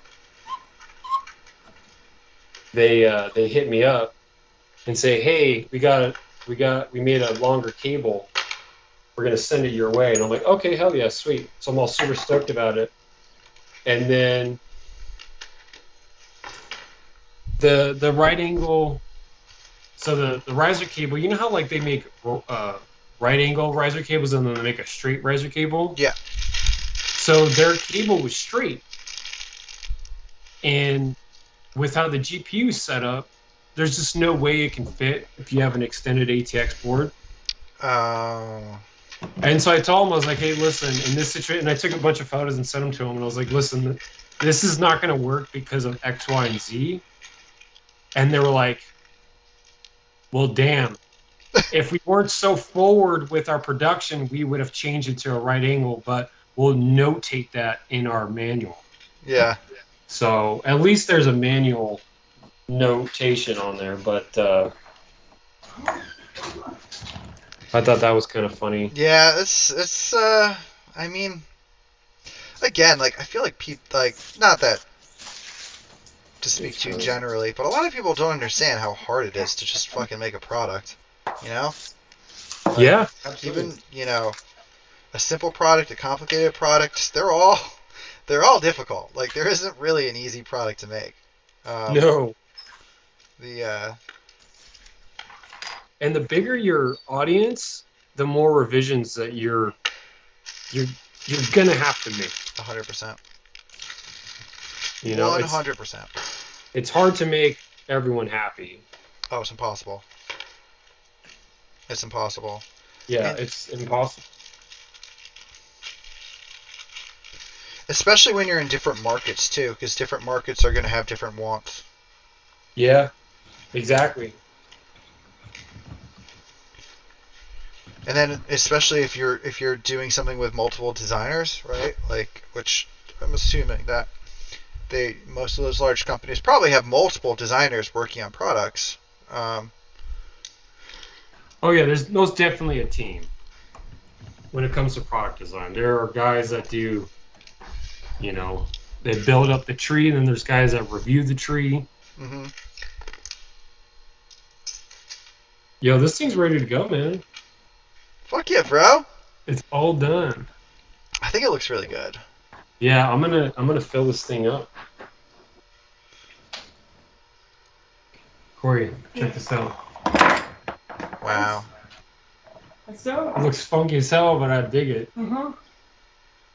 It's like the most impromptu shit of all time. It works. Yeah. Mm. I'm not gonna light anything up though. It's just too much wiring.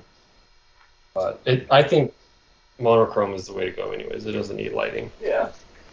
But yeah, not so bad. I wish this thing wasn't saggy. You know, this would be a perfect build for one of Clockworks' I know. I know. He's kind of saying, huh? Yeah. This is a heavy car. Yeah.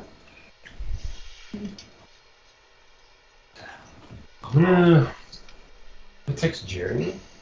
See if he wants to like hang out. But I want to play Rocket League Yeah. like crazy. I was playing last night and did alright. I was playing with nothing but grand champs, Uh-huh.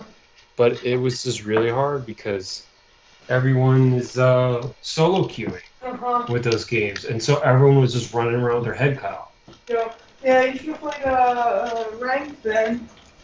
Or something, a couple rank games. Yeah. Some people take it a little bit more seriously. Yeah. Well, people were taking it seriously, but they were also sweat mode. Yeah. Because everyone's like, oh my god, so many GCs. Like, there was one where my team had the 2 yellow tag GCs, Yeah. and then the other team had 2 red tag See, GCs. the new, the new And then guys. the third guy was an RNG guy. Mhm. And I'm like, oh my god, this is going to be a sweat fest. And it was. Yeah, and it Because they were all solo queued. Every single one of those were solo queues. And I'm like, wow, all right. This is exactly how I expected. Yeah, it was wild.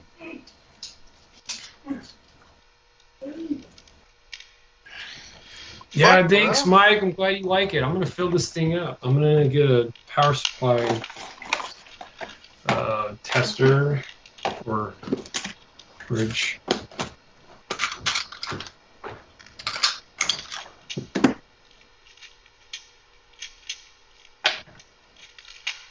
Ooh, okay. Real quick though, how many viewers you got on your stream right now? I got 6. I'm gonna ask chat if you guys are paying attention. What fluid color should I do?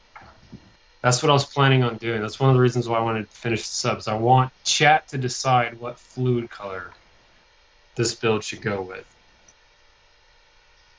Here, I'm gonna switch the main.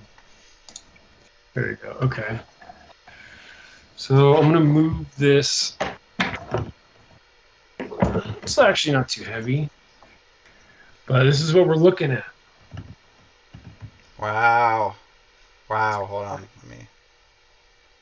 Fog white. I don't have any of that actually. I was hoping for a translucent. I don't really want to do an opaque personally. I want to do a translucent. So throw another color out here.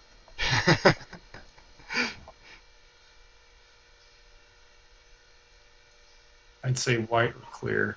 Yeah, I was initially thinking clear. I mean, this is one of those builds that has like no color, so it's like white, add blue color. Rob says pink. Pink? Mhm. Okay. Pink. I do have pink. I have done pink though. I've done pink quite a bit. I've done purple quite a bit.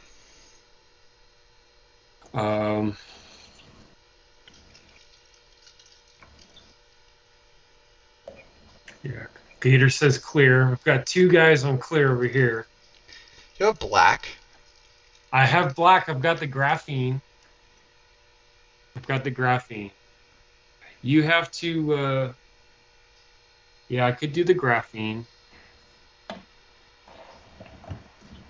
I want to do black in a system that's going to last a little bit longer. Yeah, I don't. You one- don't want to. This is gonna be disassembled. Yeah, black is really, really tricky to clean up. It doesn't stain anything, and I had made a post about that new graphene stuff not staining, and it doesn't stain, but you have to flush it, because if you let it sit, then yeah, the graphene's going to cake on a little bit, and then you're going to have to scrub it off. Oh yeah, fuck that. Clear. Just go clear them. I think it'd be a good. I think it's a good application for clear. All right, I'll do clear. I'm gonna go get a fill bottle. All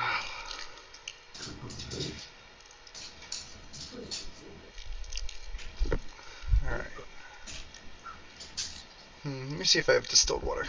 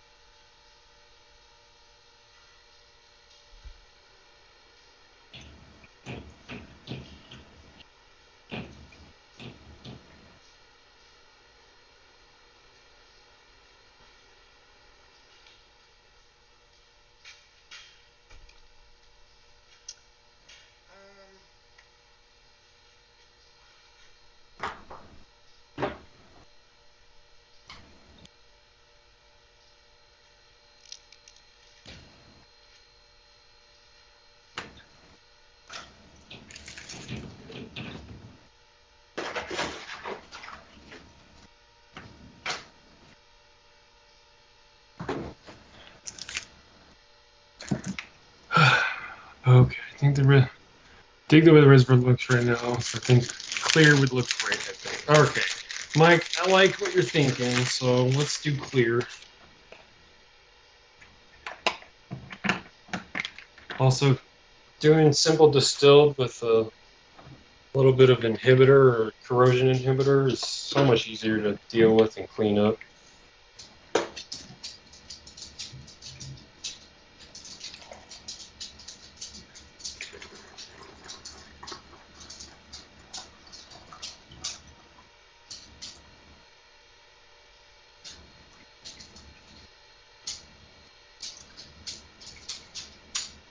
Probably gonna take more water than that. Whoops.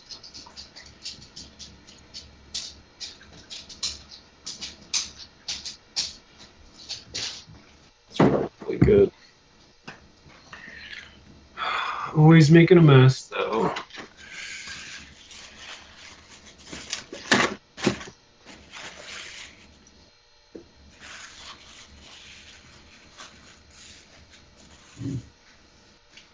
Don't even get to fill it up yet. Don't worry, I got water spilled everywhere.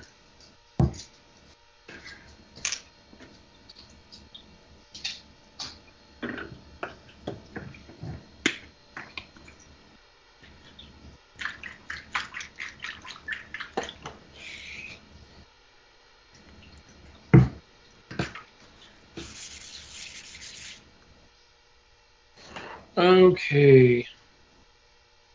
Need a power cable.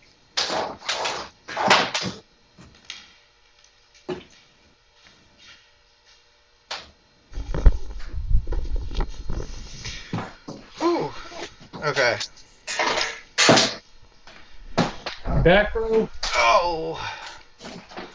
Yeah, I want to see you. I want to see you fill your shit.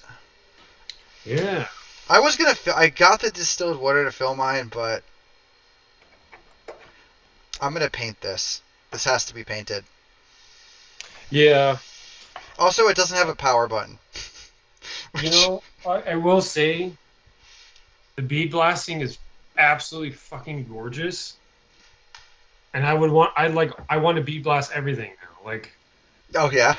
yeah, no, the bead blast looks so nice, man. Bead Okay. blasting's my favorite. It's more I like it more than mirror finish polish. I think it's the best. It's the best. It reflects the light the best. It doesn't show. It still shows scratches, but it doesn't. Scratches aren't like if you scratch a mirror finish stainless, like it's super noticeable. Right, yeah. If you scratch bead blasted steel or stainless steel, it's not the end of the world.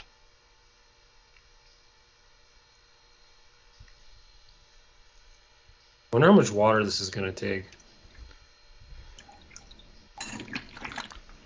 Yeah, it's funny, man. Like when I got the bead blast motherboard tray from you, I wanted to be like, do you want to bead blast everything? I have a bead blaster. But you were so busy with so many other things. I was like, I'm not gonna bother about it. The well, all the other stainless steel parts they gave you were bead blasted though. Oh yeah. Yeah. The Oh yeah. The rail. The what else? The water cooling bracket. The secondary water cooling bracket, and then the vertical mount. Yeah, I'm really excited about that because that's gonna equate to a really cool two-tone build, which this kind of is, but I'm hoping to go pretty crazy with it. I'm gonna use 4 of these brushed stainless steel radiators from Watercool. Sure. And then I'm going to do 2 360 FLTs, but without the pump, on each side of each one of the vertical water cooling brackets. Okay. And then I'm going to do Heat Killer's like super industrial looking dual D5 pump, which has a lot of brushed stainless steel in it.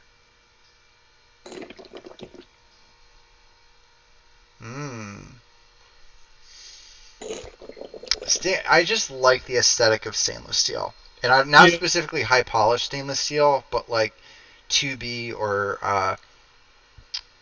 bead blasted stainless steel. Okay, that's a lot of water.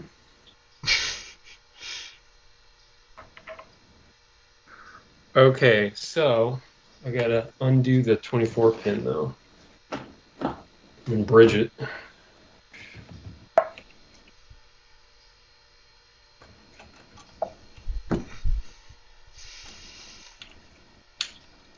Okay, are y'all ready for this? Are y'all ready for this? I'm trying to set up so you can see the fluid. Okay, this might be a good angle. So you'll be able to see the fluid go down from the reservoir, and then we're going to go into the radiator, and then into the radiator, into the GP, and you'll see the water flow around there. Let's do it.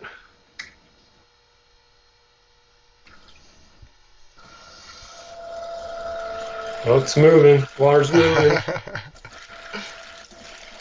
Nice. Wow. What size are those tubes? Are those the 16 millimeter ones?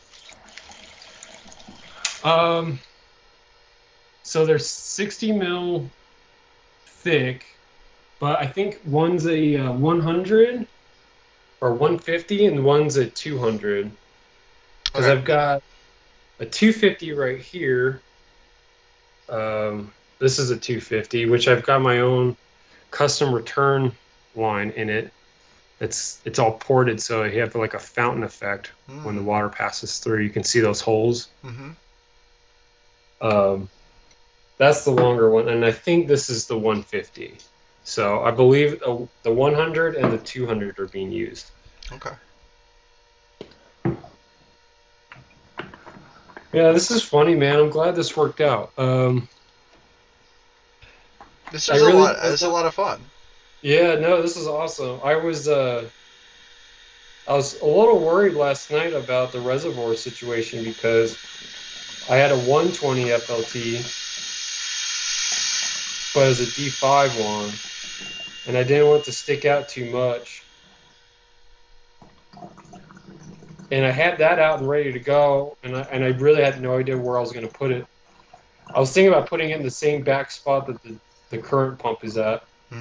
But it would have been a lot more just in your face, because it would have stuck out really far with the D5.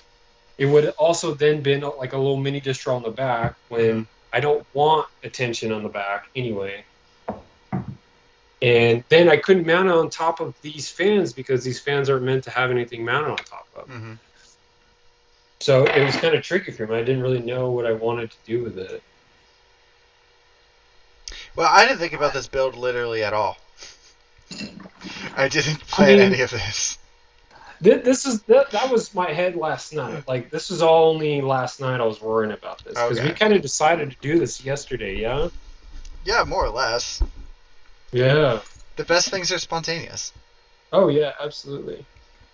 Okay, that's good. I won't fill it up all the way so I can get some like water movement. Well, let's see how it Okay. looks like actually.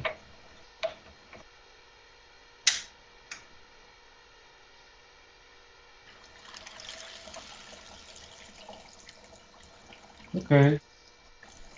Good amount of bubbles. Let's see if I'll just top it off and see. So I want some movement. Oh, you can hear that? Mm-hmm. Can the mic pick that up? That's so funny. Yeah.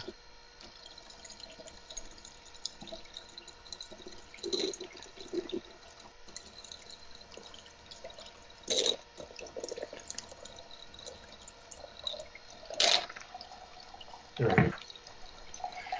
It's funny. I've been liking the water sounds and loops lately. Sounds like a fish tank. It's ASMR. Yeah. And Ellie's like, it's freaking me out. Feels like there's a leak somewhere. And I'm like, I know what you mean. But all right, so no leaks. Didn't think there would be any leaks, but it's all good to go. Sexy. It's very sexy. I want to see. I want to see some. I want to see some IG pictures of this. For some reason, people always like. You know what I'll do? I think this will do. This build will do really well on Instagram, actually, I think so too. So because it's just let's do weird. the main one. Oh yeah. Oh dude, no. This is. Please post this. Yeah, the ISO. Do an ISO shot of this. 100%. Yeah, I'm gonna zoom in with the camera. I won't be able to see what the camera sees. Or no, I will actually. Let's see.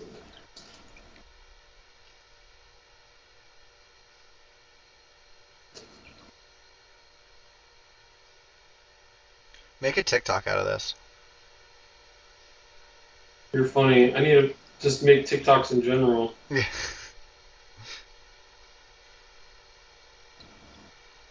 The C stand is so finicky. Okay, there we go. It's a really, really interesting build to look at. Yeah, it's something else here. I'm gonna minimize. This is really interesting to look at.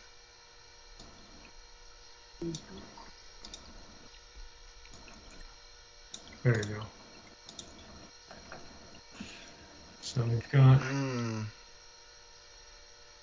I'm getting a lot of engine block feelings from this. Oh yeah. Yeah, like this reminds me almost of like the cutaway engine block details. Ooh, yeah. What do they call that? I don't know. There's a technical name for it. Yeah. No. Exploded view.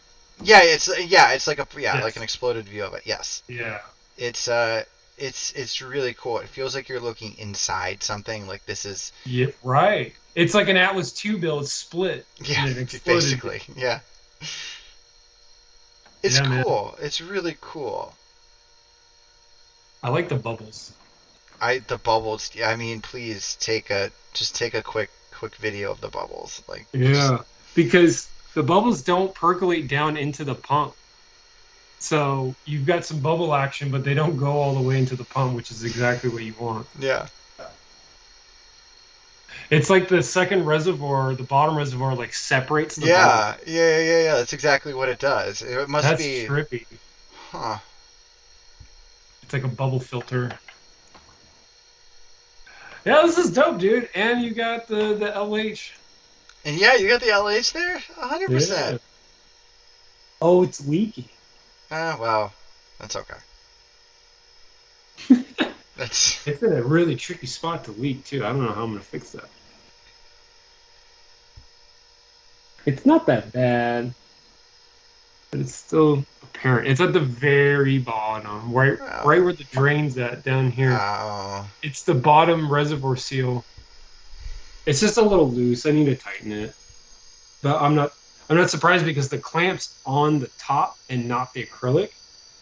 So I'm wondering if I can twist the acrylic tube while the cap stays in place with the clamp. See if I can tighten it that way. But yeah, man, I'm definitely taking photos of this one. And the back's actually not so bad either, the cable management. So, like, check out the back. The back doesn't look bad at all. No. You see the Yule Beast logo there too. Yeah. Yeah, this thing's pretty dope. Fuck yeah, bro. Well, listen, dude. I think that this was a lot of fun. I think we need to. I think that we need to do this. We need to do this again, and I'm really happy that we were able to like figure out.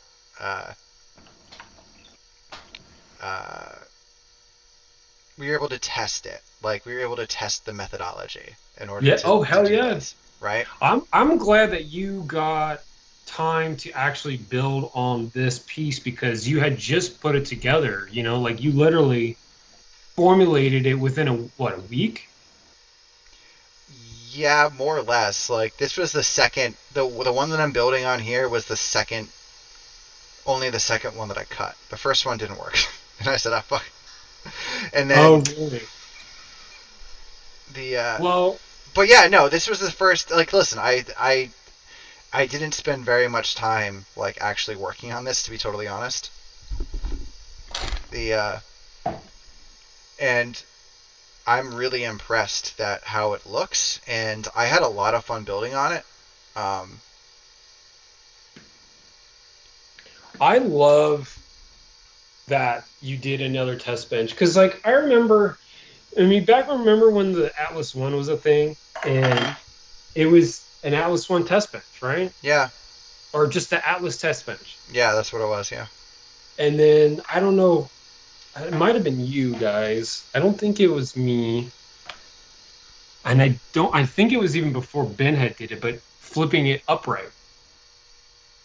And then it became something entirely different. And then the Atlas became like this new chassis stood up. Yeah. And so it's really cool for you to be hitting the test bench thing again. Well, like, I've always liked test benches. Those were like the first computers that I built. And for me, it's really just a matter of convenience. Like, that's like how I enjoy testing parts, is on a test bench. Yep, agreed. I like the versatility of it. Like, I feel oftentimes like with traditional cases, like you're really confined, even on like, you know, even on more robust builds like the Atlas. Yeah, you could do a lot of stuff, but you're still sort of confined by some practical things, right? Yeah. Having a test bench really lets you, like, I want to be able to be like, all right, this is whatever you want on here. And there's a couple things on here that I'm seeing that I kind of want to change, but overall, like, I don't know. This is like I'm pretty psyched by this. Oh, hell yeah, dude. Me too. I really like that FLT sideways.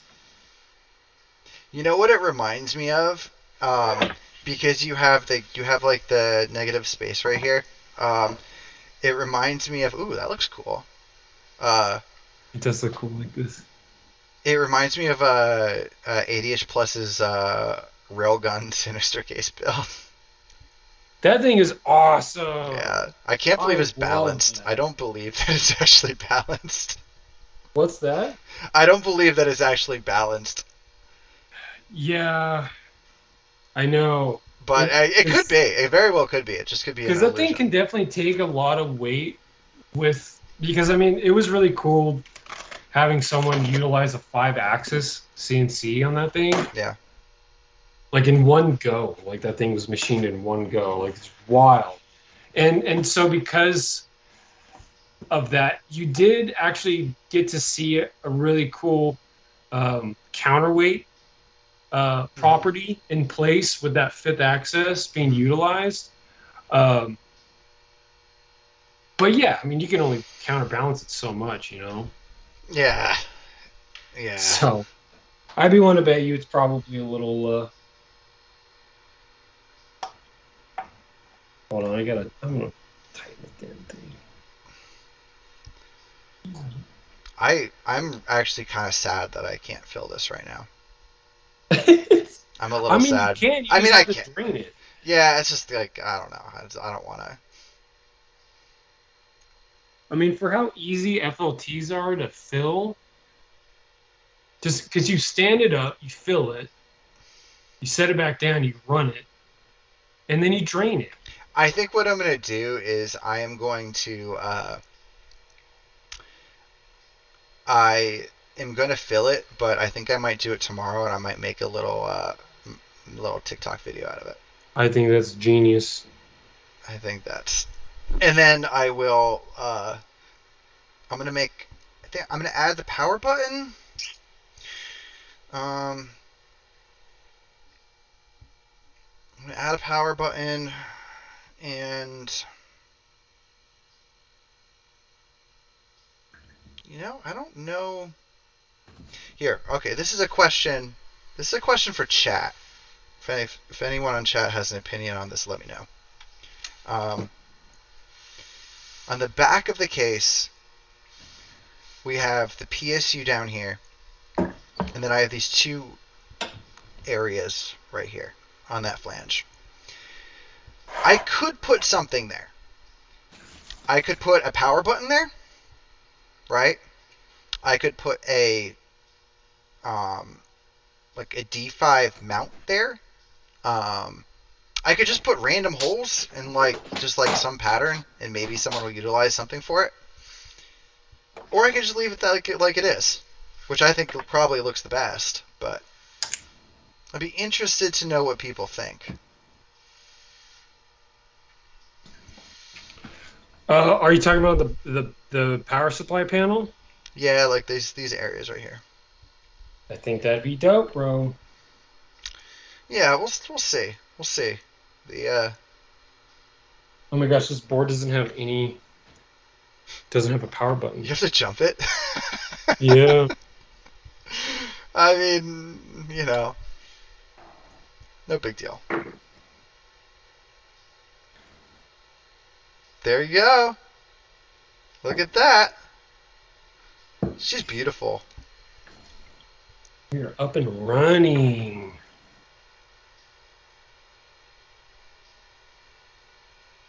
That's Most super cool. excellent. Yeah, bro, I'm definitely gonna take some photos of this shit this weekend. You got it now. Cosmic Happiness. Yes, let's install Linux. Also, thank you for popping in chat. Thanks for watching. Yeah, I don't know about Linux though.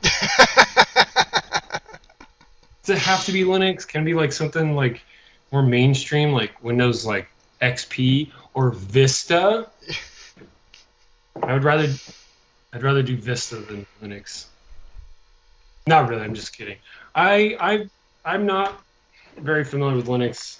I used to do Ubuntu, but I can only mess with it for so much because it's such a limited experience. You can only do so much on that. You can't play games. Well, It's like you can sort of. There are some OSs now that have ported over quite a few games. It's not Ubuntu though. it just turned off by itself. What do you want from me? Oh, Rob said, I wonder if maybe you could have holes there in case someone wanted to mount an SSD or pump. There's space next to the PSU on the inside. SSD is actually a really good suggestion. I know I think personally, I would say that SSDs get forgotten by me all the time because I'm so used to the NVMe's now and M.2s. Yeah. Like, man, they're nice to have because you can buy this motherboard's got 3 slots. Yeah. It's got the main slot right here, and then 1, and then 2. Mm-hmm. And if they were 4 terabytes, that's 12 terabytes on the motherboard. You don't even see it out of the way completely. The other thing is, I still have these brackets, right? And you can fit 2 interchangeable brackets, bro. Well, you could fit 4 of these brackets on the inside of the case. Yes. I have one. There's only one right here right now, but you could put another one, and I designed them so if you put them right next to each other, you can mount a radiator. Right. So like you could put if you wanted the radiators to be vertical, you could have 360, 360, 360, 360, 360, Bro, I'm doing 360, 480s 360. all around. Okay, or four, yeah. You could fit a ridiculous amount of radiators there, or you could use one of these brackets and have a different bracket. Well, have a similar bracket where you have mounting for a hard drive. But yeah, Rob, I don't know. I really like that it's clean looking on that side, which I think you also mentioned as well. The but listen, like the hard drive thing, yeah, that's something people often bring up, and on a test bench, you should have support for that. Yeah. I'm wondering, so this board's giving me a red light on the DRAM? Or is it the CPU? No, it's the DRAM. I hope the DRAM's okay. It's a brand new kit of G-Skill. Someone had asked in my chat what the specs were. Also, thank you. I'm glad you like the build. Nothing crazy, well, on the GPU side. So off the top, doing a Aorus Z690 Elite AX, which is a DDR5 board, and I've got the G-Skill Trident Z5, the DDR5 kit, and I don't know the speed. What's the speed? The speed is 5600 with 40 timings, 32 gig kit, and then I don't even have an NVMe in this one. That's probably why it's mad. And then I've got just a lowly GTX 1060 Strix that I blocked with a 1080 Ti block, and then that's it for hardware, especially because there's no hard drive. But I also have a 1000-watt EVGA G1 power supply, and then heat killer, the stainless steel of their new Rad series radiator. You got EK X3M Vardar fans, and then Bits Power water tank reservoirs, and I think it's the 100 milliliter and then the 200 milliliter sizes. Got a heat killer DDC on the back side with EK mount and heatsink on the pump, and then all EK torque fittings, and then the Velocity 2 CPU block. That's like super dope looking for this build. So yeah, this thing's not so bad other than the GPU, and the GPU swapping that out wouldn't be that big of a deal. And then you could have quite the rig. Oh yeah, it's got a 12700 KF as well. So, and then yeah, I would take that GPU from yours, Eric, and then put it in this monster. Yeah, you get let's put a 4090 in there when it comes out. There we go. Yeah, I know. And have the whole 1000-watt power supply just for the card. Just for the card. Two things. I fixed the leak. Dope. And 3, I have that Beskar ingot NVMe from the Mandalorian. And I'm wondering if Mike's watching, because my buddy Mike would love that shit. I had thought about that drive for this build because it would match the silver, because Beskar is silver. The only thing is that thing was like $240. I don't know if I could even take it back now. It was not cheap. And I was thinking, if they're selling at a premium, then I'm going to buy it right now and then wait.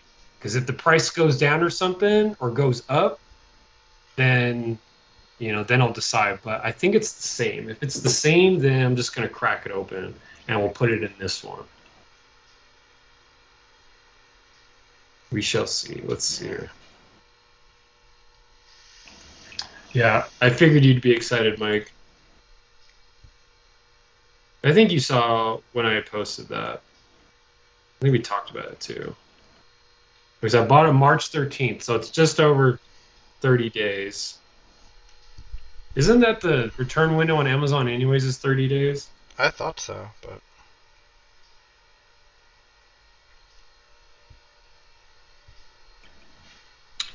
It's $210. I paid more than Womp womp. it's on sale. So this is what I do. I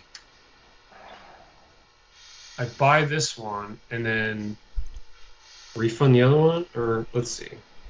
This is exactly why I held on to it and didn't open it. So it's $210, and I got it for $270.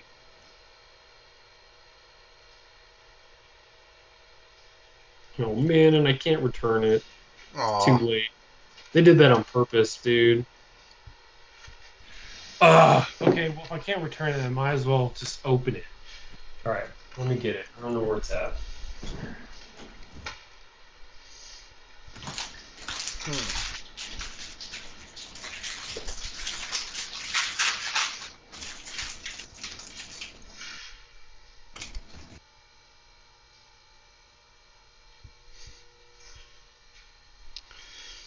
Yeah, she's kind of sexy looking.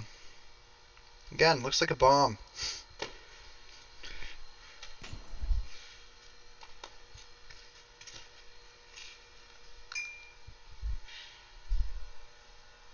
I remember years ago when I first started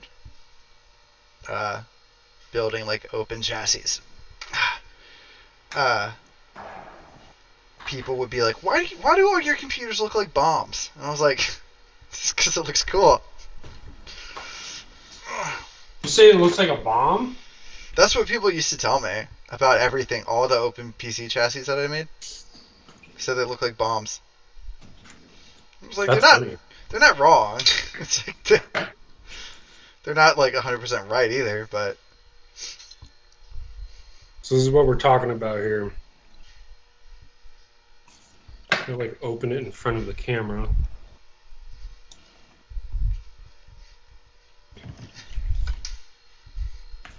And then cut the tape, and then I'll get it open. You know, I forgot about this, but EK's logo is right here. I think it's the same EK heatsink that they packaged with the Fire CUDA drives, but I think Seagate partnered with Star Wars to get their branding on it. So I think it's a really awesome collab with 3 companies. You got Seagate, you got EK, and you got Star Wars. Man, look at this thing. Thing is dope. ooh, that is super cool.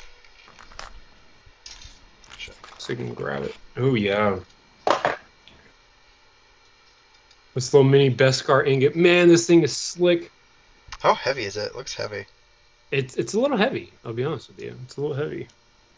Yeah, this thing's dope. Okay, so now I'll just flip this thing sideways again. It's a little heavy. You know, as it should be. It's Beskar.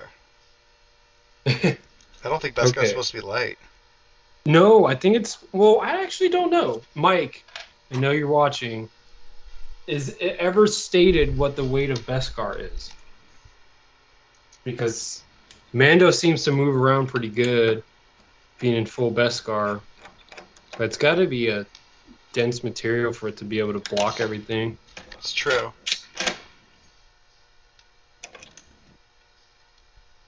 Yeah, I'm not even going to run the original heatsink on this board because it would block the Beskar.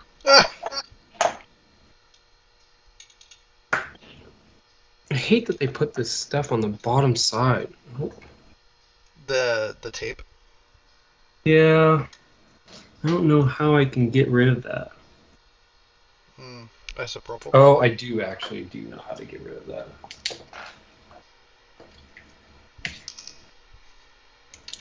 Oh, it's not even in the camera view. Let me get this in the camera view so you guys can see what the hell I'm doing. Oh, that's tricky. All right. Maybe if I change scenes. Maybe do this. There you go. Kind of see. Okay, I'll zoom in on the camera so you guys can see this.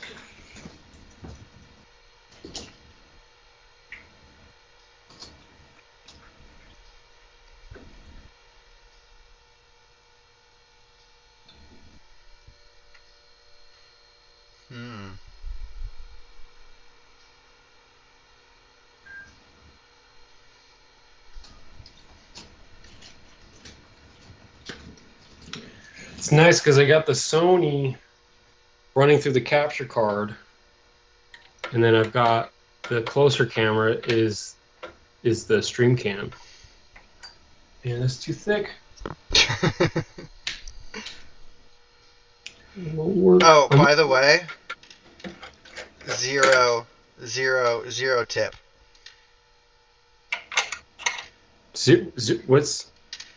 Oh yeah, Zero. that's what I'm talking about. Zero tip. Look at that external radiator that he's got standing up Look at on that. one of our stands. Look at that, guys. LiquidHaus. I love that. I want you to use one. I need more pumps. I don't have any pumps. I don't know. I have to go. I don't want to ask EK for one. I just want to go buy one. I know what you mean. You're like, I mean, I'll take it, but Yeah, I can buy it. I can buy it. And plus, it's like having a good D5, like, you know, just makes everything easier. it really does. And it's funny because I was having this conversation with Ben and Tim when we were filming the Aura stuff, and they were in town the other week. But we were talking because I got on my Aura build, I chose two D5, or I'm sorry, two DDC pumps. And man. And they were like, man, I don't know why you choose DDCs. And I'm like, there's nothing wrong with DDCs, man. They really don't like DDCs. They're like full D5 hardcore guys about that. That was funny. I mean, you know, they all work fine. You know, I think the D5s are just they're quieter. You know. Yeah, they're a lot quieter, but DDCs still definitely have a time and place for being used. And I used a DDC in this one because the D5 would have been it would have stuck out like another few inches. Mm-hmm. You know what's funny? So this stand right here needs to go right here. Mm-hmm. But there's a big thread for this, small thread for this. The screws in the bag or in the box that they give you is only the thin screws. So it's for this. So then you would assume that you can Unscrew twist that. this out. Yeah. But I can't get it out. Damn. Huh. Well, also, right. you don't actually need to have it. It doesn't. It just are you going to use? Oh, but you're not going to use the cap for it. Let's see what the manual says. I'm curious about what they. Because if you were going to use the cover, it wouldn't really matter. Right, exactly, and I don't want to use the cover.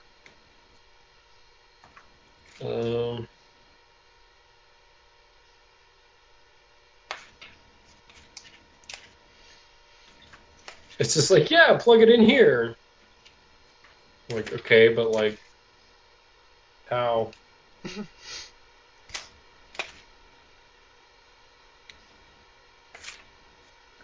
This is a very thin manual book. I'm used to like 80 pages, and this is only like 20. I mean, I feel like a lot of this stuff is just online now, you know? Yeah. Okay, let's try this again. It's not sitting flat, bro. It's not sitting at the height that it needs to be sitting at. I am so confused. Wait a minute.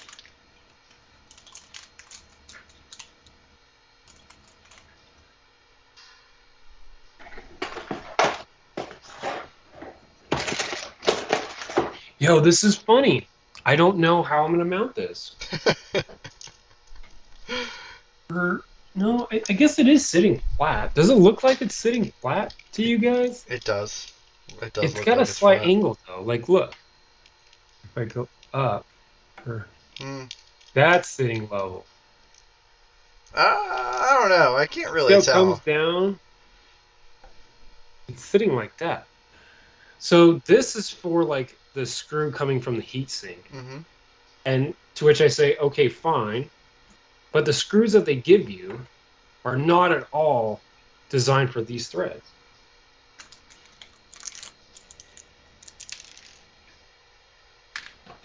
I'll show you.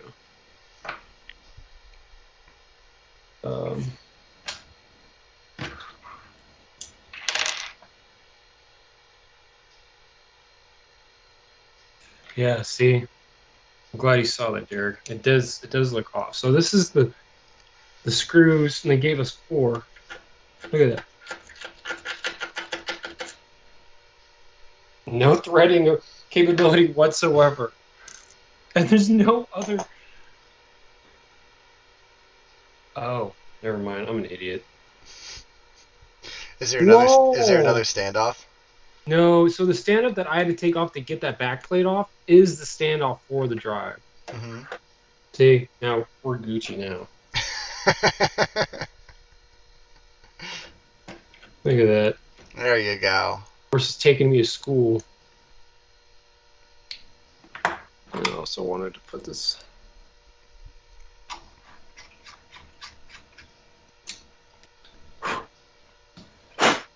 All right. There we go. Now we're done. Oh yeah, that's like. That looks dope. Looks so good. God. Oh, this is upside down. I didn't even know what way I was doing it. I will say that the edges on this motherboard tray are sharp. Okay, so now let's plug it back in.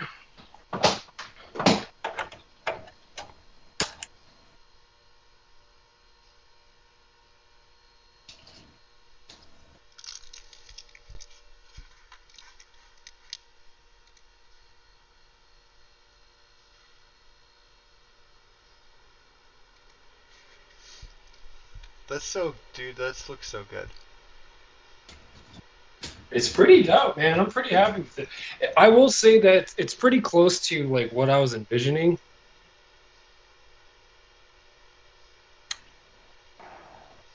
Hmm.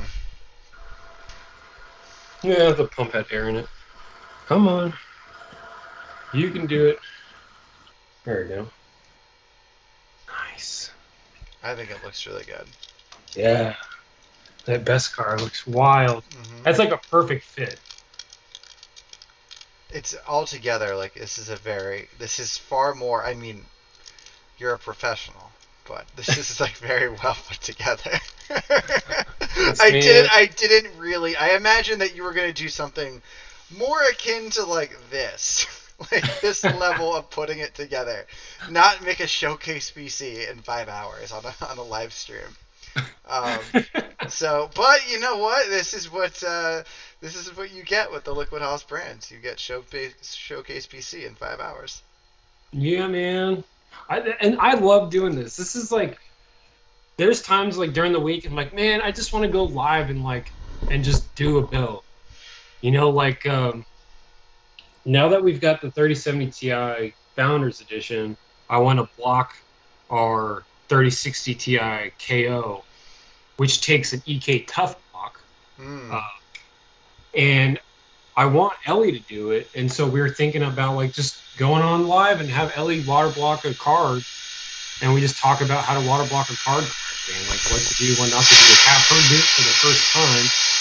And I think that'd be fun. I think it'd be a cool thing for people to just hang out and talk shop and just hang out. Which is exactly what we did today, and I love it. I love that we did this, and I love that we just thought of this yesterday. We're like, you know, let's do a stream. Let's do a stream. Let's do this. Listen, it didn't take, I mean, like, it probably took me, like, an hour and a half, 2 hours to set up everything outside. But, I mean, besides that, like, and that wasn't hard, like, compared to the normal things that I do. Like, that was just, like, moving stuff. This is so easy to do, and this is something that, like, we should live stream at least 1 to 2 times a month, like to get like together and like get get other people to come and say hi. Maybe like this was like 5 hours. Maybe we don't do 5 hour live stream. Maybe it's a little long. Well, it was. But I'll tell you what. One of the reasons it took so damn long is my computer kept crashing. that's and those are things that we like, obviously like we worked through and like we had to sort of figure out. And I'm sure like the way that we shared the screens or whatever, the co-host screen, it took us a little while to figure that out, but I think it worked well. Yes. The I think that this would be really cool to do. I think we could totally couple this with like a giveaway. I'd be totally willing to, give away like, I don't know, like an armature or something like that.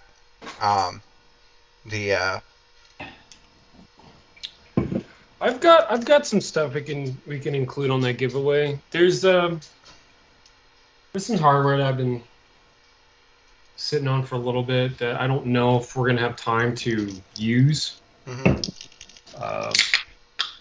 And I'd be happy to obviously offload some of the stuff too. So I'm more than happy to do a giveaway, man. I think that'd be fun. I really enjoy the idea that we can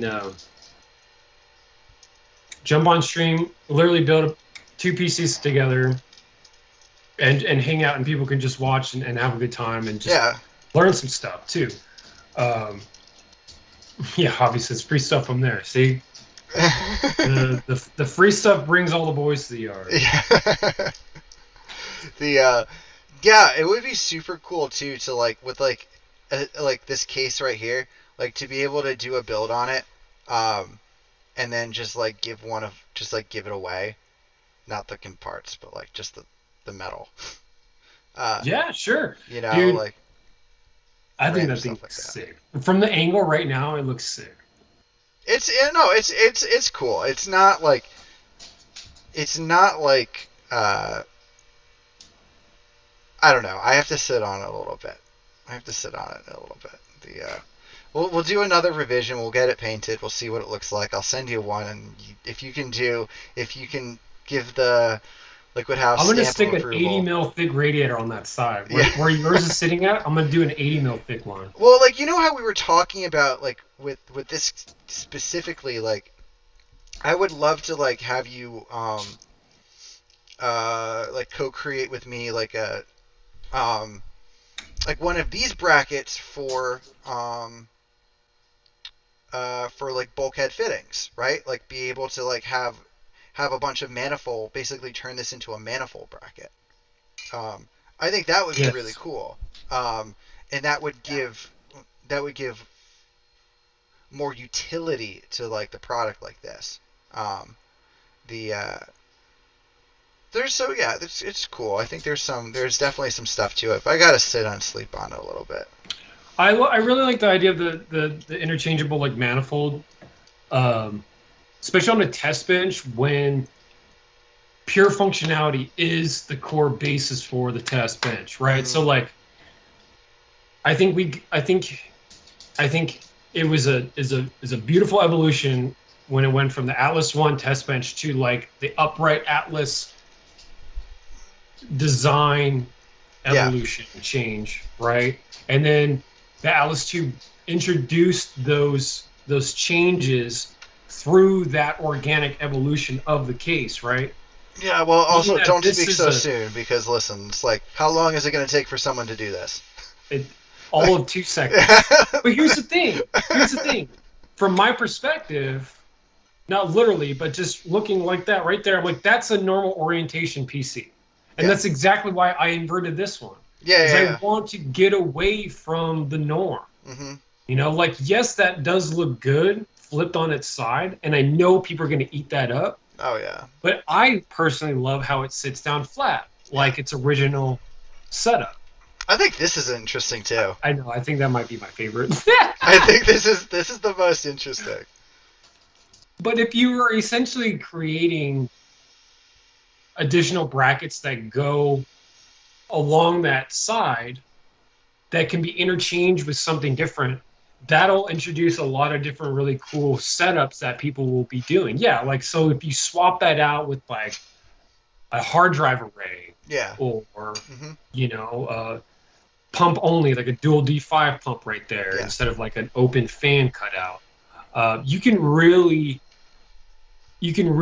have the opportunity to do some really cool, unique builds that don't at all look the same. You know what I really like is so it's sitting on the foam, right? Yeah. The foam's like what, 2 inches tall? It looks cool Yeah. raised up like that. It needs, you know what I was thinking besides what am I adding? I'm adding the button, and then I'm adding holes in the bottom for feet, for like actual like big big feet. Whether that might just be like a bracket like this, right? Like just a nice radius bend that just really lifts it up, or like the Atlas feet from MNPC Tech, the whatever the solution for that is. Yeah. You know. It was funny because before the MNPC Tech feet idea came to fruition, I was thinking that I was like, okay, well, because you remember the drawer pull handles that I had before? Mhm. Like, you could essentially just recreate that with bent steel, right? Even Yeah. with those tighter radiuses. Mhm. So, like, you could have made a flat steel U, essentially, and that would have looked great, in my opinion. The Yeah. MNPC Tech feet are super dope, and it's a cool collab. But you could most definitely introduce that kind of foot idea or a different style foot on Mhm. any of these feature cases, you know? Yeah, 100%. 100%. It was cool. Like that was a really awesome opportunity to just work with someone that was like a legend. And thank you so much for that introduction. Like I use that guy's mouse pad like every day for the past, I don't know. Dude, Bill is an OG, man. Like, like he's a fucking legend. Like that's it. Yeah. Like he is just the legend. And I know that he's helped out a lot of people. I know that he helped Horgy out. Um, the he's just he seems like a really awesome guy. Yeah, no, he's a genuine dude. And I was really happy that he judged the Intel build I did at the Intel event. Mhm. He was one of the judges. Yeah. And him, like, giving the fucking green light on my build was enough. I was like, if he likes it, Yeah. I don't care what anyone else He's been around the block. He knows exactly what he's looking at. He's seen. I remember he's definitely a PC hero of mine. That's for sure. I wanted to see if I can take a cool Instagram photo. As like an Instagram story, because I just took like a behind the scenes. But like, oh, that's a good idea. I should do that too.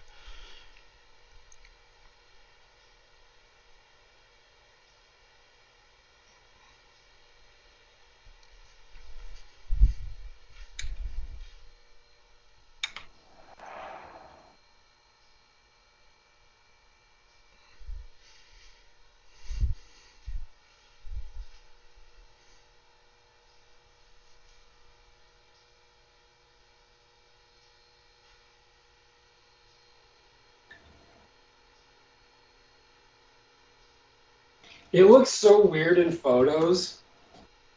You gotta zoom. You gotta zoom in on your photo, on your phone. You gotta. What? You gotta trick it into making it a. What is it? I don't know. The lens.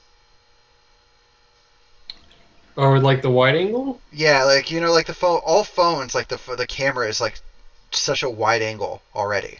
So like at least with the iPhone, like I always just whenever I'm taking photos like that, I always zoom it in. um, just so like it does the AI trickery into making it think that it's like a much higher millimeter like lens. Oh, I got it. Yeah. Because it doesn't. You could zoom it in afterwards, but like it doesn't actually do the same thing. Derek, I don't know why this thing's power cycling. I think it's upset about something. I'm hoping it's not the RAM.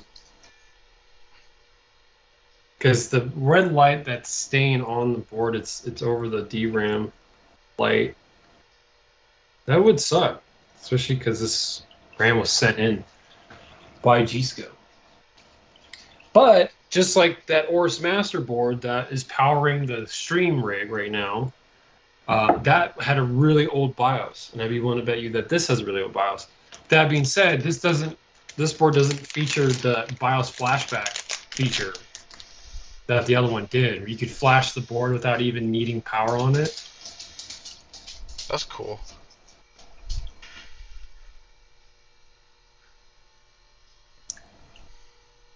Look at you. Look at you taking photos in your I'm element. trying. I'm trying. I'm getting some viewership going. What's up, you guys? So, if you're late to the show, basically did this whole thing in one sitting. Eric did his all in one sitting. We're gonna be doing this again, where we just literally hang out, talk shop, talk computers, talk anything, and literally just build a computer in one sitting. This was a quite the build. I actually ended up really liking how it came out. I love how asymmetrical it is. Everything about it is asymmetrical. That's exactly what I wanted. So I think I got mission accomplished. Eric, your mission was accomplished because you figured out exactly what changes you need to make, right? 100%. 100%. This is the best way to troubleshoot a design and to figure out exactly what you need to change for, iteration number 3. A big challenge with this stuff is just, you don't want to make something 50 times, like, you're going to have to make it more than once. You're probably going to have to make it more than 3 times. But, like, the most information you can gather from one sitting, the better. And I gathered a lot of information from this. So, huge dope, success. Man. I'm glad that you were able to figure out the changes that you need to make on that. Because, like, doing a... Yeah, no, that is sagging a little bit. I noticed that just now. Yeah, it's not screwed in all the way. That's why. Well, you can mount it on the other side too, right? Yeah, no, it's just I can mount it anywhere really, and it's sagging because of the bracket. I mean, like the other end of the FLT. Oh yeah, sure. I could put another bracket in there on the side. Yeah, but I wanted that like, floating. Yeah, I wanted the floaty look. Yeah, getting stuff to float's super dope. Yeah, it's super dope. Remember when I did the Atlas 1 build and I had the 360 FLT at the top, and then I had one of these Bits Power ones coming down? That's still one of my favorite setups, and it like literally lives in my head rent free. I would love to redo that build with the same exact parts and be 100% happy about. I'd love to do another Atlas OG run at some point, but I don't think it'll ever happen. That'd be tough, man. It'd be hard. It'd be hard. Yeah. But cool, man. Yeah, dude. Fucking good shit. Thank you everybody that stopped by. I don't know who's still in the stream. I don't know who will stop by. Yeah, I appreciate the love and support in the chat. Derek says you should also multi-stream it from your cell onto IG Live. Yeah, we tried that. Yeah, so Derek, Instagram Live, it's like the algorithm is just not in our favor. I don't know what it is, but like each time we've done like collab IG streams, the viewership's there. It's just it should be a lot more for the followings that we have. But yeah, it'd be cool to also have that because you were doing IG Live for a little bit too, right? Today, Eric. Yeah, I was, and there was up to like 20 people at one point. Oh damn. Which is a lot for like people coming in and out from my experience. I don't know, like I don't know what to think of the IG Live platform. Like it's never. I kind of feel the same way. Like I don't know if it's the right content for it. Like I feel like this is a little bit longer form. Yes, it's tricky because, well, I mean we've done Instagram only lives, but in doing it in conjunction, like my buddy Derek saying, and you did earlier. I think that's a good call. I think I should have done that. Um, the only reason I think I was flustered earlier was because the computer was crashing, Yeah. and also this was so impromptu. Like literally, what did we decide this like less than 24 hours ago? Yeah, this Yeah, and it was like, 16 hours. yeah, I was like, okay, let me think about what parts I have.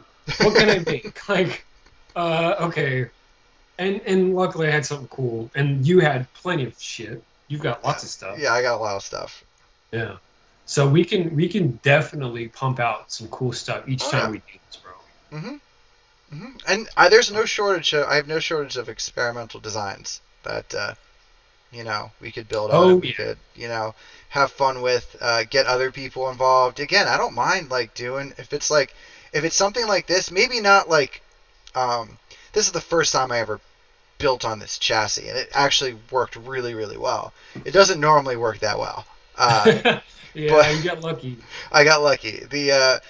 But yeah, I'd love to have an experimental design that's like maybe verified, right? Like that maybe I've sent you that you've checked out, like it works, and we can get like a couple randos to fucking build on it and just Yeah. have fun, Yes, dude. do something fucking weird. It's a throwaway one design thing, like Yes. Yeah, absolutely. You know? I would say I think that's a cool idea to host a stream, right? And we can get like multiple people in this too, not just you and me, but like some of the bigger guys as well, like Ben, and we all stream at the same time, building on the same case that you made as like a one-off, yeah. and we build up doing just crazy stuff, all hanging out together on stream. I think that'd be dope. Yeah, I think exactly. Like that's just fun. Like there's nothing else about it. Like it's just fun to do that. Yeah. I think there's plenty of opportunities for us to do that in the future. So fuck yeah, bro. This was a giant success. Thank you so much for taking the time to do it, man. Like Yeah, this of is so course, cool. man. I think this was awesome. My buddy Derek's like, "I'll come cameraman for you. Let's do it, man." Yeah, dude. Fuck yeah. Last time our buddy Jeremy came over and did cameraman. Let's get multiple cameras. Let's get all the cameras in here. Yeah, dude. I should have more than one camera. That's probably what I learned from this.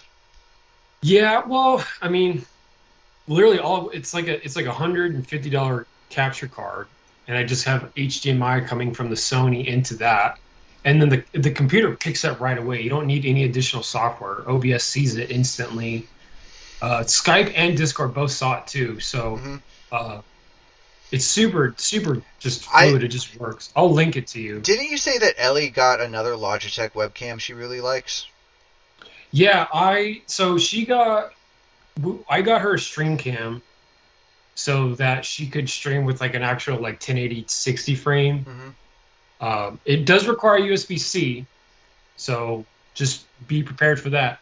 But the camera's amazing. It's the camera that's doing this feed. Yeah, that looks great. That looks better than mine. It's insane. Yeah, Yeah, and that that's looks way just better than my webcam doing camera. autofocus. It might be a little bright, I would say, but that's also because I didn't have time to tweak the camera before. Yeah. So. I'm not impressed with how this webcam looks, but it was really easy to set up. So like, that's important. For sure. And for what it is, it's just it only has to. Right, and that's kind of what my line of thought started when we were talking about the streaming thing, because like at the Intel event, so many people were like, are you going to do more streams in the future? Like, you did great. Like, this is awesome. Like, I learned so much in your stream. Are you going to do more? And me and Ellie were like, okay, well, I guess we're going to do more. Like, let's do it. Yeah. Like, if people like it, yeah, I'm all for it. I mean, we're doing LiquidHaus full time, and we would love to have streaming as like a consistent thing where people can actually enjoy watching us like on a pretty consistent basis, but also as like a service for brands to like get some like brand recognition and showcasing and stuff like that out there. So 1,000%. it could most definitely, and that's the reasoning why I decided. I was like, okay, let's get another stream cam. Let's get a capture card. So capture card can do anything. Like, at one point Ellie was streaming a Animal Crossing from the Switch through the capture card on her computer. Yeah. And that was dope because it just plugged right in. Same thing with the camera. You're literally swapping the Switch out for the camera, and the capture card just does it. Mm-hmm. So I was like, yeah, it's worth the investment a little bit on some more extra stuff. So I think it's definitely worth you taking out a look at least the Logi stream camera. My buddy Derek says he got the Razer one. He likes that. I think my buddy Hobby's got full Elgato set up, and he's really happy with that too. Mm-hmm. So I mean, honestly, 1080p 60 frames, I think you'll be pretty happy with that. Yeah. As long as you're getting the 60 frames in. Yeah, no, Because you totally. can notice real quick if it gets choppy in the 30. Yeah. Yeah. I feel But that. yeah, man, I think it's definitely going to be worth it, and I'm more than motivated to keep going with this much as we can. Oh, 100%. There's no reason for us to stop. This is just the beginning, bro. Oh yeah, just all right, cool. Before we go, one last shout out for anyone that's still listening. Yulebeast Discord, discord.gg/Yulebeast. We're doing some product voting right now. We want to hear what people have to think about the products. What products we should run next, what products we should run in the future. It's something that we're trying to take really seriously. Getting the opinions from the people that enjoy our work. So if you haven't joined our Discord, go check it out. yeah, do it. It's awesome. We're in it every day. And yeah, John, do you have anything else to add? I just wanted to say thanks to everyone who came and hung out and watched. This was super last minute. We didn't really have much time to hype it up ahead of time, but appreciate you guys who came and watched and hung out. Even if you're not watching now, but you came and watched earlier. This was a great time. I enjoyed every second of it. I hope you did too, Eric. Oh yeah. I hope you guys did as well watching. Mm-hmm. Definitely some things for future streams. I want to get some music going, some background music, so there's no lulls. But let us know what you were hoping for in terms of like more in the stream. Obviously I want to get these streams going as good as possible. Obviously no Intel money production level stuff like the competition we did last year, but within reason. We can definitely add some background music. I want to do like a chat game. I want to do like a chat giveaway. I want to do like a treasure hunt thing going across like the Yulebeast website as well as the LiquidHaus website, since the LiquidHaus website is going to be updated really soon here. So there's a lot of ideas that I've got going on in my head that I want to apply to the streaming endeavor. And so feel free to just let us know what you would like to see in the future, and we'll see if we can make it happen. Totally. All right. Thank you so much, everyone. John, thank you so much, bro. Fucking awesome build. Thanks, bro. You too. That thing's sweet, man. All right. Just saying, you should feel it, but it's okay. We'll get to it.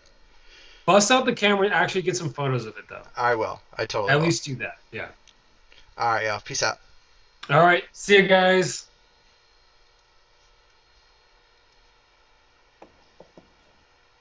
All right.